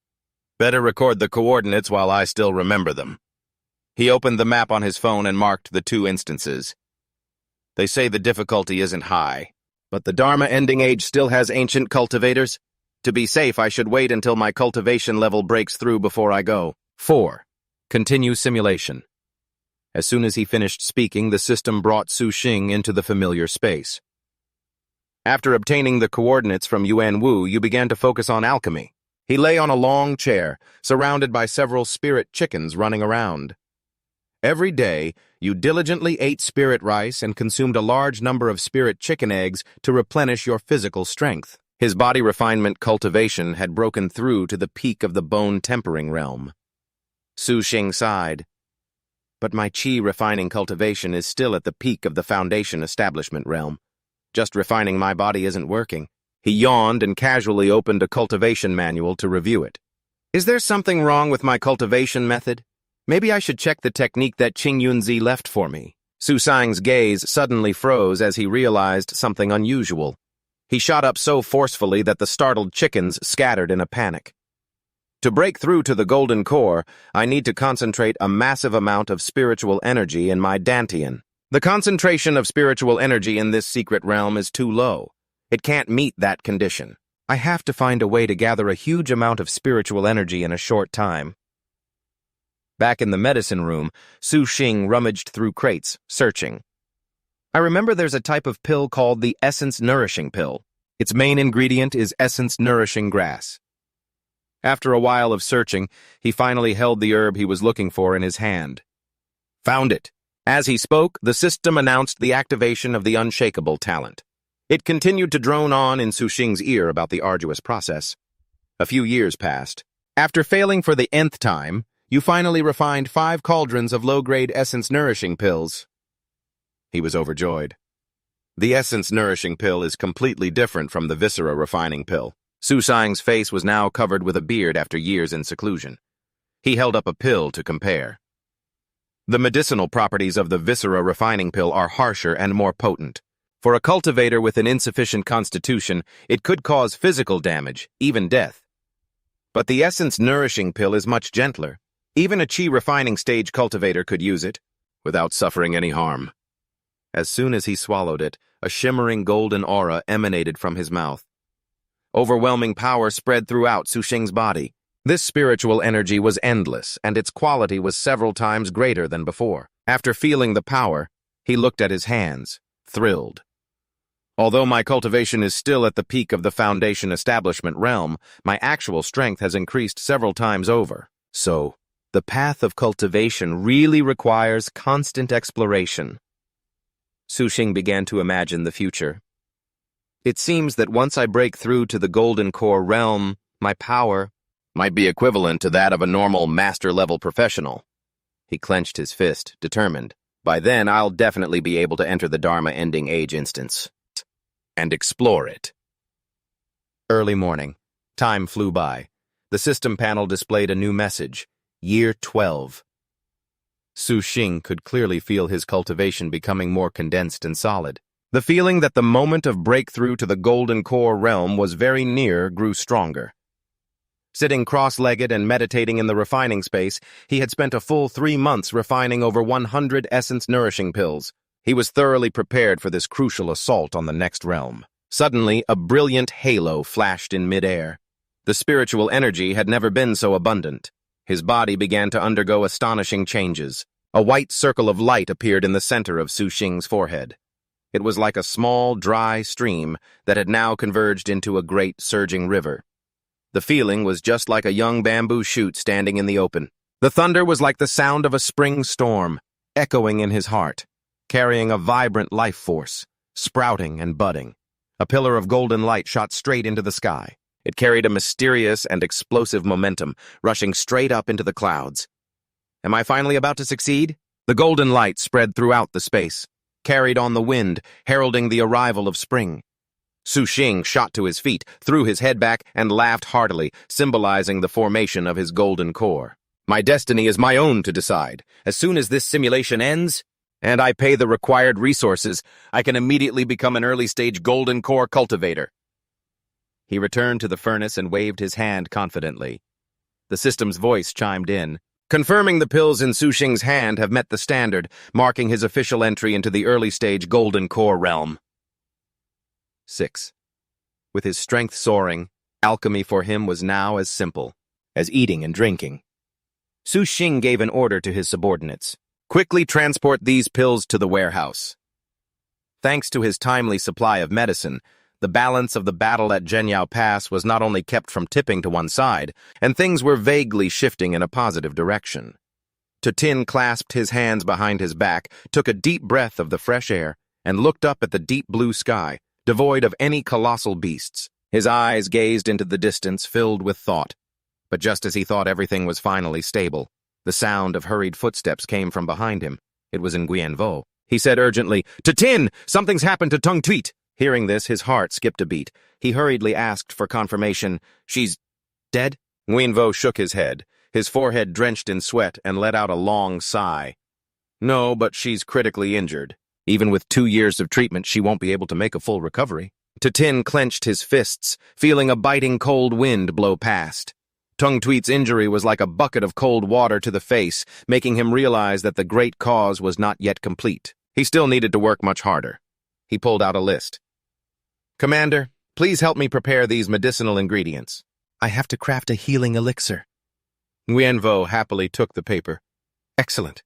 The front lines are in desperate need of this. After handing everything over, Tutin immediately entered the Thanvan secret realm. Besides the medicinal ingredients, he also asked Nguyen Vo to mobilize manpower to create over 1,000 alchemy furnaces. Beginning his arduous, secluded cultivation, he frantically crafted over 10,000 healing pills. The simulation displayed an image of 2 powerful human experts struggling to hold their ground. The healing pills he provided somewhat eased the immense pressure on the front lines. However, the system's cold notification still rang out. 15th year in the simulation. Tutin frowned in confusion when he saw Nguyen Vo approaching with a sorrowful expression. He asked, "Commander, what's with that look?" He lowered his head, his voice heavy. "The demon-suppressing pass has fallen. You should leave this place." Tutin gritted his teeth, his brows furrowing in fury. "It still ended in failure, didn't it? I crafted pills to the point of forgetting to eat or sleep, and all it did was delay the apocalypse by a little over a month?" His eyes were fixed on Nguyen Vo as he asked directly, "Commander, tell me, what in the world do we have to do to defeat that demon clan?" In response, there was only the helpless sigh of the old commander. Unless a miracle happens. Nguyen Vo took a small step forward and whispered, Or a human appears who is a... Hearing this, Tutin couldn't hide the shock on his face. He mumbled, "A true god-level expert." At that very moment, the roar of a colossal beast echoed across the sky. It opened its massive maw and charged forward as if to devour everything, and he saw Nguyen Vo standing protectively right in front of him. Tutin couldn't help but frown and ask, "What are you doing?" Nguyen Vo replied grimly, his voice unwavering, "Hurry and find a place to hide. As a soldier, I must hold my final post." But then his gaze became fiery with determination, aimed straight at Tutin. "I will live or die with Daxia." After saying this, Nguyen Vo charged forward without hesitation, roaring, "Surrender your life, you mongrel!" The colossal beast's mouth opened, spitting out a barrage of sharp energy arrows that rained down everywhere. Witnessing this scene, Tutin realized a truth. It turned out that even in the final moments, no one had given up. The sight before him filled him with admiration. It seemed that before the colossal beast devoured the entire world, there were still so many warriors fighting to the death. Experts from all directions charged in to attack simultaneously. Boom! A terrifying explosion erupted, accompanied by a pillar of smoke that soared to the sky. The group of experts was sent flying into the distance one after another, like kites with their strings cut. An insignia fell with a thud to the ground right in front of Tutin. He picked up the insignia, examining every detail, as the words about a true god-level expert echoed in his mind. Ah. Tin looked up at the sky, his eyes full of thought. The apocalypse is here. I wonder if I can hide in the spirit field. The monster seemed to spot him. Its mouth opened wider as it lunged forward to attack. This giant beast is doing it on purpose. My ears are about to go deaf. I immediately opened a spatial portal and jumped inside. But the scenery within the space became strangely distorted. It's not peaceful like usual. What's wrong? The system began to explain the reason. You have been swept into a turbulent spatial flow. You were torn to pieces. This simulation has ended. He was immediately pulled back to reality. Su Qing pondered thoughtfully. A turbulent spatial flow. That means that during the apocalypse, even hiding in the blessed spirit field will be useless. While he was lost in thought, the system panel appeared with a list of rewards. Please select your reward, host. Talent. Grand demeanor. Price. 10,000 energy points. Cultivation. Bone tempering realm. Great perfection. Price. 11,000 energy points. 15 alchemy experience. Price. 100,000 energy points. Cultivation. Golden core stage. First layer. Price. 110,000 energy points. Note, your golden core is only a mid-grade spirit core. It still requires continuous polishing and condensation to become a high-grade golden core, or even a 9 revolutions golden core. Su Qing frowned, rubbing his chin thoughtfully. The grand demeanor is useless. The golden core cultivation is a must-have. As for the alchemy experience, he thought for a moment, then decisively selected it. I'll take this too. I'll need to do a lot of alchemy later. As soon as he confirmed, the notification sounded again. You have chosen to bring out 15 alchemy experience and the golden core stage, first layer cultivation. Remaining balance, 197,000 energy points. Transferring cultivation. Please remain conscious, host. He asked doubtfully, Conscious? How conscious do I need to be? Suddenly, the image of an erupting volcano appeared vividly before his eyes. Su Qing's body radiated an incredible heat, blazing like a fire, scorching every fiber of his flesh. I feel like my body is on fire. His eyes narrowed slightly in pain as he tried to visualize a scene in his mind to guide the flow of power. It feels like something is about to be unearthed, like a great tree stretching towards the sky. The spiritual energy condensed into a massive trunk, which suddenly burst forth with countless brilliant golden flowers. A large tree bloomed with golden flowers, and then each pistil bore a golden fruit. Golden flowers, golden fruit. Su Qing's body relaxed, floating weightlessly in the void. This ecstatic feeling, could this be the legendary state of core formation? A wave of extreme joy washed over him, so blissful he was enraptured. However, the system immediately threw a bucket of cold water on his excitement. Host, do not be entranced. Focus on forming the core. Hearing this, Su Qing quickly gathered his mind and sat cross-legged again. A brilliant golden power flashed, enveloping his body. His eyes suddenly flew open, shooting out rays of divine light. Feeling the golden core in his dantian condensing and bursting with life, Su Qing's brows relaxed, unable to hide his joy. Suddenly, a small vortex appeared in the palm of his hand. Su Qing's entire body slowly levitated into the air, enveloped by a furious storm of spiritual energy. Suddenly, the light beside him radiated an incredible pressure, as if it wanted to swallow him whole. Su Qing was terrified. I'm afraid. Even a golden-rank professional would find it hard to withstand this kind of power. I have to suppress it.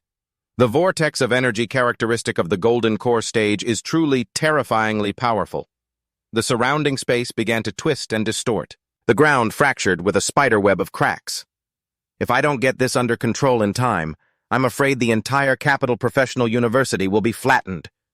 Su Qing quickly brought his hands together at his center. He compressed that frantic power into a stable sphere of energy. Sitting cross-legged, suspended in midair, he let out a sigh of relief as the spatial illusion vanished. He returned to reality in his dorm room. Thankfully, I managed to control it just in time. Otherwise, the entire dormitory building would have exploded. I'd probably have been arrested as a terrorist. Stabilizing his body, which was trembling with excitement, Su Qing grinned.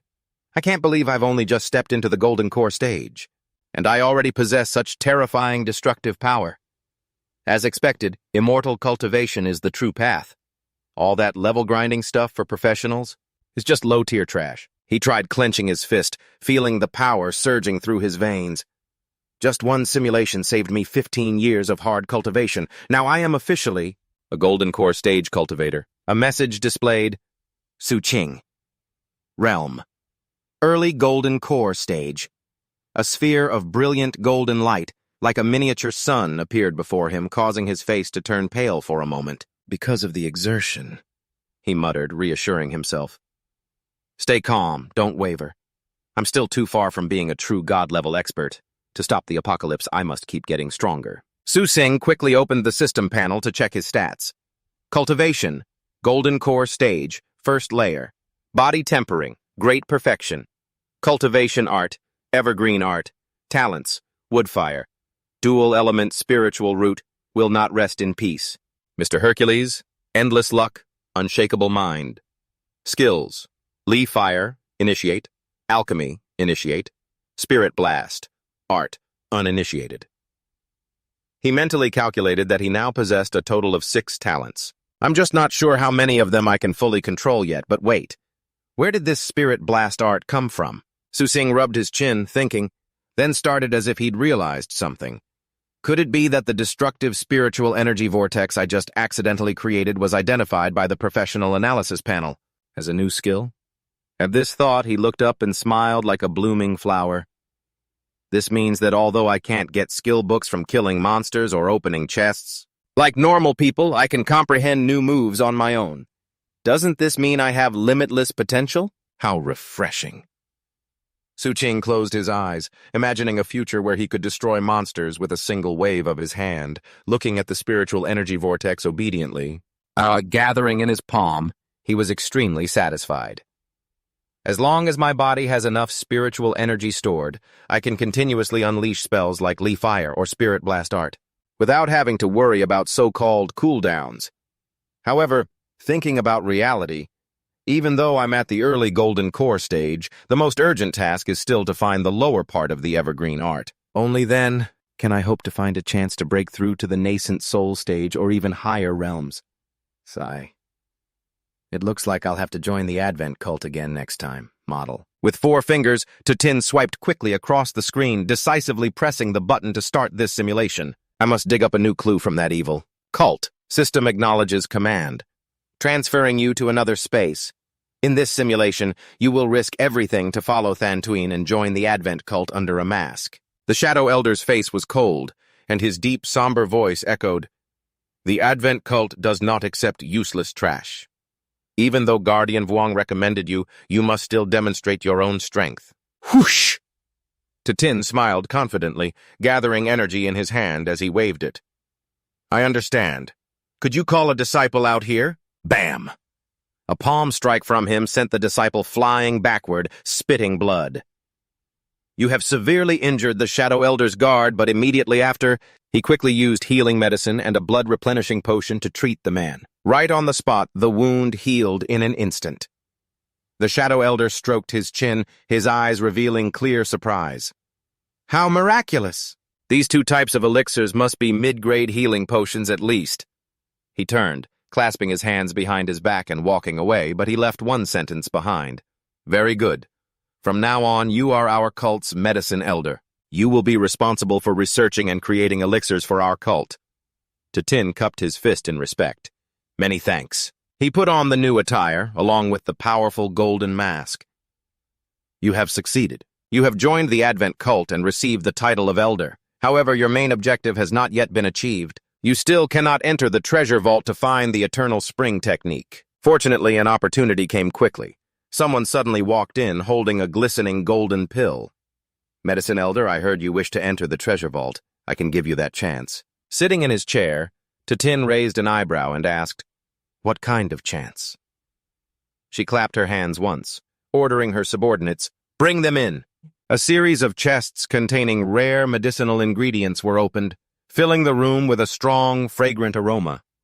She continued, The healing potions you create are a great help to our followers. If you can refine 1,000 pills within half a year, I will allow you inside the treasure vault to search. He stepped down, intently observing the chests of ingredients. He gently stroked his chin, his mind full of calculations. I can use all of this? She raised an eyebrow and confirmed, "That's right. If it's not enough, just say so." Tin hugged the pile of ingredients, turned, and smiled meaningfully. "In that case, I accept." The system's voice rang out, exposing his actions. "You lied about the required amount of ingredients, secretly embezzling the majority of them." Tin observed the chests of ingredients and began to analyze them in his head, deciding to use only a few scraps for the refinement, creating 500 healing pills and 100 body-refining pills to hand over.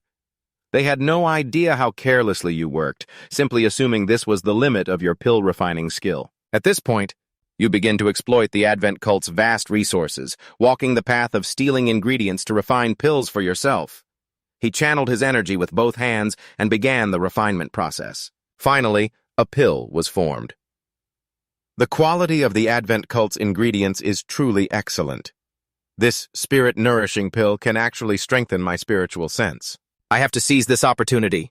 I need to refine more top-grade elixirs. Tin frowned, looking back at the pile of resources, and thought to himself, "Is it my imagination? Why do I feel like the ingredients the Advent cult provides are even better than the ones from the great Shia military?" Time flew by, and in a flash, half a year had passed. The Shadow Elder appeared again. She entered and gestured with her hand. "Medicine Elder, you have completed the test. You may now go to the treasure vault to search." He nodded and walked off. "Thank you." But Tin's eyes were filled with cunning calculations. Finally, I can finally enter the treasure vault. However, he was led into a dark and gloomy forest where dense trees blocked out the sun. Tin looked around vigilantly, asking the Shadow Elder with suspicion, "Aren't we going to the treasure vault? This eunuch isn't setting a trap for me, is he?" The Shadow Elder frowned and replied coldly, "This is the way to the treasure vault." Tin gave a wry smile and a slight nod, wondering, isn't the treasure vault located inside the Advent cult's grounds? The deeper they went, the clearer a mystical purple light became. The Shadow Elder, walking ahead, suddenly spoke up. "Who told you the treasure vault? It had to be a structure of this world?" His eyes widened, glued to the system screen in his mind as a bold speculation emerged. "Could she be leading me to a dimensional gate?" As if reading his mind, she confirmed, "That's right, our cult's treasure vault is not in this world, it is in a dungeon, outside of reality." Tin's eyes never left the screen as a terrifying hypothesis formed.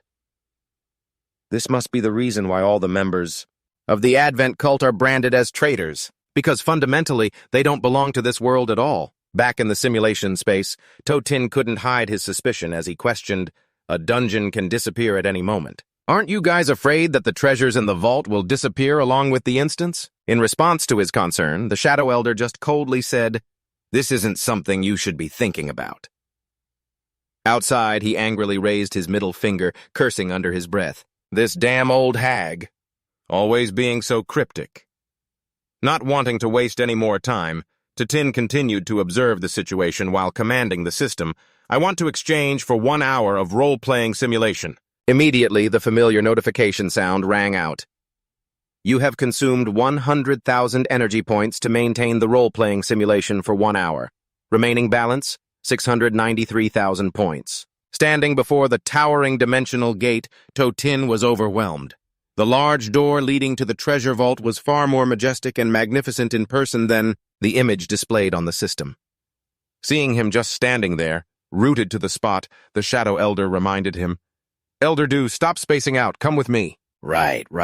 He snapped back to his senses. Seeing her back had already disappeared through the gate, Tin followed without a moment's hesitation. The moment he stepped through, he entered a completely different world. His eyes still glanced cautiously behind him. Tin stuck close to his guide's footsteps. He broke off a small branch from a nearby plant, muttering a comparison. "Although the technology in our world is very advanced, the environment is severely polluted. This place is completely different." Hearing his Gankai, the Shadow Elder suddenly stopped. She turned around, her eyes fixed on the branch in his hand, asking with a hidden meaning, "Don't tell me Elder Yao wants to join the naturalist faction and abandon me?" Tin frowned, his confusion evident. Realizing he didn't understand the inner workings, she began to explain, "Our Advent cult was established almost 1,000 years ago. After 1,000 years of change, the cult has split into 3 factions. The Shadow Elder's voice lowered, carrying a hard-to-read mystery. They are the Naturalist faction, the Fanatic faction, and the Coexistence faction. She paused for a moment to observe his reaction. She continued coldly. The people from the Fanatic faction are a bunch of lunatics. What they believe in and worship is the great progenitor, hoping they can sacrifice themselves to bring the master race to Blue Star. The Fanatic faction has a lot of followers. Everyone is angry about their actions, but no one dares to speak out. After hearing this, Tin was speechless, not knowing what to say. Aren't these just typical extremists? In their eyes, the existence of humanity is the root of all evil. He asked curiously, so what about the Coexistence faction? The Shadow Elder didn't rush to answer but continued her train of thought, her tone full of contempt. They're just a bunch of cowards hoping that the great progenitors might spare the Advent cult, because you worked to ensure most of humanity survived. She scoffed. A bunch of naive fools. On what grounds do small fries like us think we can coexist with the great progenitors? We don't have that right. Outside the screen, Tin fell into deep thought. From the sound of it, the Coexistence faction is the group that still retains a shred of humanity. It's just a shame that their humanity is too weak and naive. After so many simulations, there wasn't a single time he wasn't devoured by a giant beast. This proves that the progenitor's tolerance is non-existent. The hope of the Coexistence faction is just that, hope. Back in the simulated world, Tin spoke up. So, you people in the Naturalist faction? Before he could finish, the Shadow Elder interrupted. We in the Naturalist faction pursue getting closer to the most natural and original aspect of the world, in this world overrun by material desire. We firmly believe that nature is the closest thing to the truth. Tin took out a handkerchief to wipe his sweat, thinking to himself, although this theory is a bit abstract, it sounds like the most normal one among the factions here. Suddenly, she grabbed his hand tightly, her voice filled with excitement. I knew it, Elder Yao! You would understand me. Join us, the Naturalist faction. I will help you escape from a lowly race like humans. Tin immediately pulled his hand back, a million question marks appearing over his head. You can't be serious. Wait, how are humans a lowly race? Ignoring his reaction, the Shadow Elder's face hardened, her voice becoming harsh. In their development, humans have destroyed countless forests and mountains. They are the butchers of nature. But the great progenitors are different. They are the race closest to natural truth in this world. After speaking, she suddenly moved closer to Tin and whispered, Therefore humans must become infinitely close to the progenitors. This is the creed of our Naturalist faction. He asked doubtfully, Get closer? How can we get closer? The Shadow Elder suddenly threw open her cloak. The sight within made Tin's eyes widen and his jaw drop in horror. From the middle of her abdomen, countless writhing, grotesque octopus tentacles shot out. They quickly wrapped around him tightly. The Shadow Elder gently caressed the tentacles before her, her eyes glazed over with infatuation. This is a gift bestowed upon me by the great progenitors. My body, I've already modified nearly 1/5 of it. Soon, I'll be able to shed my human form. Tin was so terrified his face went pale, and he broke out in a cold sweat, hurriedly backing away.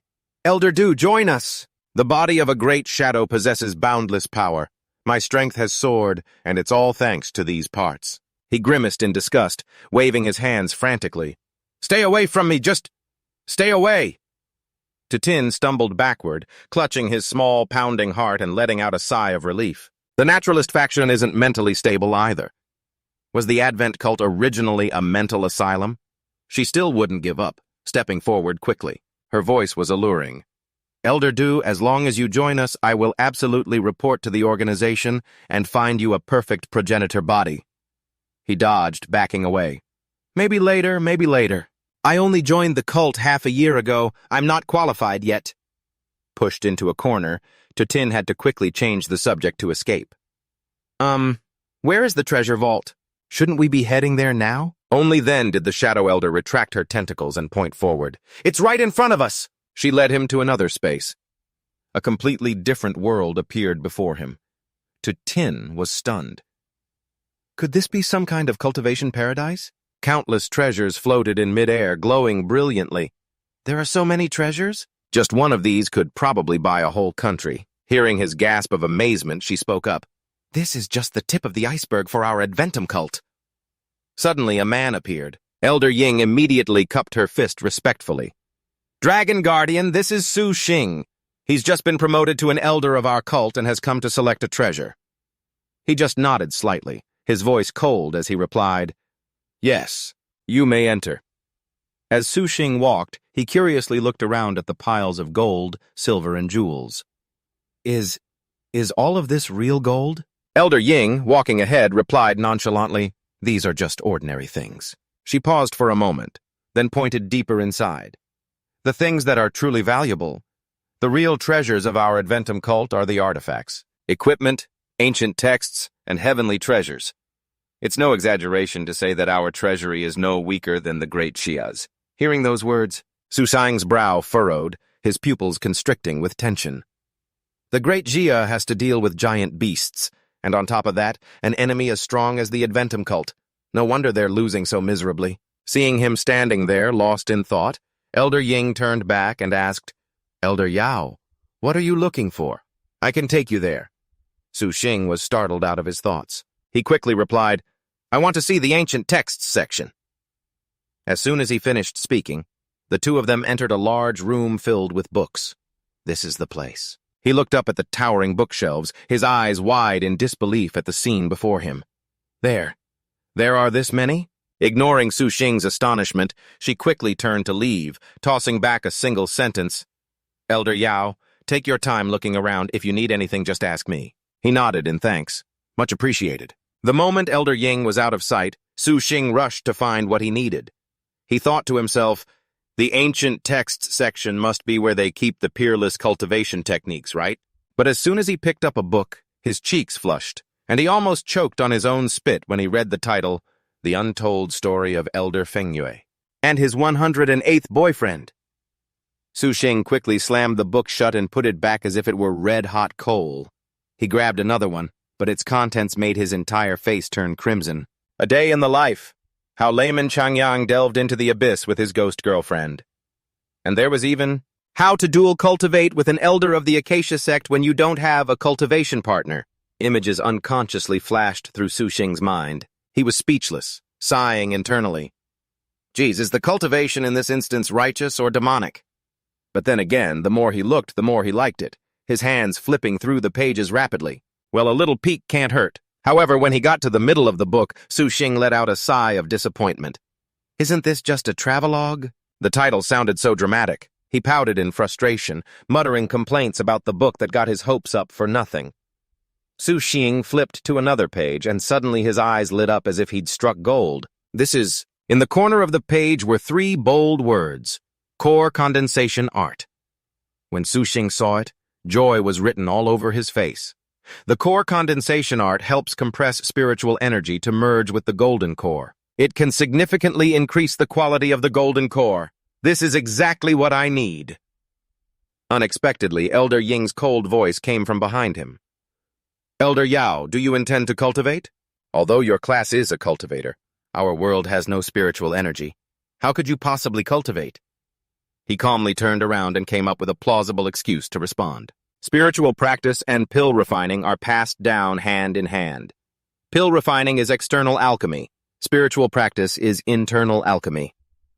Su Xing's hand tightened slightly to calm himself as he smiled confidently and said, Although I am not fated for the path of cultivation, I am dedicated to refining more for the cult. If we want better pills, then of course I must learn this core condensation art. Hearing this, Elder Ying's expression turned to one of admiration. She nodded in approval. Elder Yao, you truly are ambitious. Seeing he had successfully diverted her suspicion, he immediately seized the opportunity to ask, Is there a second part to the Eternal Spring Art? I've already finished the first part. I learned a lot from it. She hesitated for a moment, then replied, We do have it. But the second part requires 100,000 contribution points. You don't have enough right now. Su Xing's expression grew a little heavier. He exclaimed, It needs that many? He clearly remembered King Quan saying the first part only cost 1,000 contribution points. Elder Ying shook her head, shrugged, and took a few steps forward to explain, Most of our cult's cultivation techniques are in the hands of the Zealot faction. Those lunatics are just as obsessed with cultivation as you are. If you want to buy techniques from them, of course it's going to be expensive. His face darkened, his eyes thoughtful. Obsessed? Just like me? Could it be that the people from the Zealot faction can also cultivate? Do they have the same cultivator class as me? But after thinking it over, Sushing suddenly realized something was wrong. He recalled the information he had just memorized. The class panel clearly stated that he was the only one with the cultivator class. If the Zealot faction can cultivate, then there's only one truth. They aren't from this world. While Sushing was lost in thought, Elder Ying came up behind him, tilted her head, and called out, "Come on, Elder Yao! Let's go see the Heavenly Treasures section of our Adventum cult." 100-year-old ginseng root appeared, glowing with a strange light. A 100-year-old blood ginseng, the main ingredient for refining blood-replenishing pills. Next, a sun-returning herb appeared. A 55-year-old sun-returning herb, the main ingredient for refining sun-returning pills. A single pill can restore the vital energy of someone on the brink of death. More herbs gradually appeared. There's also a 200-year-old dragon saliva grass, a 500-year-old violet zinnia flower. Countless herbs appeared right before his eyes. Sushing was completely overwhelmed. This treasury, is it supporting the entire herb garden of a sect? Seeing your excited, sparkling eyes, the Shadow Elder gently patted her brother's shoulder. In the entire Jianglin sect, you are the only alchemist. In other words, you're the one who will use these top-grade medicinal ingredients. Only you? Sushing spun around, surprised. Really? Feeling he had overreacted, he scratched his head sheepishly. Actually, I know how to refine a few extraordinary elixirs, but I've always been troubled by the lack of ingredients. She didn't seem to mind much, spreading her arms and nodding. Of course. You just need to have someone register them before you take them. And turn over 70% of the refined elixirs to the higher-ups and you'll be fine. Hearing the Shadow Elder's words, Sushing was secretly ecstatic. The Jianglin sect knows nothing about alchemy. Doesn't that mean I get to decide how many elixirs are produced? Damn, I'm going to make a fortune this time. With that thought, he walked forward, picked up a 100-year-old blood ginseng, and declared, "Well then, first I'll take 100 spirit herbs. I guarantee that within half a year I will refine 3 new types of elixirs for the sect." She nodded. "All right. Elder Yao, please follow me to Dragon Protector's place to register them." Seeing things go so smoothly, Sushing casually picked up an old book and asked, "And this ancient book, too?" She agreed on the surface, but the Shadow Elder thought to herself, "All right. Elder Yao certainly has unique taste." With that, she led him to the other man. "Dragon Protector, we're here to register some spirit herbs and an old book." Seeing what Sushing was holding, the man's eyes suddenly became bloodshot. The Dragon Protector rushed forward, his voice low and menacing as he questioned him. "You took the pill condensation technique. Are you a cultivator?" He tried to stay calm, shaking his head in denial. "No. My profession is an alchemist. I only know how to refine elixirs." The man snatched the book, pointed a finger straight at his face, and yelled, "No! You're a golden core stage cultivator. The most useful thing in this book is the pill condensation method. You're in the know. You must have used accumulated points to exchange for it." Hearing the Dragon Protector's words, Suching's heart skipped a beat. Shit, I was too careless. His silence only infuriated the man more. He gritted his teeth. "Who the hell are you? How could you possibly cultivate to the golden core stage in this Dharma ending age?" Sushing's face turned pale. He was speechless. He could see right through my cultivation level. Seeing him remain silent, the Dragon Protector gathered power in his palm. He aimed it at him and roared, "Where did you get your resources, your spiritual energy, and your spirit stones?" Just as the tension was stretched taut like a bowstring, the Shadow Elder suddenly stepped in front. Sushing hurriedly tried to explain. "Dragon Protector, you've misunderstood. How could Elder Yao possibly be a golden core stage cultivator? He doesn't have any spirit stones." But the man didn't care. He fired his attack straight through her. Thwump! This sent Suching's nerves into overdrive. He screamed in horror, "Shadow Elder!" Before he could even react, the Dragon Protector's hand clamped around Suching's throat like an iron vice. He growled, "You are a cultivator." Suching struggled with all his might. A terrifying thought flashed through his mind. Someone who can see a cultivator's level at a glance can only be a mighty immortal expert with immense power. But then the old man's attitude did a complete 180-degree turn. Tears streamed down his face, his expression one of desperate pleading. "Where are the spirit stones, the spiritual energy?" His throat constricted. Su Qing's eyes bulged as tears and snot flowed uncontrollably. 3 cold chimes from the system rang out. This role-playing simulation has ended. Su Qing shot up, back in reality, gasping for air as if he had just escaped drowning. The system continued to narrate his death in the Zhonglin sect's treasury. You were subjected to soul-searching by the Dragon Protector. The simulation mechanism automatically concealed memories related to the system in your mind. Ignoring the host's pathetic state, it continued its emotionless report. The Dragon Protector performed soul-searching on you for over 10 minutes. Because your memories were altered, in his eyes, you were merely a lucky person who happened to stumble upon a good number of spirit stones and cultivation techniques. Su Qing propped his chin on his hand, frowning at the screen, puzzled. Then why did I die? Didn't you say you concealed my memories? The system calmly explained the reason. Your body in that world was ravaged by the soul-searching technique for over 10 minutes, leading to complete brain destruction.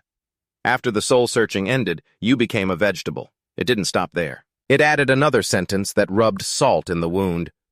The Dragon Protector, displeased by your idiotic, drooling appearance, slapped you into pulp with a single palm strike. A surge of anger erupted. Su Qing crushed the can in his hand as he read the final line. You have died. This simulation has ended. He gritted his teeth and cursed, Zhonglin sector. Sooner or later, I will wipe out your entire mental asylum. Sticking a lollipop in his mouth to calm himself, Su Qing's eyes remained glued to the screen as he analyzed. The soul-searching technique the Dragon Protector used in the simulation is definitely an exclusive magic art that only cultivators can control. But clearly, in this world. But I'm the only cultivator. So where did a monster like the Dragon Protector come from? Suddenly, he caught a familiar detail out of the corner of his eye that made him jump. Wait a minute.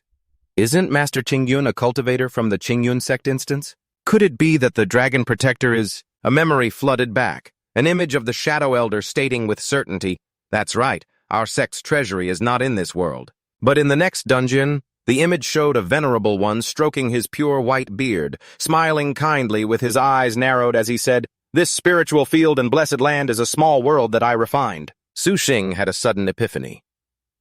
If the Zhonglin cult's treasure vault was essentially the same as the spiritual field Qingyunzi left behind, then it must be a separate dungeon instance. On the system screen, the words NPC task appeared. He clapped his hands together and continued his deduction. Wouldn't that make Protector Long just like Qingyunzi? He recalled the old man's furious face. He became even more certain that the old man was an NPC from some dungeon. Su Qing rubbed his chin, muttering to himself, And there are the demonic beasts that led to humanity's extinction. It's very likely that the so-called master race the Zhonglin cult worships also comes from a mysterious dungeon. The only difference is that they can enter the real world. This thought made Su Qing break out in a cold sweat, drenching the back of his shirt. The Zhonglin cult was truly terrifying. Not only could they contact other races, but they could also form alliances with NPCs from dungeons. A chill ran down his spine, making him shudder as he told himself 1,000 times over. He must never get involved with the Zhonglin cult in reality. Even 9 lives wouldn't be enough to survive, but right after that, he burst out laughing, pulling out 2 secret manuals and placing them before him. Though dangerous, the Zhonglin cult was also a goldmine for grinding experience. With this pill-making technique in hand, sooner or later I'll cultivate a supreme golden core. Su Qing smirked, his eyes glinting with cunning calculation. By that time, surpassing my level to challenge a nascent soul ancestor will no longer be a dream.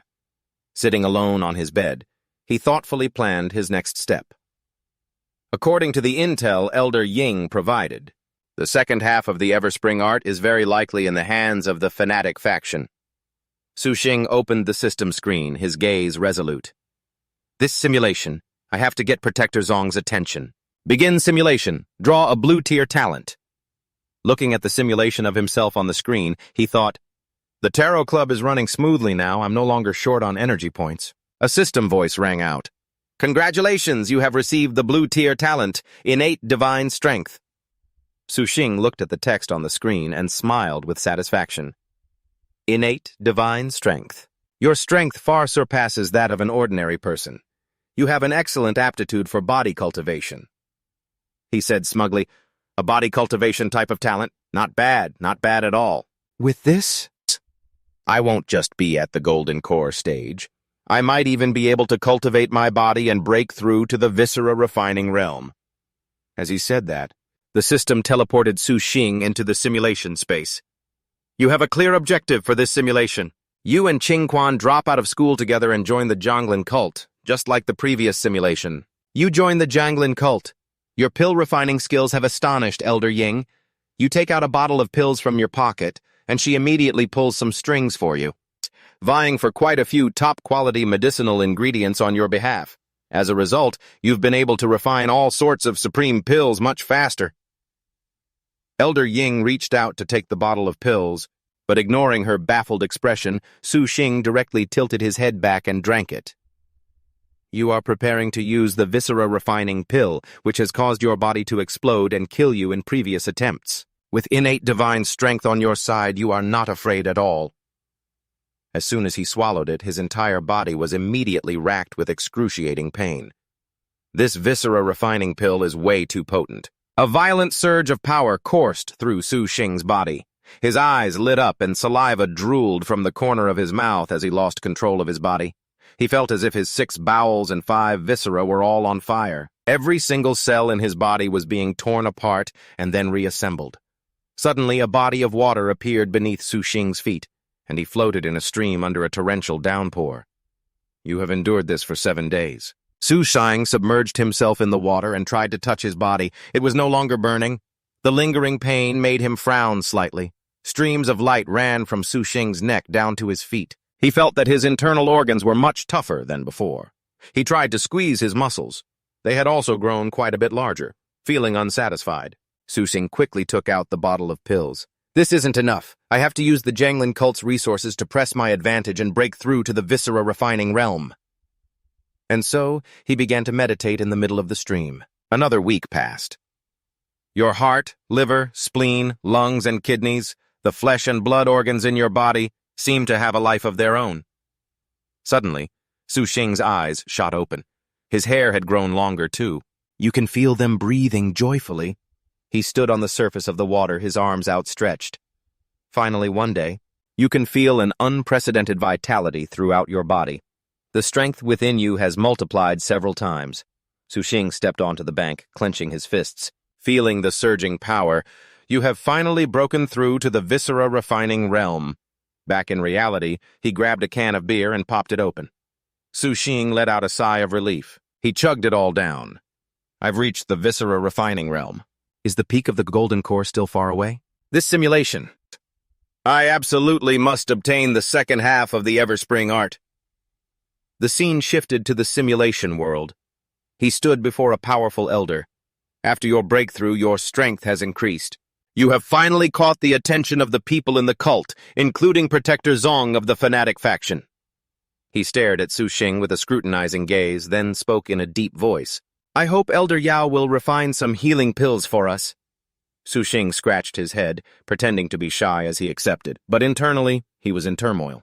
If I say I want to trade for the second half of the Everspring Art now, will it be like the previous simulation, where I'm discovered as a cultivator and have my soul extracted? Just as the situation was hanging by a thread, Elder Ying unexpectedly stepped forward to intervene.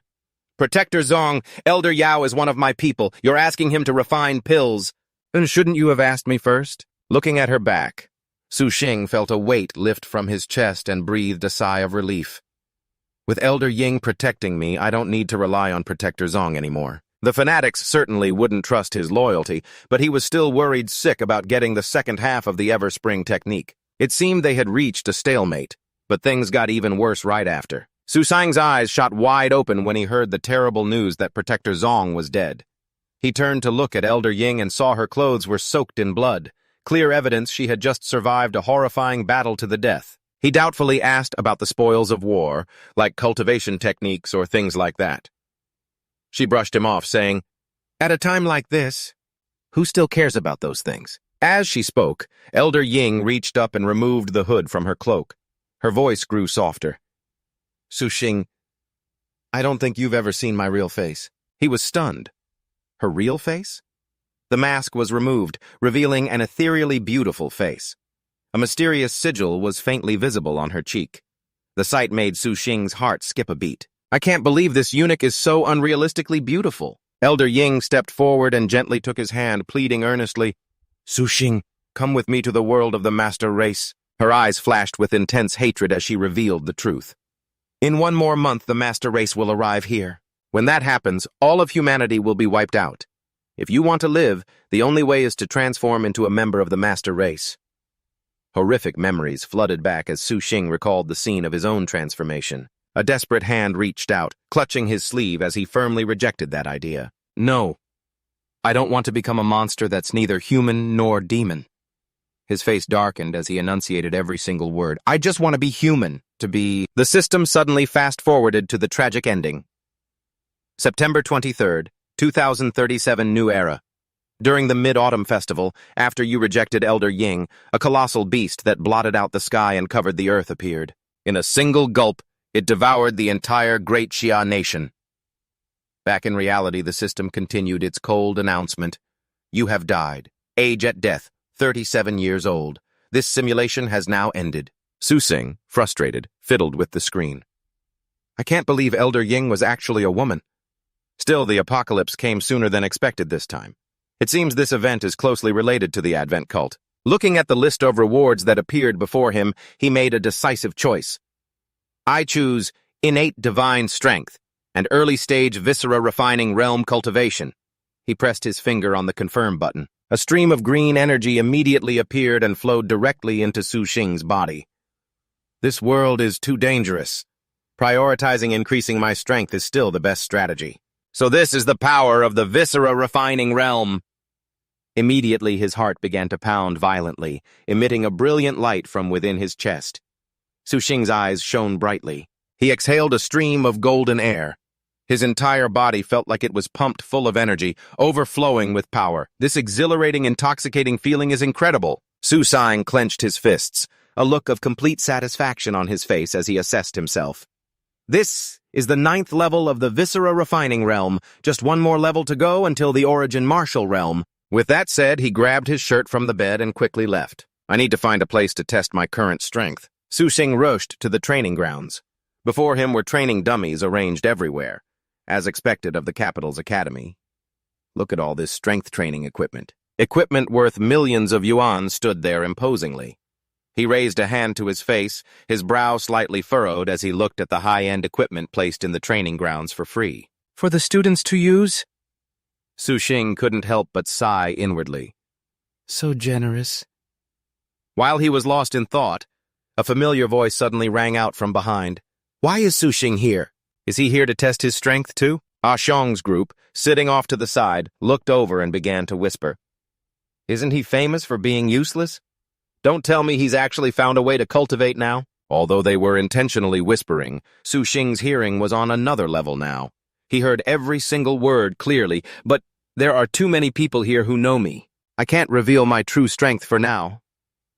Angrily, Su Xing stomped straight into the restroom. He took out a vial of elixir and downed it in 1 gulp. Good thing I prepared for this. Outside, Chen Xing stood up, looked around confused, and asked, Where's Su Xing? A girl tucked her hair behind her ear, winked, and said, I don't know, he was just here a second ago. But as soon as she looked back, Lin Lan's cheeks immediately turned beet red. She stammered and pointed, You guys, look, over there. He turned around doubtfully, looking in the direction she was pointing. What is it? Stepping out of the restroom, Su Xing swept his hair back.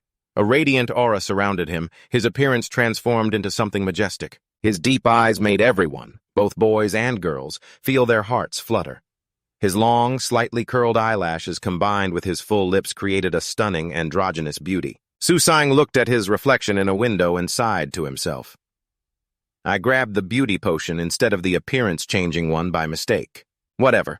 As long as it hides my real face, it's fine. He walked past the dazed crowd and went up to a mechanical dummy. First, I'll start the test with the gold rank. Thinking this, Su Xing clenched his hand, his muscles tensed, and threw a devastating punch forward. Bam! His punch was so strong it pierced straight through the dummy's armor. Upon impact, the dummy was blasted into the air and sent flying far into the distance. Su Xing curled his lip, looking at the pile of scrap metal with disdain. This gold-rank strength training machine, seems like it, isn't very good at taking a punch, huh? The surrounding crowd stared with wide eyes and gaping mouths, completely stunned by what they had just witnessed. He shattered a gold-rank training machine with one punch. That's 100 tons of force. This senior looks unfamiliar. Did he just break through to the Grandmaster rank and come to the training grounds to bully us newbies? They looked at him as if he were their idol. Su-Shing calmly stuck his hands in his pockets and walked to the next dummy. The gold rank can't handle my power. Then let's try the Grandmaster rank. This time his eyes blazed. He gritted his teeth and unleashed an even stronger blow. The terrifying power made the very air seem to tremble, sending the dummy flying like a bullet as its head shot off like a rocket. It slammed right into the wall in front of Lam Lan, making her so scared her jaw nearly dropped. Ahung turned pale with fear, trembling as he looked at the massive crack in the wall. What the... Even a Grandmaster-level training machine couldn't withstand a single punch like that. Someone else exclaimed mechanically, wondering if the machines at the stadium could withstand his abuse. Then, looking at the second training dummy I'd smashed to bits, I finally started to get scared. Oh God, this is all public school property. I only hit it once and it's already destroyed. Am I going to have to pay for this? The thought of the enormous debt made him break down and cry on the inside. After a 10% depreciation fee, I'll have to pay. Meanwhile, a student walked over to check. The parameters on the screen of the destroyed machine made him gasp in awe. Oh my God, this senior's punch has a force of 150,000 kilograms. That's a number only a Grandmaster-level strength-type professional should be able to achieve. Hearing the displayed number, Tatin's eyes glinted menacingly as he looked at the remaining intact measuring device. It's not broken, huh? One test isn't accurate. I need to do a few more. With that, he rushed forward, unleashing a flurry of punches and kicks, sending parts flying everywhere as a terrified Ahung backed away. A fist technique with this much power? And he can use it repeatedly? Damn, that's insane! Tatin stopped short, his eyes glued to the bright red 150,000 kilograms on the machine's screen, a look of satisfaction on his face. He rubbed his chin and nodded smugly. Looks like this number isn't too shabby at all. With his current strength, he'd probably reached the threshold of the Grandmaster level. Paying no mind to his surroundings, Tatin turned and walked away coolly. He left behind an imposing figure, causing the crowd to stare after him, dumbfounded. A male student watched him go, then turned to his friend. That powerful guy just now. He must have used some kind of strength-boosting skill, right? Hearing this, Lam Lan pouted and retorted, "The training machine isn't an enemy. Why would he need to use a skill?" He probably just had a breakthrough and came to the stadium to test his strength. Standing nearby, Ahung's expression changed instantly upon hearing this. He gritted his teeth and exclaimed, "In other words, our school has another Grandmaster-level expert." The girl with him excitedly took out her phone, urging, "Hurry up, post the picture on the school forum. Let's ask who this god-tier master is." The scene shifts to the quiet forest inside a private dimension. Tatin, freshly showered, bent down to look at his reflection in the water. He used a towel to dry his face, feeling a pang of regret seeing that the beauty potion had worn off and his appearance had returned to normal. The thought made Tatin sigh in frustration. However, another problem suddenly surfaced, puzzling him. Wait. When I cultivated to the great perfection stage of the bone-tempering realm, my muscle strength had already reached over 100,000 kilograms. So why is it that after advancing to the 9th level of the organ-fortifying realm, that number has only inched up to 150,000 kilograms? He sat cross-legged on the ground, pondering deeply. Could it be that the organ-fortifying realm doesn't focus on increasing muscle strength, but on something else? The system observed the host's cultivation process and began displaying an explanation. The first realm for a body cultivator is the body-tempering realm, also known as the meridian opening realm. This realm is for laying a solid foundation for the path of body cultivation, focusing on nurturing the body while also providing a significant enhancement to combat power and strength. As he grasped this principle, the aura around Tatin exploded, his power soaring astonishingly. The second realm of body cultivation is called the bone-tempering realm. This realm primarily enhances the bones and the body's fortitude. Only when that fortitude increases does strength truly soar. At that moment, the 6 Fu and 5 Zhang organs in his body were all undergoing an intense refinement. The third realm of body cultivation is called the organ-fortifying realm. What is the organ fortifying realm? It is to make the 6 Fu and 5 Zhang organs stronger, somewhat similar to the internal energy techniques in wuxia novels, enhancing one's internal power. A simulation appeared, showing Tutin holding a glowing golden heart, a mysterious smile on his lips. Strengthening the heart significantly increases combat stamina. Before, he could only last for an hour before his stamina was depleted, but now he could maintain high intensity for a full 3 to 4 hours. Next, he focused his energy and began refining his kidneys. The kidneys belong to the water element, playing the role of storing essence and gathering energy. For a body cultivator, Jing, Qi, and Shen are the core foundation, playing a decisive role in maintaining the function and balance of the entire body. A faint yellow mist slowly rose from Tutin's mouth, signaling the strengthening of the spleen. This is the primary blood-producing organ. Only when the spleen is strong can the qi and blood throughout the body be abundant and vigorous, creating a solid premise for improving one's power. Observing his changing body, he could feel the power surging within him. It seems the organ-fortifying realm is more of a transitional phase to consolidate one's internals, rather than for an outward explosion of power. Tutin clenched his fist, assessing himself. Perhaps only after reaching the 4th realm, the origin martial realm, will there be a drastic transformation in my power. He scratched his head in frustration and plopped down on a rock behind him, his gaze wandering over the spirit chickens running around. I have to find a way to verify my theory. Suddenly, the phone lying in a pile of clothes began to vibrate violently. The moment he answered, Tung Tuyet's shouting voice blasted straight into his eardrum. Tutin, do you think I'm your personal secretary? You don't care about the Merchant Guild's affairs. You don't even collect the equipment. Are you trying to ascend to the heavens or something? Suddenly, a wicked thought crossed Tutin's mind. I've found a way to verify it. The corner of his mouth lifted in a calculating smirk. Before, I could only last for an hour. The scene changes to a room filled with suggestive sounds.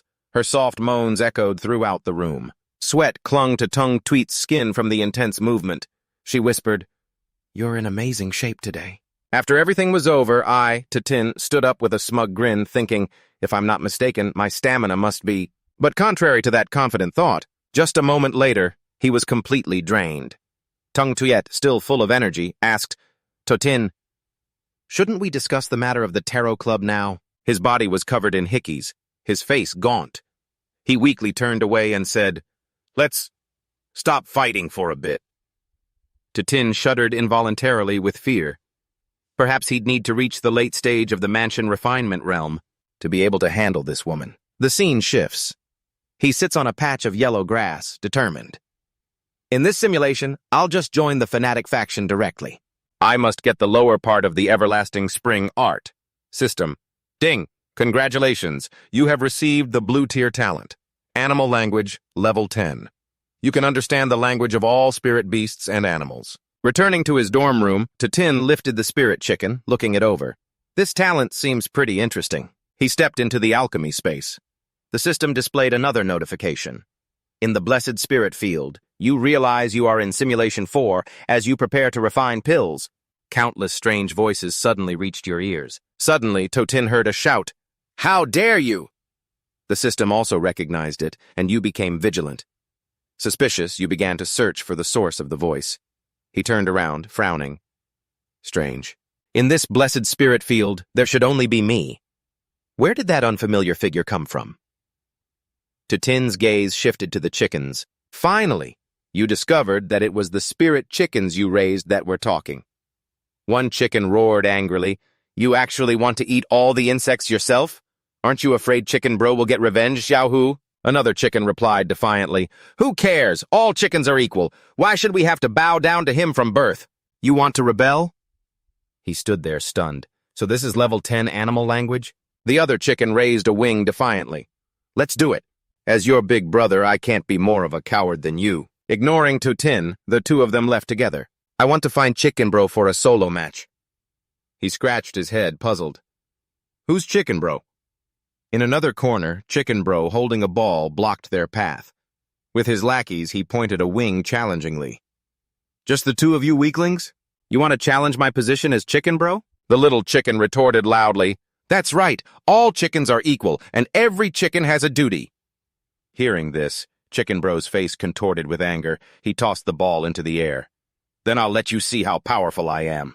Chicken Bro energetically spun 4 circles, striking an impressive pose, then yelled, "Behold my ultimate move, just because you're too beautiful." The ball shot forward. Startled, the 2 chickens hugged each other and trembled.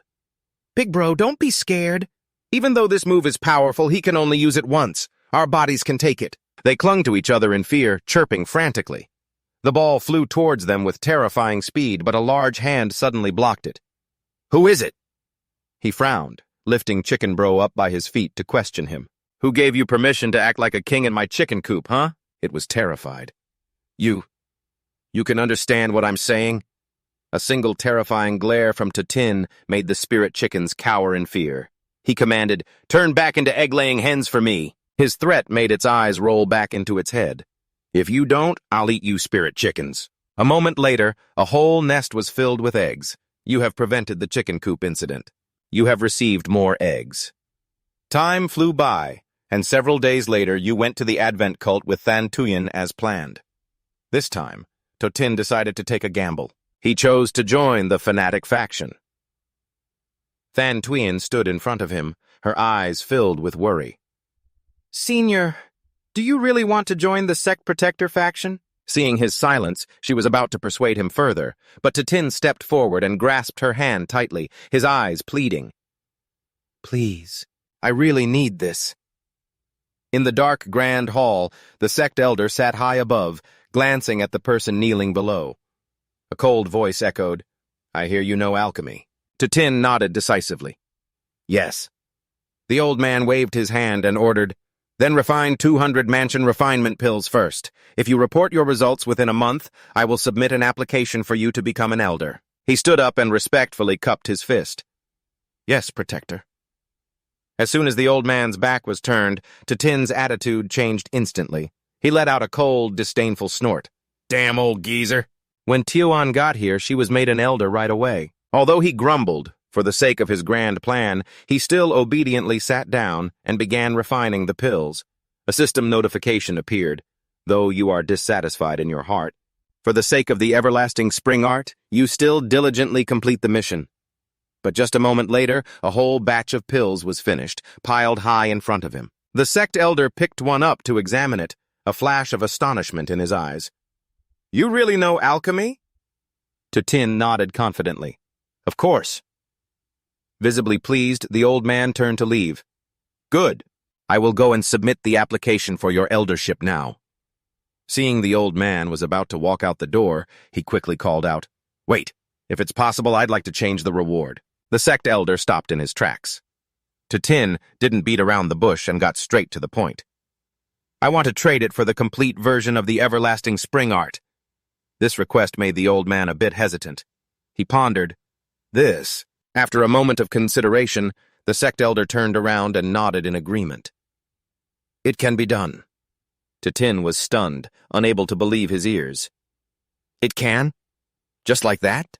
Holding the manual in his hands, he was still half believing, half doubting.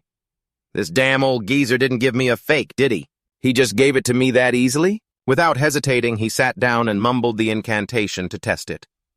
The system next to him began to verify whether the everlasting spring art was real or fake. You focus on your cultivation. After a few verifications, you discover that this is indeed the complete version of the everlasting spring art. A moment later, Tatin's face relaxed, revealing an expression of pure ecstasy. "I really got the everlasting spring art. Yes!" And so he hugged the secret manual, caressing it like a lover and whispering, "Oh, my little art. We'll never be apart again in this lifetime." Suddenly, the closed door behind him was smashed to pieces by a powerful kick. The sect elder stepped in, bursting into a savage laugh. "So your cultivation level has increased. I knew it. You're different from me. You can continue to cultivate. From the first moment I saw you, I knew you were a cultivator." Su Qing just sat there, stunned. You knew from the very beginning? How is this possible?" Before he could finish, his throat was seized by the sect elder's rough hand. The old man growled every word, "Because the technique I cultivate is also the eternal spring art." Immediately after, Su Qing was tied tightly to a stone pillar. The sharp crack of a whip striking flesh echoed as the sect protector furiously lashed him while loudly interrogating him. "This world has no spiritual energy. How can you cultivate immortality?" Despite the blood pouring down, he paid no mind to his wounds. With resolute eyes, he refused to surrender, screaming, "Get lost!" He let out a smug chuckle, pulling a small box from his sleeve that contained 2 hideous goo insects. "Not talking, are we? I have plenty of ways to make you open your mouth. These are heart-devouring insects. They'll make you feel a pain akin to 10,000 ants gnawing at your heart." Seeing the creepy crawlies squirming onto his body, Suqing's face went pale. He wanted to struggle to throw them off, but with his hands tied so tightly he couldn't move at all. "It's over. It's all over. I'm really going to die here this time. I can't even use that tiny bit of spiritual energy I have." Suddenly, a childish voice echoed in his head, stunning Suqing. "Hey, where should we put this thing? Where should—" The other insect replied cluelessly, "I don't know either."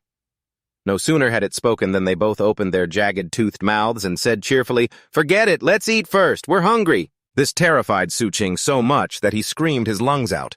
"Wait, hold on!" However, the bloody scene he imagined didn't happen. Instead, the 2 goo insects were happily munching on a vegetable leaf. "You used your silver tongue to persuade the goo insects to settle down in the spiritual field blessed land." The goo insects, thinking of the legendary cabbage you described, nodded in agreement. The sect protector standing nearby was utterly astonished. "You can actually command goo insects? Could it be you have the inheritance of the goo clan?" He replied coldly, his tone full of defiance. "What I have is none of your business, old man." The system immediately popped up with a notification. "You have angered the sect protector. He has inflicted numerous cruel tortures upon you. Fortunately, you know you are in a simulation, so you did not say a word." Suqing looked at the simulation screen in front of him and broke out in a cold sweat. "So that's how it is. While I'm in the simulator, the character acts according to my thoughts in the real world. As long as I don't compromise in reality, my character in the simulator won't compromise either." The sect protector seemed to grow even more furious. He gritted his teeth. "You think this means there's nothing I can do to you? Is that it?" Immediately after, he waved his hand. An invisible force controlled his body, lifting him into the air. The sect protector waved his hand again, directly throwing Suqing into the blazing alchemy furnace. "I'm going to refine you into a human pill." His face was filled with insane greed. "I want to eat you. Only then can I continue to cultivate." In the real world, he was terrified. He hugged the teddy bear beside him tightly and cursed, "This old scoundrel. To cultivate, he'll truly stop at nothing. I can never ever confront him in the real world." The system continued its report. "The alchemical flames are burning your organs. You cannot channel your spiritual energy. You cannot even move a finger." Surrounded by the scorching flames, Suqing's face was pale and weak. "If only I had a tiny bit of spiritual energy, I could escape into the spiritual field blessed land." Outside, the sect protector had already sealed the furnace lid. "The refining process has begun. I must refine you into a great restorative elixir. After 49 days, I will be able to break through to the void returning stage." He frowned in confusion. Void returning stage? Doesn't that mean this old scoundrel is already a cultivator at the spirit transformation stage? I'm only at the golden core stage. Even if I had spiritual energy, I couldn't beat him. Afterwards, Suqing flopped onto his bed in despair, telling himself, "In future simulations, I'm absolutely never joining a fanatical sect again. Without Elder Ying's protection, I'm just a fish on the chopping block." The system screen displayed a text narrating the story of these 49 days. The sect protector muttered to himself outside the alchemy furnace. "You learned that he has lived for over 1,000 years, hailing from the previous Dharma-ending age, where one could not cultivate. The reason he joined the Advent sect was to find an opportunity to cultivate immortality once more." Looking at the transparent screen before him, he rubbed his chin in thought. The Dharma-ending age. I remember Daxia has an instance called the Dharma-ending age. Could this old guy be an NPC from that instance? Inside the simulation, Suqing was now extremely weak, sweat pouring down his body. So hot. Am I about to melt? However, at that very moment, the sect protector took out a peach and threw it into the furnace. He muttered, "It's time to add the catalyst. By eating this human pill, I'll be able to extend my lifespan by another 100 years. Lying inside the furnace, his breath was shallow and weak. Am I going to die? Suddenly, something fell and hit Suching on the head with a thump, startling him. He looked over. This is... Suching's joy was immense as he hurriedly picked it up. Holding the spirit fruit in his hand, his eyes welled up with emotional tears. Heaven never truly closes all paths. The moment he took a bite, he immediately felt a warm, spiritual power returning to his withered body. Finally, having some spiritual energy, he didn't hesitate to activate his teleportation, instantly arriving at his blessed land. All that was left behind was the half-eaten peach, lying abandoned amidst a sea of raging flames. The sect guardian, who was observing from the outside, was suddenly stunned, completely baffled by what had just happened. Tin burst out laughing, thinking smugly, "This is what they call shooting yourself in the foot, isn't it?" Within the safe space of his blessed land, he sprawled out on the ground. He let out a sigh of relief, silently calculating that the old geezer hadn't reached the void-returning realm yet, so he definitely couldn't tear through space to chase him here. However, that also meant he was trapped and couldn't get out. Tin quickly sat up and pulled himself together. "This is fine, I'll just calm down and cultivate." But a sudden sense of foreboding rose in his heart. "Wait a minute," the system coldly announced. "The alchemical fire has already incinerated your Dantian. You have become a useless cripple, unable to cultivate." Tin heaved a long sigh, collapsing back onto the ground in despair. "Forget it. I'll just give up and wait for the next simulation." Outside, the sect guardian trembled as he stared at the shattered fragments of the alchemy furnace. He roared in absolute fury, "Where is he? Where did he go?" The system updated the situation outside. "As you chose to give up, the sect guardian outside has descended into madness." The more he thought, the angrier he became. He roared to the heavens, "I don't believe you can hide for a lifetime." Guessing that he had hidden in some grotto heaven or blessed land, he swore to camp out right there. He would wait right on the spot for him to come out. Ignoring the crazy old man outside, Tin took out a glass of soda and leisurely enjoyed his life. He soaked relaxingly in a hot spring pool and sighed in admiration, "Good thing I stored all my random stuff in the blessed land." After all, it had already been 12 years. Might as well treat it as a vacation. 6. Time flew by. The system announced, and so. Time passes to the 14th year. The entire space of the blessed land has begun to crack. You have a feeling you know that the calamity beasts have finally arrived. Tin wondered doubtfully. The apocalypse is here. That old man is probably not outside anymore, right? However, the moment he stepped outside, he froze, utterly dumbfounded. It turned out the sect guardian had been persistently guarding the place all along, for all these years. Seeing him, he rasped, "You've appeared." He trembled as he spoke, his eyes glazed over with obsession. "You have a grotto heaven, don't you? You can hide from everything, can't you?" Tin looked helplessly at his opponent's decrepit state and asked, "You can't be serious.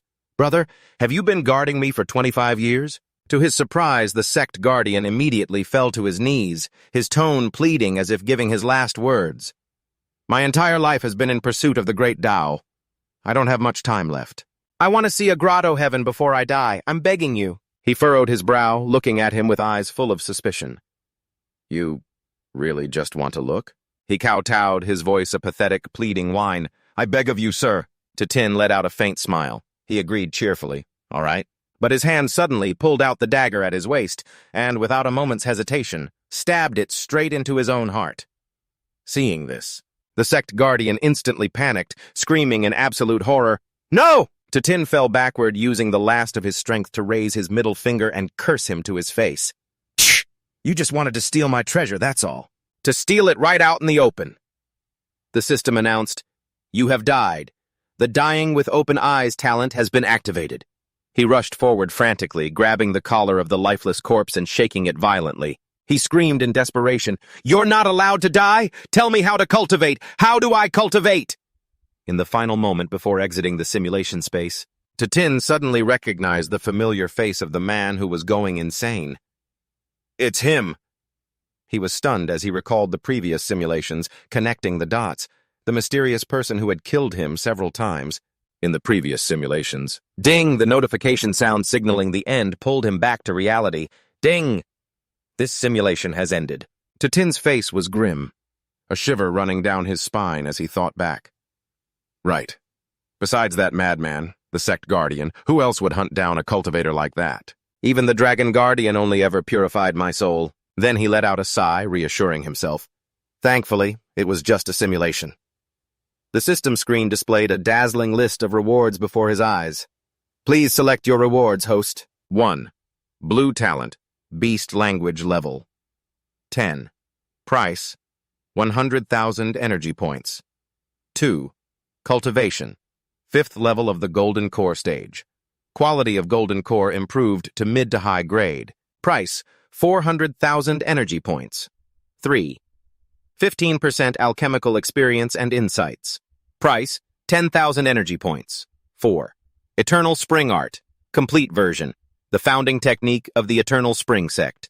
This version is stronger than the previous one. It can be cultivated to the peak of the Void Returning Realm. Price, 500,000 energy points. Tin looked at the rewards, stroking his chin in thought. The Eternal Spring Art is a must-have. As for the other reward, he quickly made a decision. Beast Language Level 10. This time, both the cultivation and the alchemy insights were pitifully small. After choosing his rewards, Tin silently made a resolution about this simulation. The biggest gain was confirming the sect guardian's identity. Before I break through to the spirit transformation realm, I absolutely must stay away from that son of a bitch. The system announced, confirming your selection, Eternal Spring Art, complete version, for 500,000 energy points. Confirming your selection, Blue Talent Beast Language Level 10. Consumed 100,000 energy points. Remaining balance, 93,000 energy points. An ancient book appeared in his hands. He happily flipped through it. I can finally continue cultivating the Everspring Art. Then, closing the book, Tin thought about his enemy. As expected, the incantations for the nascent soul stage are in the latter half. As long as I can stay alive. Sooner or later I'll be stronger than that son of a bitch, old Zong. Suddenly a sound startled him. Rooster Bro, can you share a little spirit rice with me? I don't need much, just 2.5 grains will do. Tin looked around in a daze. What was that sound? When he looked over, he saw Rooster Bro posturing in front of the other chickens. It puffed out its chest, its voice dripping with condescension. Little Blackie, it's not that I, Rooster Bro, won't give you any. It's that you all aren't working hard enough. It acted as if it were explaining a profound truth for the benefit of the other chickens. This world is survival of the fittest. I'm stronger than you, so of course I get more spirit rice. Wham! A small chicken dejectedly raised its wing and asked, Not even 1 grain?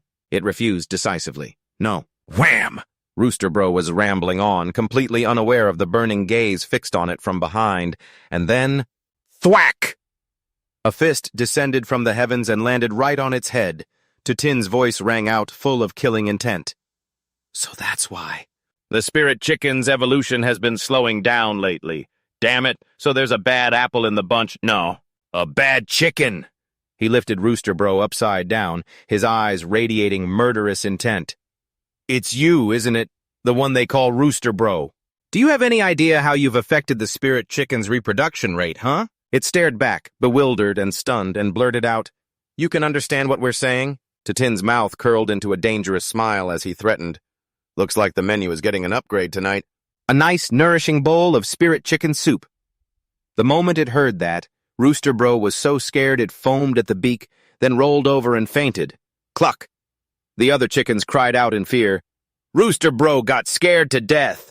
He bent down to look at them, his voice becoming gentle but full of power. You are all equal. There is no Rooster Bro, no Rooster Boss. If anyone dares to prevent another chicken from evolving, they will be our enemy. The 3 spirit chickens immediately prostrated themselves on the ground, proclaiming their loyalty in unison. Understood. In this world there is only one Rooster Bro, and that is our great master. From now on, I, Little Blackie, swear to protect Rooster Bro with my life. A wave of helpless amusement washed over Tin as he wondered, So now I'm Rooster Bro? I don't have to wear overalls and learn to play basketball, do I? He stroked his chin, lost in thought as an image of a lawyer's warning letter flashed through his mind. Pushing the random thoughts aside, Tin returned to the matter at hand. Now, he was swamped with work again. Because his stored energy points were running low, the urgent task at hand was to continue selling medicine to level up quickly. A week later, Tutin stared intently at the system screen, mentally calculating his strategy for this simulation. It's still best to side with Shadow Elder for now. Once I'm strong enough, I'll go back and have a bloody showdown with that Guardian, old Zong. Suddenly, the system's notification panel flashed with brilliant text. Congratulations, host, for drawing the blue tier talent. True dual system Woodfire Spirit Root. You possess a powerfully true spirit root, and your cultivation talent far exceeds that of ordinary cultivators. Tutin was overjoyed, as if he had struck gold. He cheered, I finally drew a blue-tier spirit root talent. Staring at the simulation screen, he rubbed his hands in excitement, remarking, talk about getting exactly what you needed. With this talent, plus the resources from the Advent cult, I'll be able to break through to the Golden Core stage and advance to the Nascent Soul stage very quickly. Ahem. The system began updating new data. As usual, under Ching Quan's recommendation, you have joined the Advent cult. Shadow Elder holds you in high regard. He has given you a considerable amount of cultivation resources. Boosted by the true spirit root, you have cultivated to the mid-golden core stage within 1 year. Seeing everything go so smoothly? So, a satisfied smile unconsciously appeared on Tutin's lips. After the mid-stage is the peak. Past the peak, I'll reach the nascent soul stage. This cultivation path is truly smooth sailing, but life isn't always a dream. The system suddenly announced bad news. A colossal beast that blots out the sky has appeared. Your cultivation has been interrupted. You have died. Age, 32. Tutin was stunned, unable to believe his eyes. How can this be? I'm only 32. The apocalypse is here already? Weren't the colossal beasts supposed to appear in the 15th year when I'm 36? Seeing the notification that his rewards were delayed because the simulation ended too early, he could only clutch his head and curse, I'm so screwed! Wait. Suddenly, Tutin realized the crux of the problem. In this simulation, I stayed in the Advent cult the whole time. Although I gained a lot of benefits, I also supplied the Advent cult with a lot of medicinal pills. He quickly connected the dots. The Advent cult are traitors to humanity. Me giving them pills is no different from arming the enemy, helping them grow stronger. In other words, the balance of power would shift. The strength of the great Shia government would be weakened accordingly. Once the government is weakened, it's inevitable that the demon suppressing pass would fall sooner. Tutin's gaze became resolute as he learned a painful lesson. It seems just taking benefits from the Advent cult isn't enough. I also have to ensure the strength of the great Shia government. That's the only way to buy more time and make the apocalypse arrive later. Tutin already had a plan. He thought to himself, for the next simulation, I have to build myself a persona as a double agent. After a week of hard work, he gained significant benefits. The system suddenly announced, Congratulations, host, you have drawn the blue rarity talent Unearthly Charm. Unearthly Charm. You are a peerless beauty. A man so handsome, it's seen only once in 1,000 years. Not only will the opposite sex adore your appearance, but even men will be captivated by your looks. Looking at the description, Tutin scoffed. But this is completely meaningless to me. Another useless talent. What a waste of energy points. The system announced, simulation starting. He picked up a mirror and couldn't help but be stunned by his incredibly handsome face. He couldn't pinpoint what had changed, but he definitely felt an intense charisma emanating from him. Tutin stroked his chin, admiring his own good looks. Tutin decided, it would be a real waste not to be a villain with this face. This simulation, I have to be a traitor. I can't draw this much attention to myself. The simulation system displayed the next action. You once again joined the Advent cult. After gaining enough benefits, you used your identity as a mysterious person from the Tarot Club to begin your plan to sell body-tempering pills and essence-nourishing pills. Tutin secretly celebrated his plan. He would sell the high-grade and supreme-grade pills to the great Shia government at a low price through the Tarot Club. As for the low-grade and mid-grade ones, he'd give those to the Advent cult. This way, he could both delay the apocalypse and reap benefits from the Advent cult. He couldn't help but praise himself. I really am a genius, the simulation continued.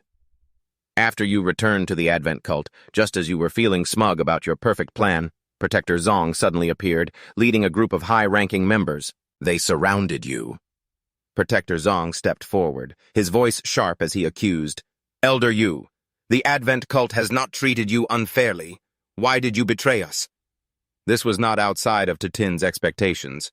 He thought to himself, I knew you'd pull something like this, you old dog. He began to defend himself with a calm expression. Protector Zong, you need evidence for accusations. On what grounds do you say I've betrayed the cult, huh? He immediately presented the evidence.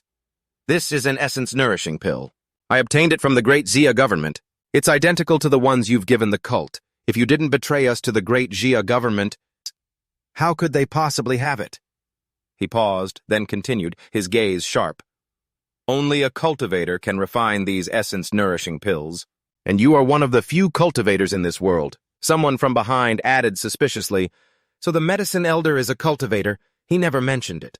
He clearly doesn't see our cult as his home. Of course he wouldn't reveal his biggest secret. Tatin laughed coldly and decided to lay his cards on the table. Secrets? Who here doesn't have secrets? His eyes scanned the crowd as he mentioned each name with a meaningful tone. Elder Lu, Elder Wang, Elder Wu. Are you all really so sure you want to brand me a traitor? I still haven't delivered your virility pills after all. Those elders were immediately speechless, their faces flushed red, not daring to utter a word. You little brat, Tatin continued, putting the next person on the chopping block. And there's also your transformation pill, Elder. I've nearly perfected the formula. Are you sure you want to make an enemy of me right now? That elder flinched, quickly turned away and started whistling. After speaking, Tatin crossed his arms and arrogantly strode toward Protector Zong, his gaze seeming to pierce right through him. You're so eager to capture me. I doubt it's for the safety of the Advent cult, is it? Let me guess. Your cultivation has been stagnant for 100 years. You want... Tatin didn't hesitate to expose the man's sinister plot. To refine me into a human pill, the man stubbornly shouted. Nonsense! I'm exposing you for the sake of the Advent cult. I have absolutely no selfish motives. Just then, another elder, who also seemed to be waiting for a pill from Tatin, chimed in to defend him. If you have no selfish motives, why would you frame a fellow member? Have you really confirmed that the essence-nourishing pills from the Great Xia government are identical to the ones Tatin refines? The shameless Protector Zong confirmed. Of course! The other elder immediately cursed him to his face. You idiot. Tatin's talent is limited. The pills he gives the Advent cult can't compare to the ones from the Great Xia government. I suspect the Great Xia government has a more advanced alchemist supplying them. When you discovered this issue, you didn't immediately think of the cult's safety. Instead, you tried to kill a fellow member for your own selfish desires. Protector Zong, is this what you call loyalty? Hearing the rebukes aimed at his opponent, Tatin thought to himself, the difference in pill quality was a trap I dug for that bastard Zong. I never expected Elder An would be the one to fill it in for me. The simulation continued. Under Elder An's influence and reminders, the other elders all came to believe that they had truly wronged Tatin, because the quality gap between the two types of pills was enormous. One elder patted Tatin on the shoulder in praise. Keep up the good work, kid. One day, you'll be able to refine pills this good, too. He immediately swore an oath of loyalty. I will definitely work harder.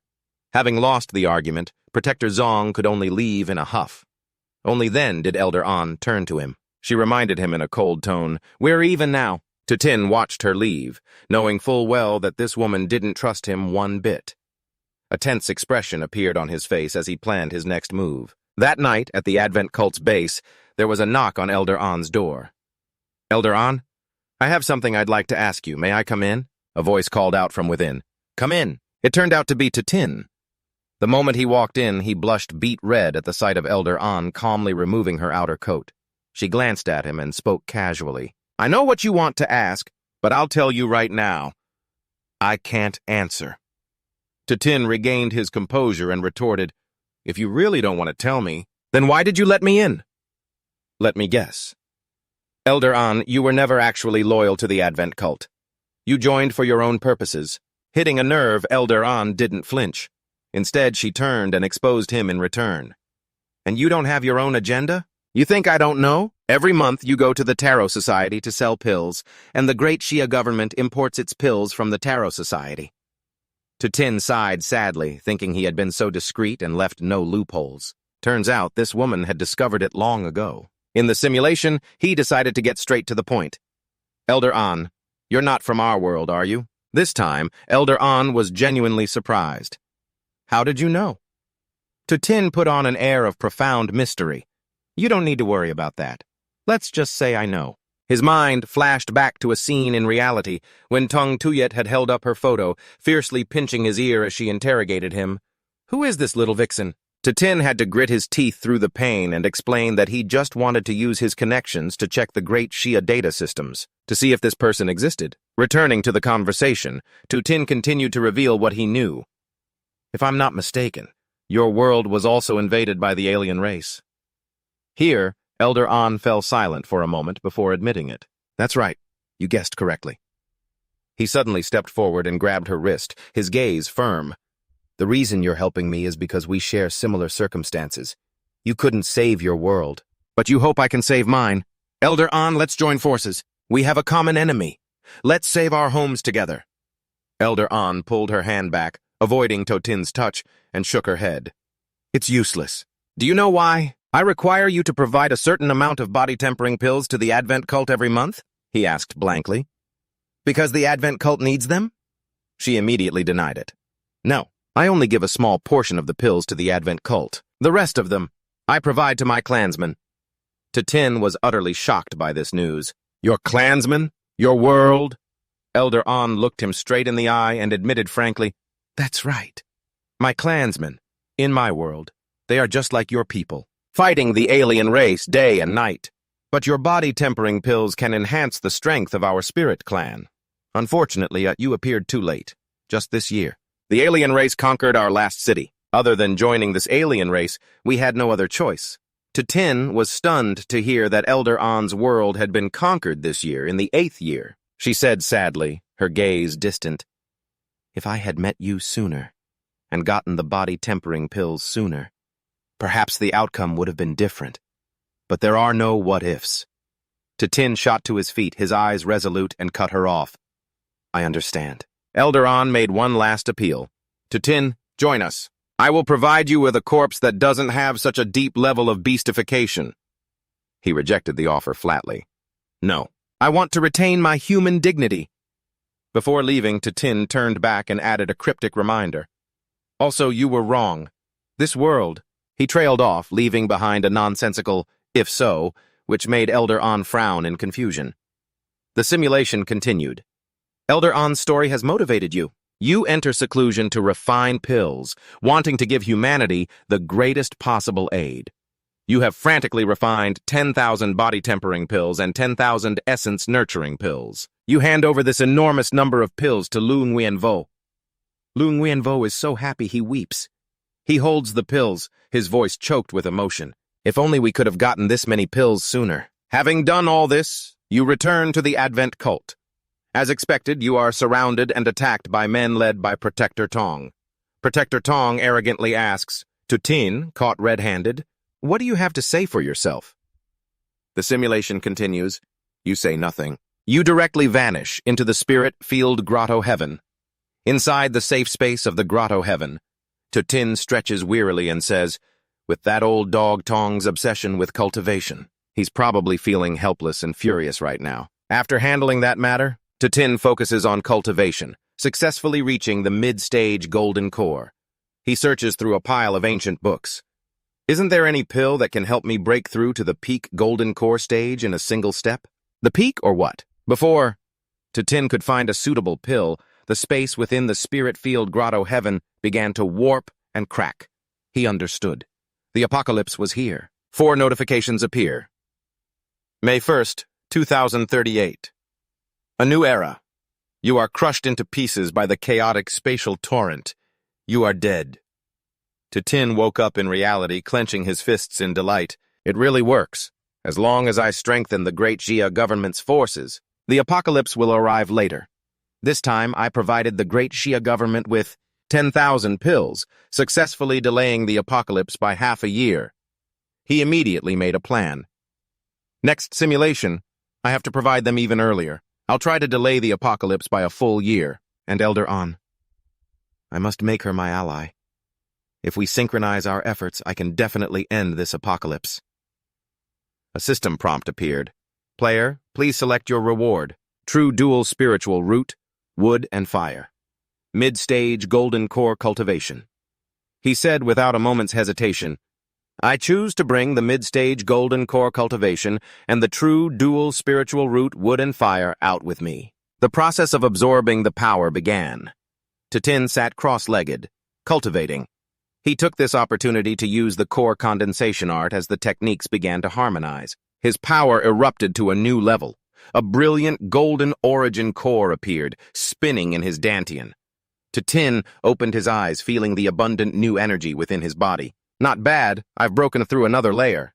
Now both my spiritual energy and my pill refining efficiency must be 100 times greater than before. He walked over to the alchemy furnace to prepare for the next batch.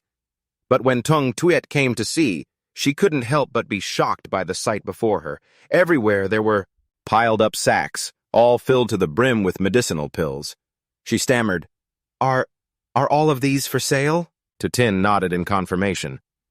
That's right, the money from the sale. Part of it will be used to buy white-quality equipment, and another part to acquire other merchant guilds. I want to expand the scale of the Tarot Society.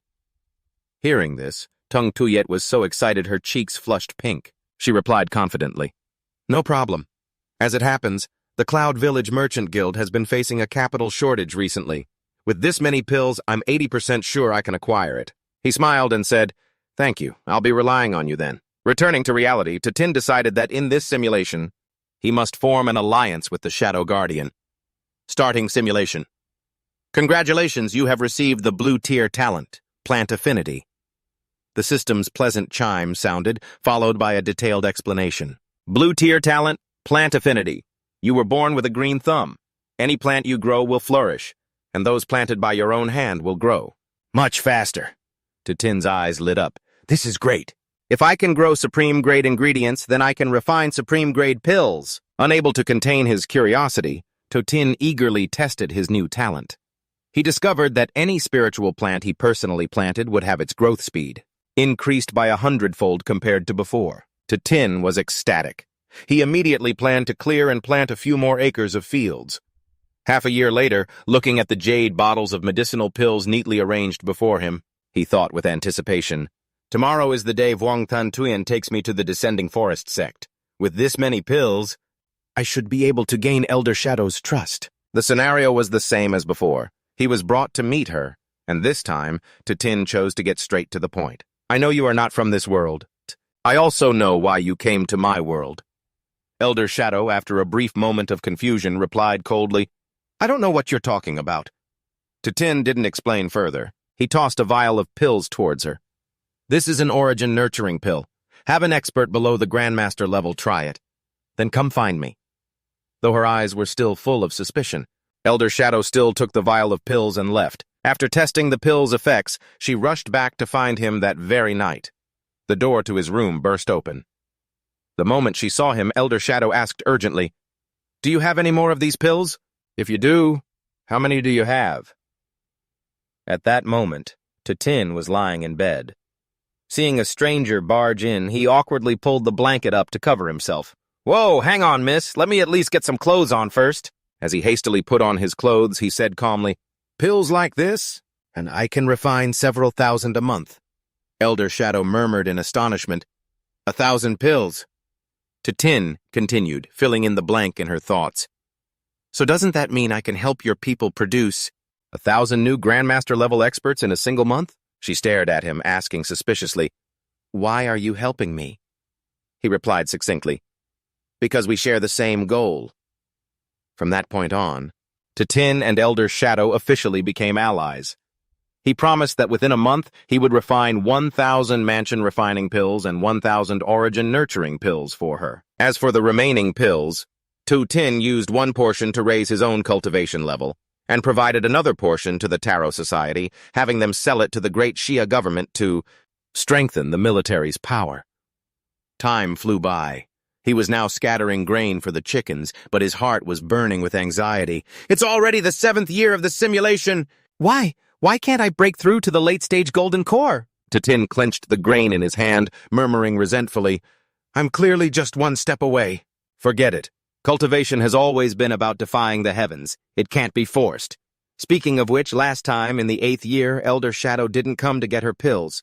Something must have happened in her world. Even if she took them, it would have been useless. Though my cultivation has stagnated, I can't waste this opportunity in the simulation. Time for a test. Here, Elder Shadow was led to the study. Seeing the pile of items he had laid out, she couldn't help but be surprised. Are all of these for me? Tin nodded. That's right. In total, there are 30,000 origin nurturing pills here. Take them all. Elder Shadow bowed deeply, her voice trembling with emotion. Thank you. After this succeeds, I will definitely repay you. He replied with a bright smile, You're being too formal. Time passed. In the 8th year, nothing bad happened. Tin guessed that since Elder Shadow hadn't come to him in tears, the power of the origin nurturing pills was quite effective. He decided that this year, he would also provide Elder Shadow with tens of thousands more pills to slow the death rate of the spirit race. Everything was developing in a positive direction. Elder Shadow even brought to Tin some flower wine, a specialty from her world, as a gift. He rejoiced inwardly, My plan succeeded. It seemed the plan to use origin nurturing pills to save the world was well worth expanding. However, in the 9th year, just as Tin was feeling his most confident, certain that there were no flaws in his plan, then disaster struck. The Shadow Elder came to him, but this time she was in tears, her face stained with blood, her body battered. He watched in horror as she collapsed limply into his arms. What on earth had happened? She suddenly spoke in a desperate voice. Give up! Give up this so-called resistance! Suking was utterly bewildered. What in the world was going on? The Shadow Elder choked out bitterly. The great beast has arrived! The world is ending! After saying that, she lost consciousness. He anxiously caught her, shaking her and calling out, Shadow Elder! Suxing's mind was in turmoil. The great beast. The apocalypse. Could it be that the Shadow Elder's world and my own are being destroyed for the same reason? The failure of the spirit tribe was a huge blow to him. Su Qing became resolute. The origin nurturing pills aren't enough. It's not enough. I have to get stronger! Under this intense emotional surge, Su Qing's long, stagnant cultivation realm suddenly trembled. A burst of power erupted, helping him break through from the late Golden Core stage, head straight to the peak of the Golden Core realm. But back in reality, he popped open a can of soda to celebrate his victory. Finally, a breakthrough. With my cultivation at the peak of the Golden Core realm, I can take on at least 10 Grandmasters. I can finally start exploring some of the more dangerous dungeons now. A sharp glint flashed in his eyes. And my dog-killing plan can finally get started. First, I need to investigate that old bastard Protector Zong and see what kind of life-saving tricks he has up his sleeve. Once I reach the soul formation stage, I'll destroy him. Su Qing smiled triumphantly, his plan perfectly clear. Returning to the simulated world, the Shadow Elder opened her eyes. The first person she saw was Su Qing. They quietly looked at each other for a moment before he quickly asked, You're awake? Yes. She slowly sat up and said weakly, It must have been hard for you, having to take care of a dying woman like me. Su Qing replied, Don't say that. Don't you want revenge? The Shadow Elder shook her head, her eyes full of despair. You've never seen that great beast. You can't possibly imagine just how powerful it is. He gripped her hand tightly, his gaze firm as he looked right at her. No, I have seen it. I know exactly how strong it is. And that's why I need your help. With his unwavering resolve, Su Qing convinced the Shadow Elder. A spark of hope ignited in her eyes once more, and she resolved to get revenge on the great beast alongside him. Under the Shadow Elder's protection, he continued to relentlessly profit from the Advent cult. In just one short year, he had refined 30,000 origin nurturing pills and 30,000 body-tempering pills. Su Qing marveled to himself. As expected of my plant affinity talent, the quality of these herbs is no worse than the Advent cults.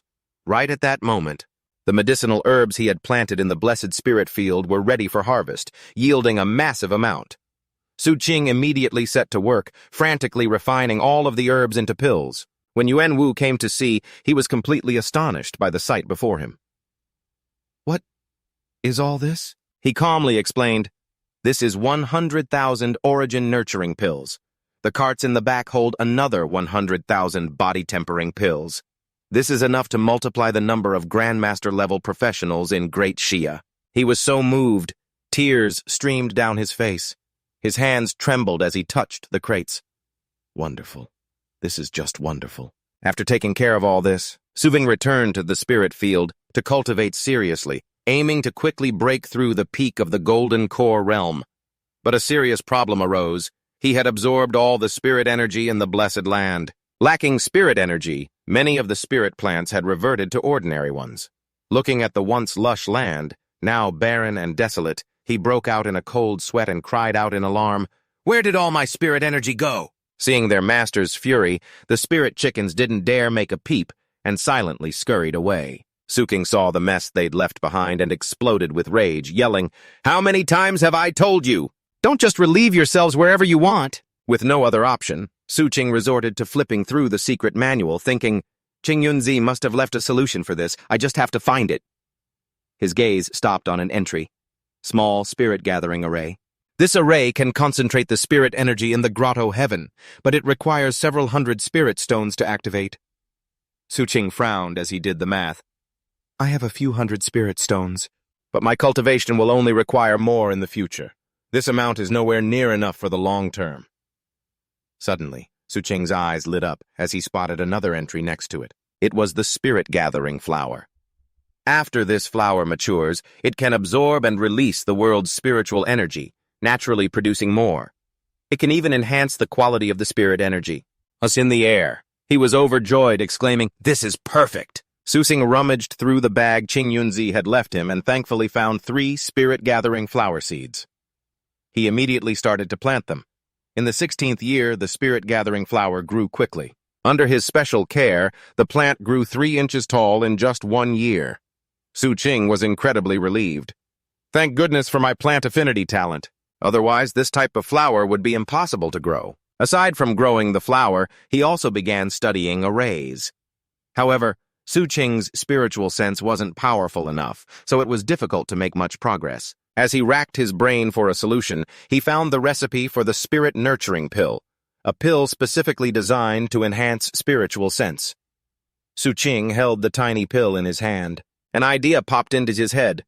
Maybe I should supply the spirit nurturing pills to the great Xia government as well. After enhancing my divine sense, the power of mage-class professionals should skyrocket. Lost in his plans, he suddenly felt a familiar sensation wash over him. So it's that time again, huh? System notification. You have died. Tin wasn't sad. On the contrary, he was overjoyed. The apocalypse has been delayed until the 18th year. It seems that whether it's an increase in the spirit clan's power or the Grand Xia armies, both can delay the apocalypse. This is great. The system displayed the reward list. Plant affinity, a blue-tier talent for 100,000 energy points. 1 peak golden core stage. Qi refining cultivation base for 1 million energy points. 2 maturing spirit gathering flowers, not yet fully ripe, for 20,000 energy points. However, the small spirit gathering array only offered a slight insight into its workings, costing 5,000 energy points. Tin quickly made his decision.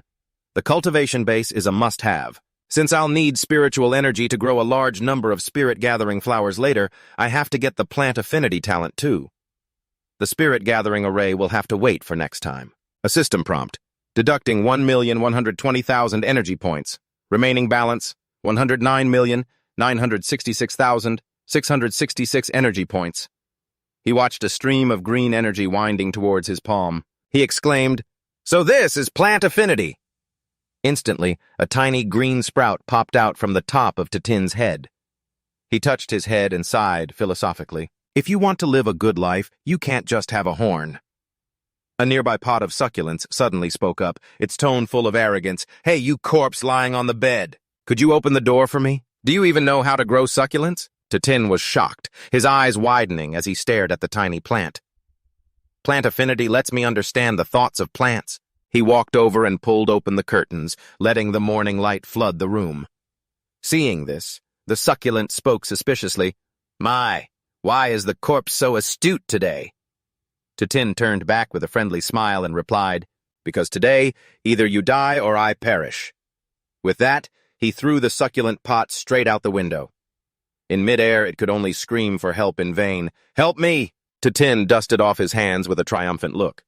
"You think you can pick a fight with me?" Suddenly, he felt something unusual in his body. Looking inward, the golden core inside him was shining brilliantly. his cultivated spiritual power manifesting as a magnificent aura. He closed his eyes to feel and cultivate it. So this is the peak golden core stage.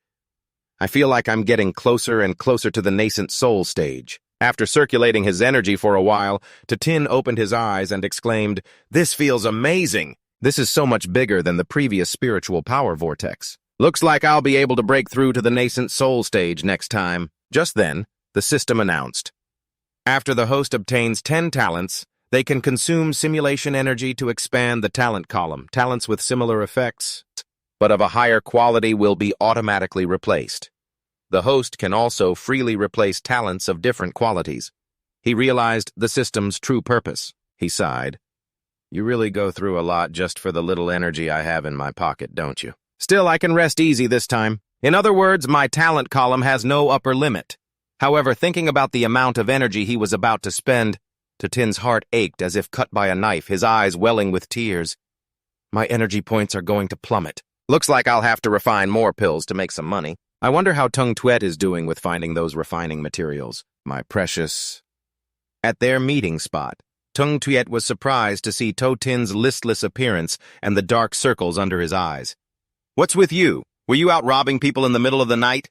He wearily waved his hand and replied, Of course not. I just spent 6 days and 6 nights refining pills, that's all. She looked at him with a troubled expression and hesitated. I don't know how to tell you this bad news. Tatin had a bad feeling and quickly asked, What bad news? Tung Tuet replied seriously, You need too many white-tier items. There just aren't that many available on the market to supply you anymore. Tatin was so shocked he froze. What? A chill ran through his soul as he sank into despair. My greatest support is gone. Seeing his desperate expression, she handed Tatin an object and said with a smile, But there's also good news. I found the variant metal you asked me to look for to forge a pill furnace. The system immediately scanned the item and announced, Detected 300 kilograms of Tier 2 variant metal. Can be converted into 60,000 simulation energy points. Convert? Tatin was utterly astonished. A tiny piece of Tier 2 variant metal like this can be exchanged for 60,000 simulation energy points? This is a great way to get energy points. He regained his composure and hurriedly asked, Is there a lot of this on the market? What's the price? Tung Tuet replied, Variant metals come from special ores in certain dungeons, so the output is very low if you buy them directly from professionals. 1 kilogram of Tier 2 variant metal costs about 40,000 yuan. Tatin's spirits lifted, his eyes shining brightly. Then help me buy some. I'll buy it regardless of the quality. I need a large quantity. Tung Tuet thought for a moment, then said, If you say so. The output of Tier 1 metal is quite high, and it's cheaper. It's perfect for what you need. Tatin replied enthusiastically, I want it. He had it all figured out in his head. The difficult energy point problem was solved. She narrowed her eyes and reminded him, I helped you with such a huge problem. Don't you think you should give me some kind of reward? I broke into a cold sweat hearing that and quickly waved my hands. About that, I haven't slept in days. There's really nothing left to squeeze out. Without a word, Tung Tuet pushed him down onto the bed, smiling dangerously. Really? And so, they went at it until dawn. The next morning, Tung Tuet sat up, stretched, and said refreshingly, I'm off to help you buy the special metal. You get some good rest. It seems next time I'll have to buy you some of those kidney-toning seal pills from Hong Kong. She left Tatin lying on the bed, crying silently, thinking to himself, It must be because I haven't been resting properly. Yes, that must be it. However, the work had to continue. He began the simulation, determined this time to plant the entire blessed spirit field full of spirit-gathering flowers. I, Tatin, toiled away, tilling the soil while the spirit chi was still abundant. I have to plant the spirit-gathering flowers first. 3 flowers quickly sprouted and bloomed brilliantly under the artificial sunlight. He turned to the chickens. He warned them in a stern voice, Listen up, my spirit chickens. Any of you who wants to become Kung Pao chicken, just try pecking at those 3 flowers. The lead chicken replied, Understood, Brother K. While tending to the flowers, Tatin also practiced alchemy. Thanks to the alchemy furnace made from the special metal that Can Tung Tuet had brought him, his pill refining speed had increased several times over. After accumulating the necessary amount of medicinal pills, Tatin felt the time was right and followed Wang Qingquan to the Janglin cult. He used the pills he had refined. to solidify his alliance with Elder Ying. Tin asked her to find a special medicinal ingredient called dragon spirit grass. Elder Ying was puzzled. This seems to be a high-grade medicinal ingredient. Are you planning to refine a high-grade pill? He nodded in confirmation. That's right. I intend to refine the wind spirit pill. This type of pill can cause the power of professionals and the spirit tribe to soar. In his heart, he thought, it's also the divine pill that will help me break through to the nascent soul stage. She promised, I guarantee I will help you find it. Tin said apologetically, thank you for the trouble. He used the dragon spirit grass that Elder Ying found for him. He attempted to refine the pill many times, but the success rate was less than 50%. Tin looked at the single solitary pill in his hand and sighed. 300 stalks of dragon spirit grass, and I only managed to make this one. It seems shortcuts really aren't easy to take. Suddenly, the door burst open. In the next moment, he saw Elder Ying stumble in, clutching a blood-soaked arm. He was stunned. Tin thought worriedly, has the spirit tribe's world already been destroyed? But it's not even the 8th year yet. She cried out in despair, Tin, what do we do? We're about to be overrun. Hearing this, he let out a sigh of relief. You scared me to death. As long as the spirit tribe is still here, it's fine. Elder Ying lowered her head, full of guilt. You gave me so many pills. I've failed you. Tin quickly reassured her, don't say that. I know how strong the other race is. With that, he handed her the pill he had just refined. This is a pill I just made. Give it a try. Without hesitation, Elder Ying put it in her mouth. Instantly, she felt an explosive energy, surging through her body, shattering all her limits. Tin quickly asked, how do you feel? She reported in amazement, my power has increased. I feel like I now have the strength of a heavenly king. He was shocked. Heavenly king level? If a group of Heavenly King-level experts suddenly appeared in both Dacia and the Spirit Tribe, then the apocalypse would definitely be delayed by a lot. But she looked distressed. Unfortunately, it's all too late. If only you could have refined the Wind Spirit Pill a few years earlier. Tin stated confidently, I can. He looked directly into her eyes and promised, Luo Chuanying, next time I'll give you the Wind Spirit Pill sooner. She frowned, stunned. How do you know my real name? Tin muttered, use the role-playing simulation feature. I'll persuade her personally.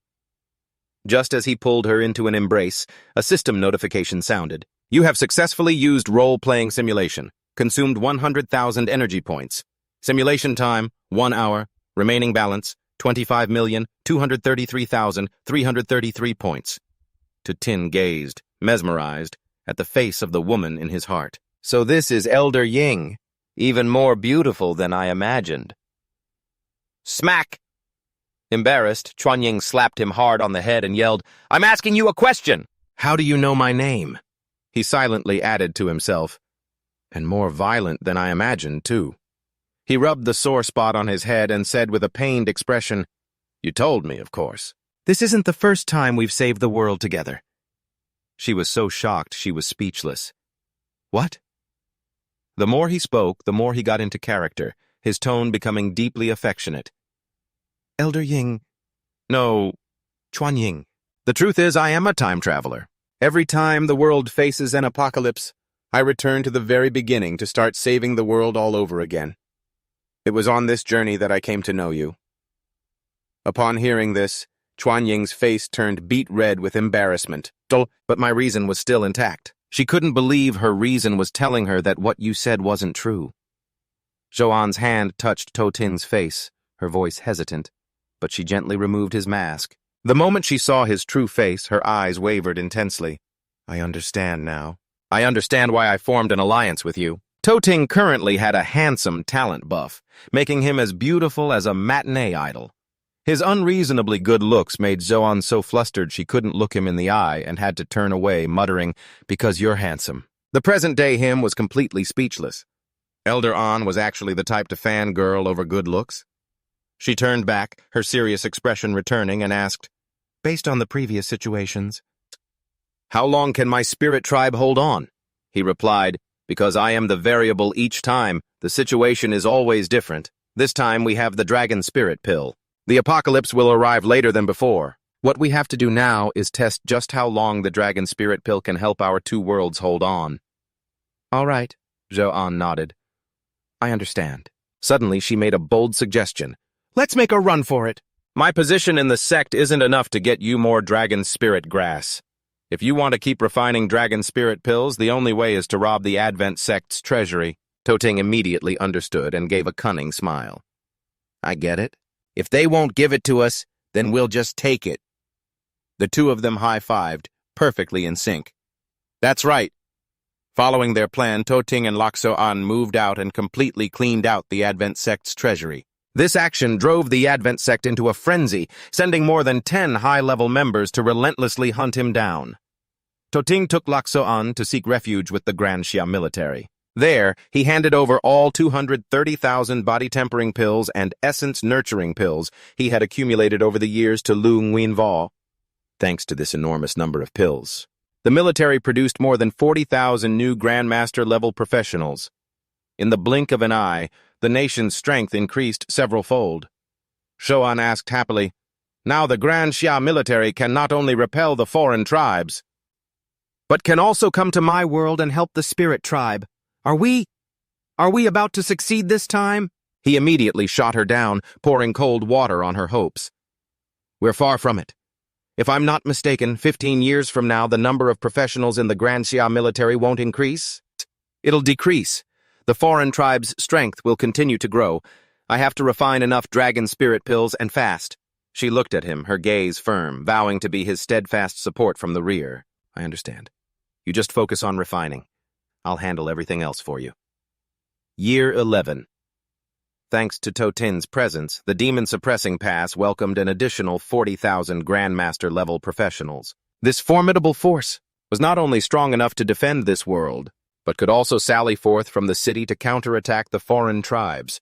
For his great and unique contributions, he was honorably awarded the Hero of Grand Xia Medal and granted first-class treatment. Toting boldly declared to Nguyenvo, I want to use my first-class privilege to convene a high-level conference. Nguyenvo immediately agreed. Of course, I'll go arrange it right away. Toting was so shocked he wanted to slam the table. Huh? What do you mean nothing to gain? He looked up to the heavens and wailed, This unlucky talent is just too vicious. In the present, he couldn't help but exclaim in shock, My God, this first-class treatment can actually order Lu Nguyenvo around? My reputation in this simulation is much greater than before. In the solemn conference room, he pointed to the large screen. This is the dragon spirit pill that I just developed. Currently, there are only 2,000 pills. This item can allow Grandmaster-level powerhouses, of the magic type, to enhance their spiritual and physical attributes. Professionals who use this pill have a chance to break through to the Heavenly King level. Nguyenvo was stunned. What? Such a miraculous pill actually exists in this world? Toting announced grimly. The topic of today's conference is who exactly should use these dragon spirit pills. He said sadly, 2,000 pills really is a bit too few. After a fierce debate and selection process, the 2,000 luckiest individuals successfully earned the right to use them, the dragon spirit pills. However, the result was that only half of the professionals successfully ascended to the Heavenly King level. His face darkened. It's not a 100% success rate. Nguyenvo clapped his shoulder comfortingly. That's not a low rate at all. You've done so much for this world. You should get some rest. Year 14. For the past few years, Toting's cultivation had remained stagnant at the peak of the Golden Core stage. He felt that leveling up was getting harder and harder, with the main reason being the lack of sufficient spirit energy. Even though Toting used one dragon spirit pill every month, his cultivation was slow to break through. He sighed philosophically. Cultivation is an act of defying heaven. It cannot be forced. If my strength can no longer increase, then I'll just enhance my divine sense. The so-called divine sense is the consciousness of a cultivator. The stronger the cultivator, the wider the range their divine sense covers. As soon as he released his divine sense, he caught a scene of pests destroying the vegetable garden. They were talking to each other. Grandpa, I'm tired of eating cabbage. I want to try something else, like that flower over there. The parent bug next to it immediately scolded, Are you tired of living? There are chickens over there, one peck and you're a goner, kid. Toting found it interesting. His physical body was clearly in one place, but through his divine sense he could perceive every nearby branch and blade of grass. Moreover, since they couldn't see him, the pests hadn't detected the danger. Suddenly, a cabbage flew into the air. The panicked bugs screamed, "Grandpa, the cabbage has become a spirit." Totin used his will to shout, "Stop right there!" His consciousness quickly returned to his body.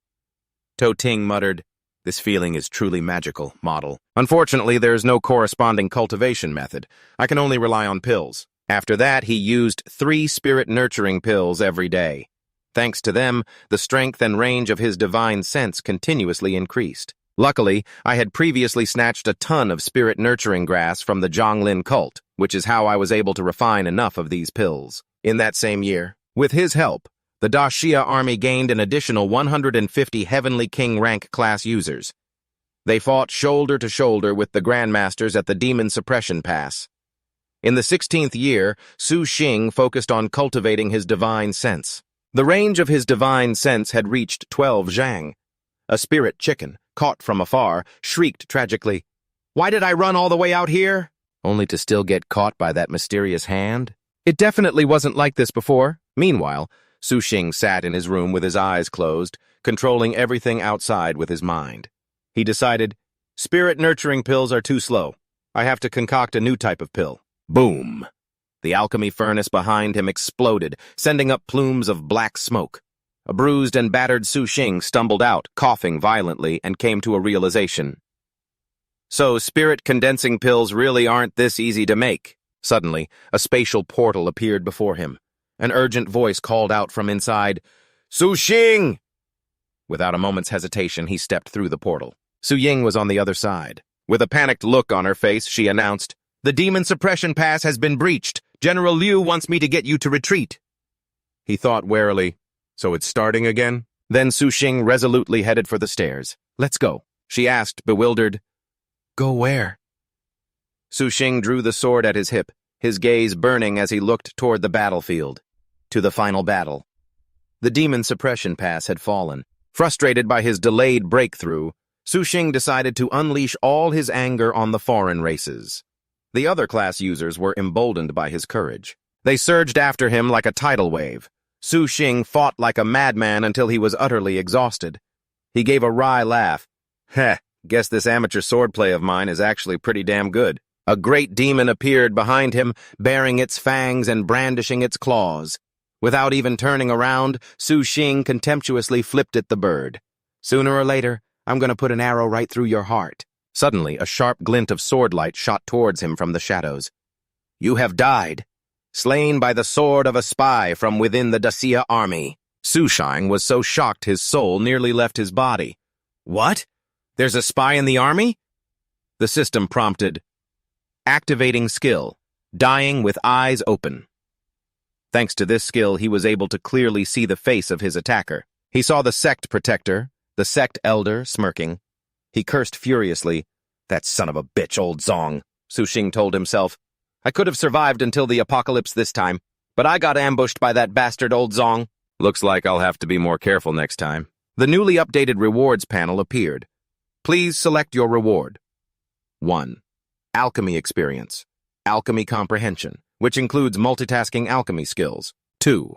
1 million energy points.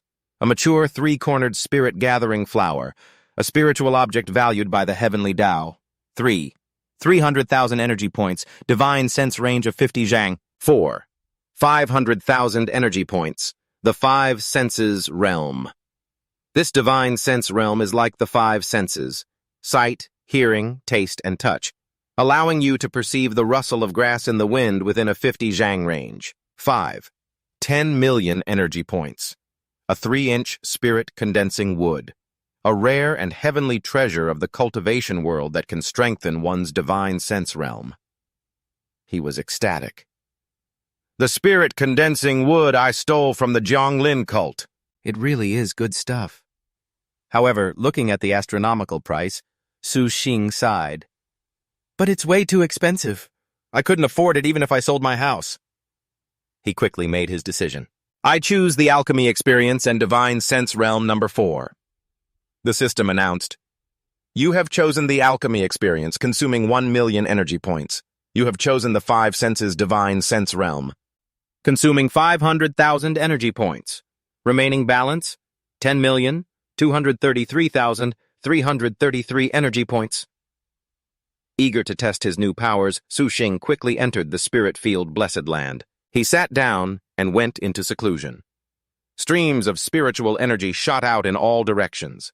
The sensation of instantly grasping all the profound knowledge of alchemy made him exclaim, "Man, this feels incredible!" As Sushing focused on his cultivation with eyes closed, he clearly saw his divine sense manifest within his mind's eye.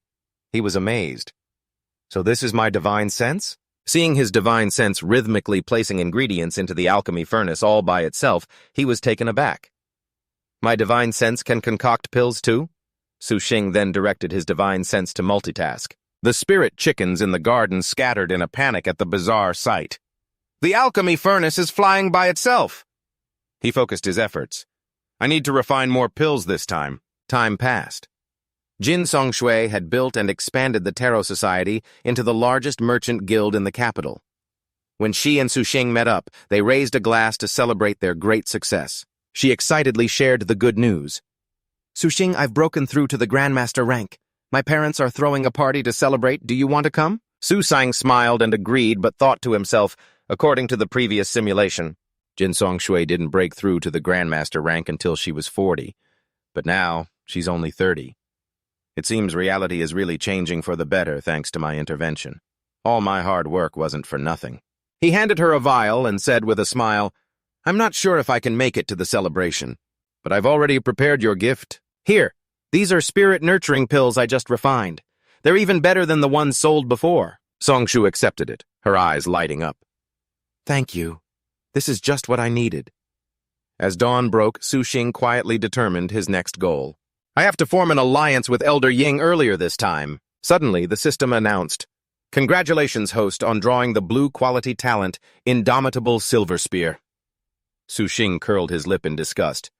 What a vulgar talent. He complained, but he still accepted the reward. Indomitable Silver Spear, huh? He just wanted to see if the system was messing with him or not. Tutin sought out Kantong Tweet to test this feature. As it turned out, the system wasn't lying to him. After a long, drawn-out night, he finally heard 2 words from the once-strong Kantong Tweet's mouth. I surrender. Normally, I could only lie back and enjoy being completely subdued. Seeing this, Sushing celebrated inwardly. I've grown up. I've finally become a real man. Good times are always so fleeting. You once again went with Wang Qingtuan to the Advent sect to meet Luo Chuying, also known as Elder Ying. Luo Chuying held the pill in her hand, deep in thought, and asked, will you really provide the Advent sect with pills of such quality? Sushing confirmed with certainty, Of course. In order to quickly gain Luo Chuying's trust, this time, he didn't hesitate to reveal his true strength from the very beginning. However, this attracted the attention of others, and the elders within the sect began to fight over him. Protector Zong came to find him personally, clapping him on the shoulder and saying with a smile, Brother Sushing, come join our fervor faction. Anything the nature faction can give you, we can give you too. Sushing cursed inwardly. This old bastard's nose is really sharp. The moment I revealed my strength, he came looking for me. He immediately changed his demeanor, feigning fear and stammering, Old brother, it's not that this little brother disrespects you. It's just Elder Luo. She was rushing me. What is it? Just spit it out. Susing looked aggrieved, tears welling in his eyes as he ran towards the door, screaming, She's not human! In order to reject that damn old Zong without offending him directly, he had decided to play the role of a young man with an unspeakable sorrow. Protector Zong stood behind, watching Sushing with eyes as sharp as blades, seemingly calculating something. Regarding the unspeakable sorrow, he mentioned. Soon after, Chuying summoned him and gave him a harsh scolding. Sushing, I worked so hard to get you benefits, I even wanted to ask the High Council to make an exception. And promote you to an elder, and you go spreading rumors everywhere that I'm using you for yin nourishing yang, claiming I'm practicing a demonic art. Sushing sat there quietly, letting her vent her anger. Only after she finished yelling did he weakly retort, I didn't. What in the world is that damn old Zong imagining? Chuying crossed her arms and replied coldly, Fine, let's just say you didn't. However, our nature faction is too small to house a great Buddha like you. Please, feel free to leave. He thought in terror, this is bad. I originally wanted to gain Elder Ying's trust, and now I've completely offended her. Seeing that he still wasn't leaving, her attitude became dangerous. Why haven't you left? Was I not clear enough? Su Shing let out a sigh of relief, thinking to himself, good thing I still have a trump card. He suddenly stood up, moved close to her, and whispered her deepest secret in her ear. Do you remember that little girl who cried all night in the heavy rain? You can never go back. Luo Chuying was stunned, stammering in horror. How do you know my name? You even know that I... Su Shing calmly revealed, you told me yourself. I only said those things to Protector Zong because I wanted to refuse his recruitment offer. The truth is, I came to the Advent sect for you. These words made Chuying even more curious and confused. Who in the world are you? After Su Shing spun his tale, painting a perfect scenario, Luo Chuying was finally convinced that he was a chosen one who had transmigrated from the future to this timeline to save the world. She brought Su Shing a large quantity of medicinal ingredients, thanks to his multitasking skill. His pill refining speed was incredibly fast. Every month he could create 5,000 origin nourishing pills or mansion refining pills. At the same time, with Luo Chuying's powerful assistance, Su Shing successfully refined 6,000 dragon spirit pills. He calculated in his head, last time in the simulation, I could only refine 1 pill. This time I managed to refine 6,000. It seems my strength is growing even faster than I imagined. Su Shing began to think further ahead. So, should I put the origin martial pill on the agenda? It's time for me to break through to the mansion refining realm too. Chuying's voice from behind interrupted his thoughts. Su Shing, I went to trade for medicinal ingredients today. He, already anticipating the outcome, asked, you couldn't get them, right? She nodded worriedly. What should we do? Even though we have enough pills for now, we'll run out one day. Su Shing calmly reassured her. It's fine, we can... He was about to suggest betraying and fleeing the Advent sect, just like in the previous simulation. But then, an idea suddenly sparked in his mind. Su Shing remembered an old grudge. Last time, that damn old Zong pretended to be a Daxia spy and killed me mercilessly before the apocalypse. This time, I'll strike first. The smile on his lips gradually lost its humanity, replaced by a terrifying coldness. Su Shing coaxed, we can betray and flee the Advent sect, and take refuge with the Daxia army. But before that, we have to kill someone? Chuying was quite curious. What grudge do you have with that protector? He's always trying to recruit you. He didn't hide anything. He wants to uncover the secret of my cultivation. He's the one who killed me last time. He then handed her a brilliantly glowing pill. This is a supreme-grade dragon spirit pill that I refined. After you take it, you'll have the power of a heavenly king. With you and me together, we can definitely make that old dog die without a proper grave. Seeing Chuying take the pill, he spoke with confidence, you're underestimating me. In the Advent sect, besides Protector Long, who guards the Treasury, I've never been afraid of anyone. You'd better think about how you're going to protect yourself when the fight starts. Su Shing gave a bitter smile and denied it. I'm just not as strong as you. Right, he silently vowed to himself. Just you wait. I will definitely break through in this simulation. In the present, Su Shing keeps a calm mindset. It's okay even if he fails. This time, I just want to probe that old dog Zong's background. A cultivator like him who's lived for hundreds of years must have a lot of good stuff on him. Of course, if I can kill this old bastard, then that would be a huge bonus. 3 nights later, in the simulated world, Su Shing pretended to be dead drunk, staggering down the street and slurring, if there's wine today, let's get drunk today. While pretending to be drunk, Su Shing received a secret report. Elder Zong had arrived. He thought to himself, I have to get to the outskirts. I must lure him into making a move. Su Shing confirmed, got it. He started rambling and flirting aimlessly, deliberately showing an opening. Hey, beautiful, got time to grab a meal together? I'm right below you at your service! Behind you! Just as Elder Zong was about to strike, he received a notification at the same time. He's making his move. However, his palm strike only hit empty air. Elder Zong was utterly bewildered. Where did he go? Chuying, who was hiding in the back, immediately lunged out for a sneak attack. Right here! But she too was stunned, because the space in front of her was already empty. The attack only hit thin air. Where is he? A mocking laugh echoed from afar. Elder Zong was already standing proudly atop a nearby mountain peak. His voice carried down. "Over here! We'll meet again if fate allows." Chu Ying was so shocked she blurted out, "Earth evasion technique?" Although the old dog Zong was severely injured by the surprise attack, he was, after all, a cunning old fox of a cultivator who had lived for many years. He always had plenty of tricks up his sleeve to escape. He used the blood evasion technique to escape. Streams of blood-red true qi enveloped Elder Zong's body. As he fled, he also threw a metal sphere behind him. That sphere instantly transformed into a giant armored puppet, smashing its fist into the ground with a terrifying shockwave, forcing Chu Ying to hastily retreat to dodge. But in the present, Su Xing stared at the screen, unable to help but admire how much this old guy was willing to spend. Just for a short 20-kilometer trip, this old bastard used every trick in the book: a speed talisman, the blood evasion technique, the ground shrinking technique. He even chewed on spirit fruits mid-run to recover. And now he's thrown out a peak nascent soul stage puppet.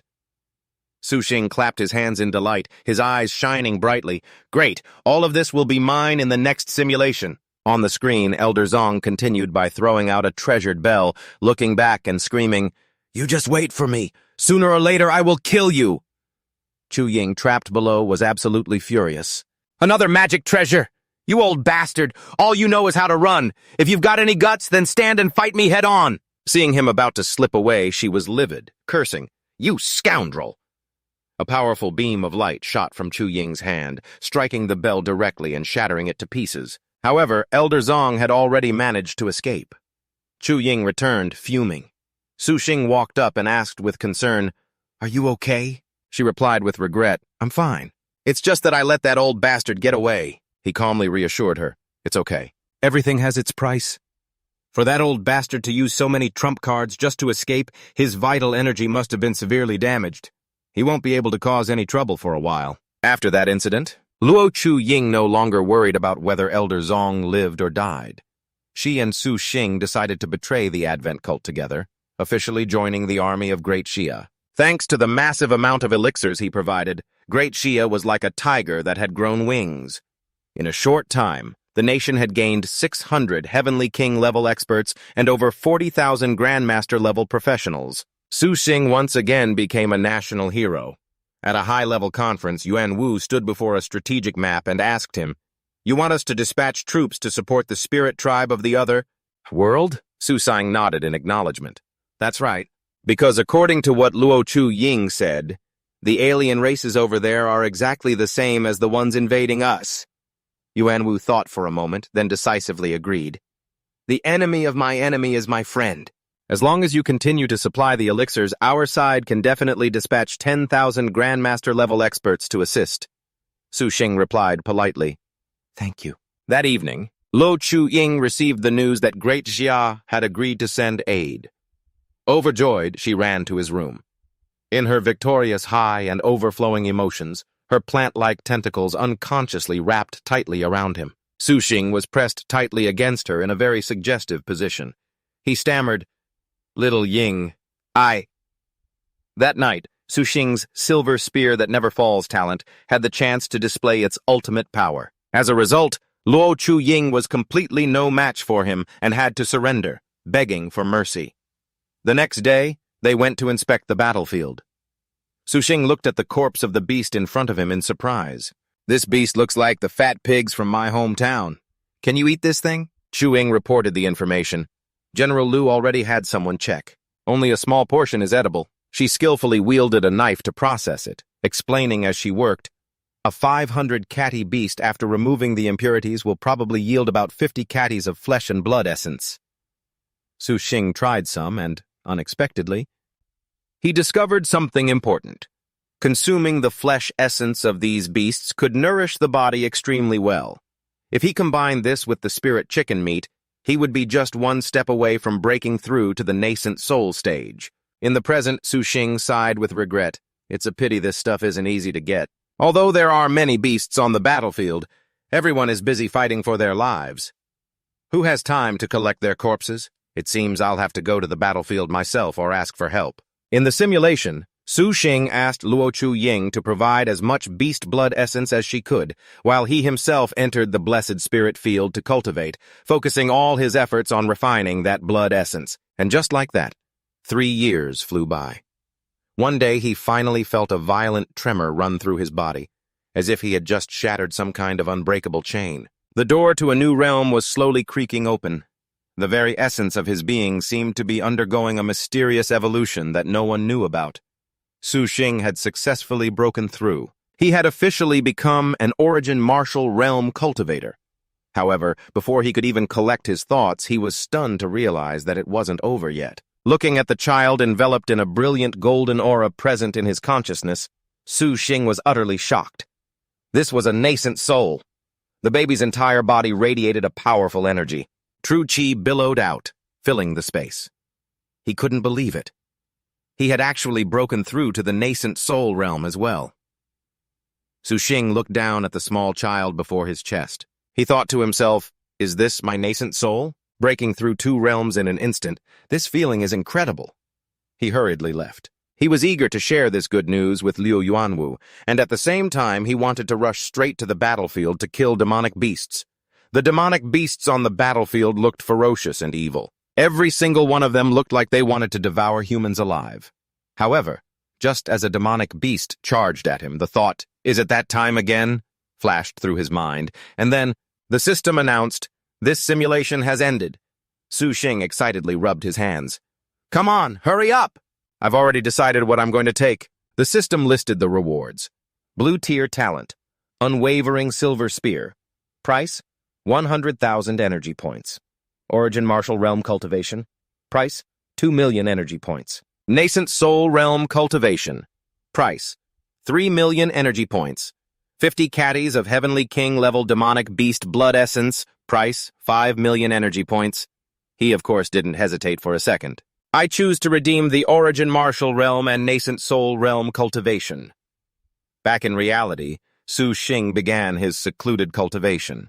In his abdomen, spiritual energy frantically condensed, forming an origin core, a golden core. Suddenly, the origin core shattered, its fragments floating in his Dantean space. From within the cracks, a radiant nascent soul appeared. He watched in surprise. Is this my nascent soul? He was even more astonished to see it start moving its limbs as if performing martial arts. It's even recreating the techniques I know. Huh? But after just a few moves, it suddenly stood still. He wondered, are you not practicing anymore? Su Xing slapped his forehead helplessly and gave a wry smile. Right. Since I started cultivating, I've never actually practiced any martial skills.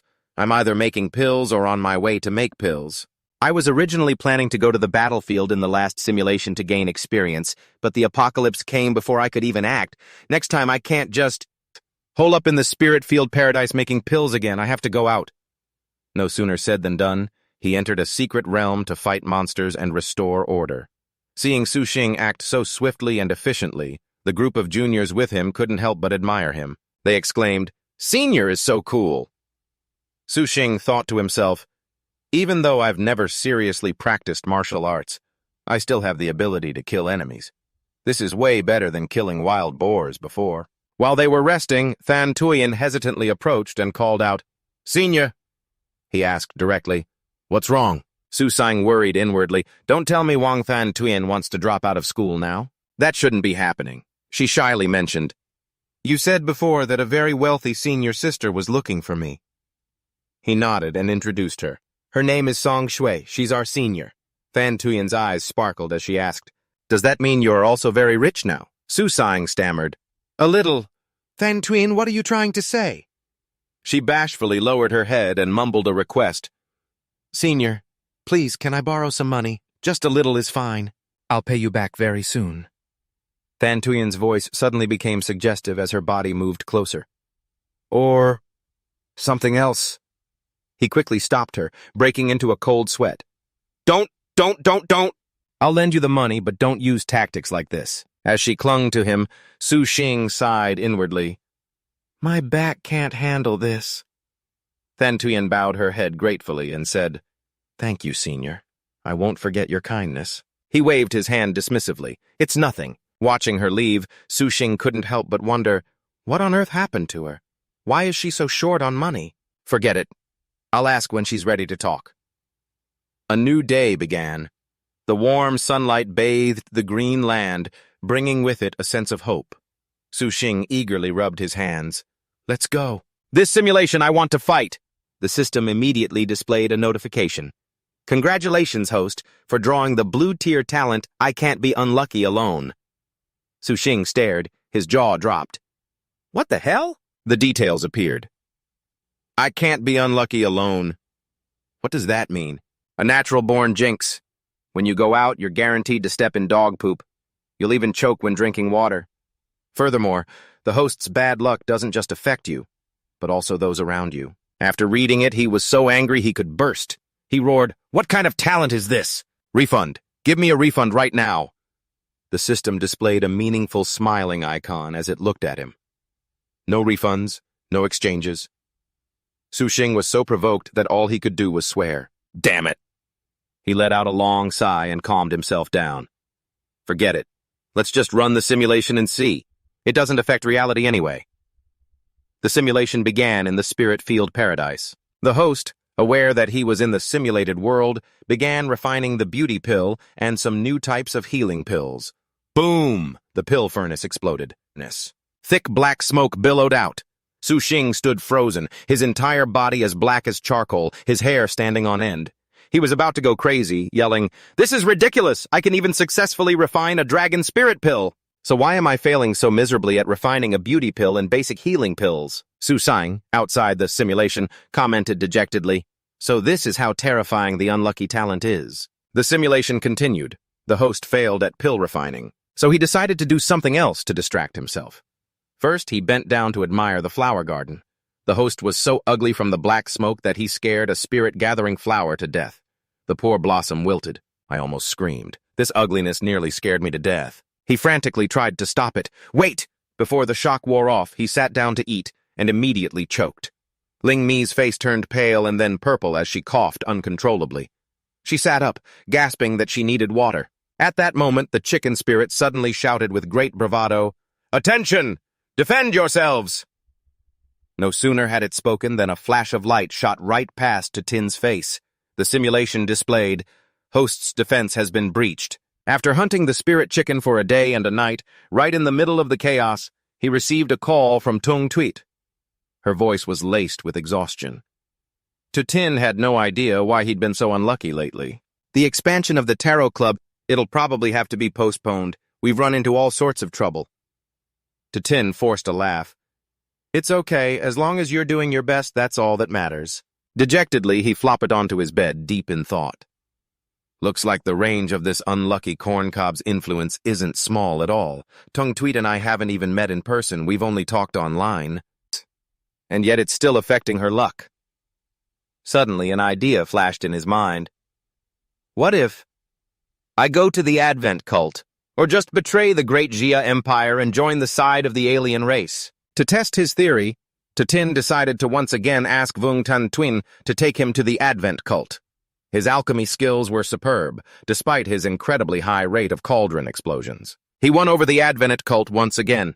He smoothly became the pharmacy elder. So An, the shadow elder, came to him with a worried expression to ask for a favor. Pharmacy elder, could I trouble you to refine this batch of medicinal ingredients into pills? I don't know why, but lately many people in the cult have been suffering from minor injuries and have had constant bad luck. He feigned curiosity. Is that so? I wonder why that is. Curious, Tin went to check the list of the injured. That's when he discovered an interesting connection. Most of them had used pills that he himself had refined. So An urged him worriedly. You need to take a closer look, see if there's something wrong. Pharmacy elder, we don't have enough healing pills. I'll have to trouble you to speed up the refining process. Tin nodded eagerly, agreeing right away. Of course. No problem at all. Inwardly, he let out a sigh of relief. Thank goodness no one has connected the two. Tin had now been in the Advent cult for a year, and thanks to his enthusiastic contributions, the overall strength of the Advent cult had not only failed to increase, but had in fact plummeted. Resources were being drained, and the quality of the pills was a complete toss-up. He decided he had to pack his bags and run for it. He needed to get out of there and lay low before anyone at the Advent cult caught on. Coincidentally, the Luotian Grand Assembly dungeon was set to open in 2 days. It was the perfect excuse for a legitimate departure. He left behind just enough pills to tide them over, said his goodbyes to the Shadow Elder, and immediately caught a ride to the capital. However, life is rarely so simple. When he arrived, the receptionist informed him coldly, "All reservations for this month have been filled. Please come back next month." He was stunned, his eyes wide. "They're all filled already? But isn't this dungeon open for anyone to enter?" The staffer patiently explained, "Anyone can enter, but the rules state only one person may enter at a time, and it can only be accessed once per day. The earliest available slot is next month." He bitterly accepted the truth and retreated reluctantly. "All right, then. In that case, please book a slot for me for next month." Time flew by. 1 month later, Tutin finally succeeded. He entered the Luotian Grand Assembly dungeon, eagerly anticipating a fateful opportunity. Unfortunately, the results message that popped up left him speechless. This time he had gained absolutely nothing.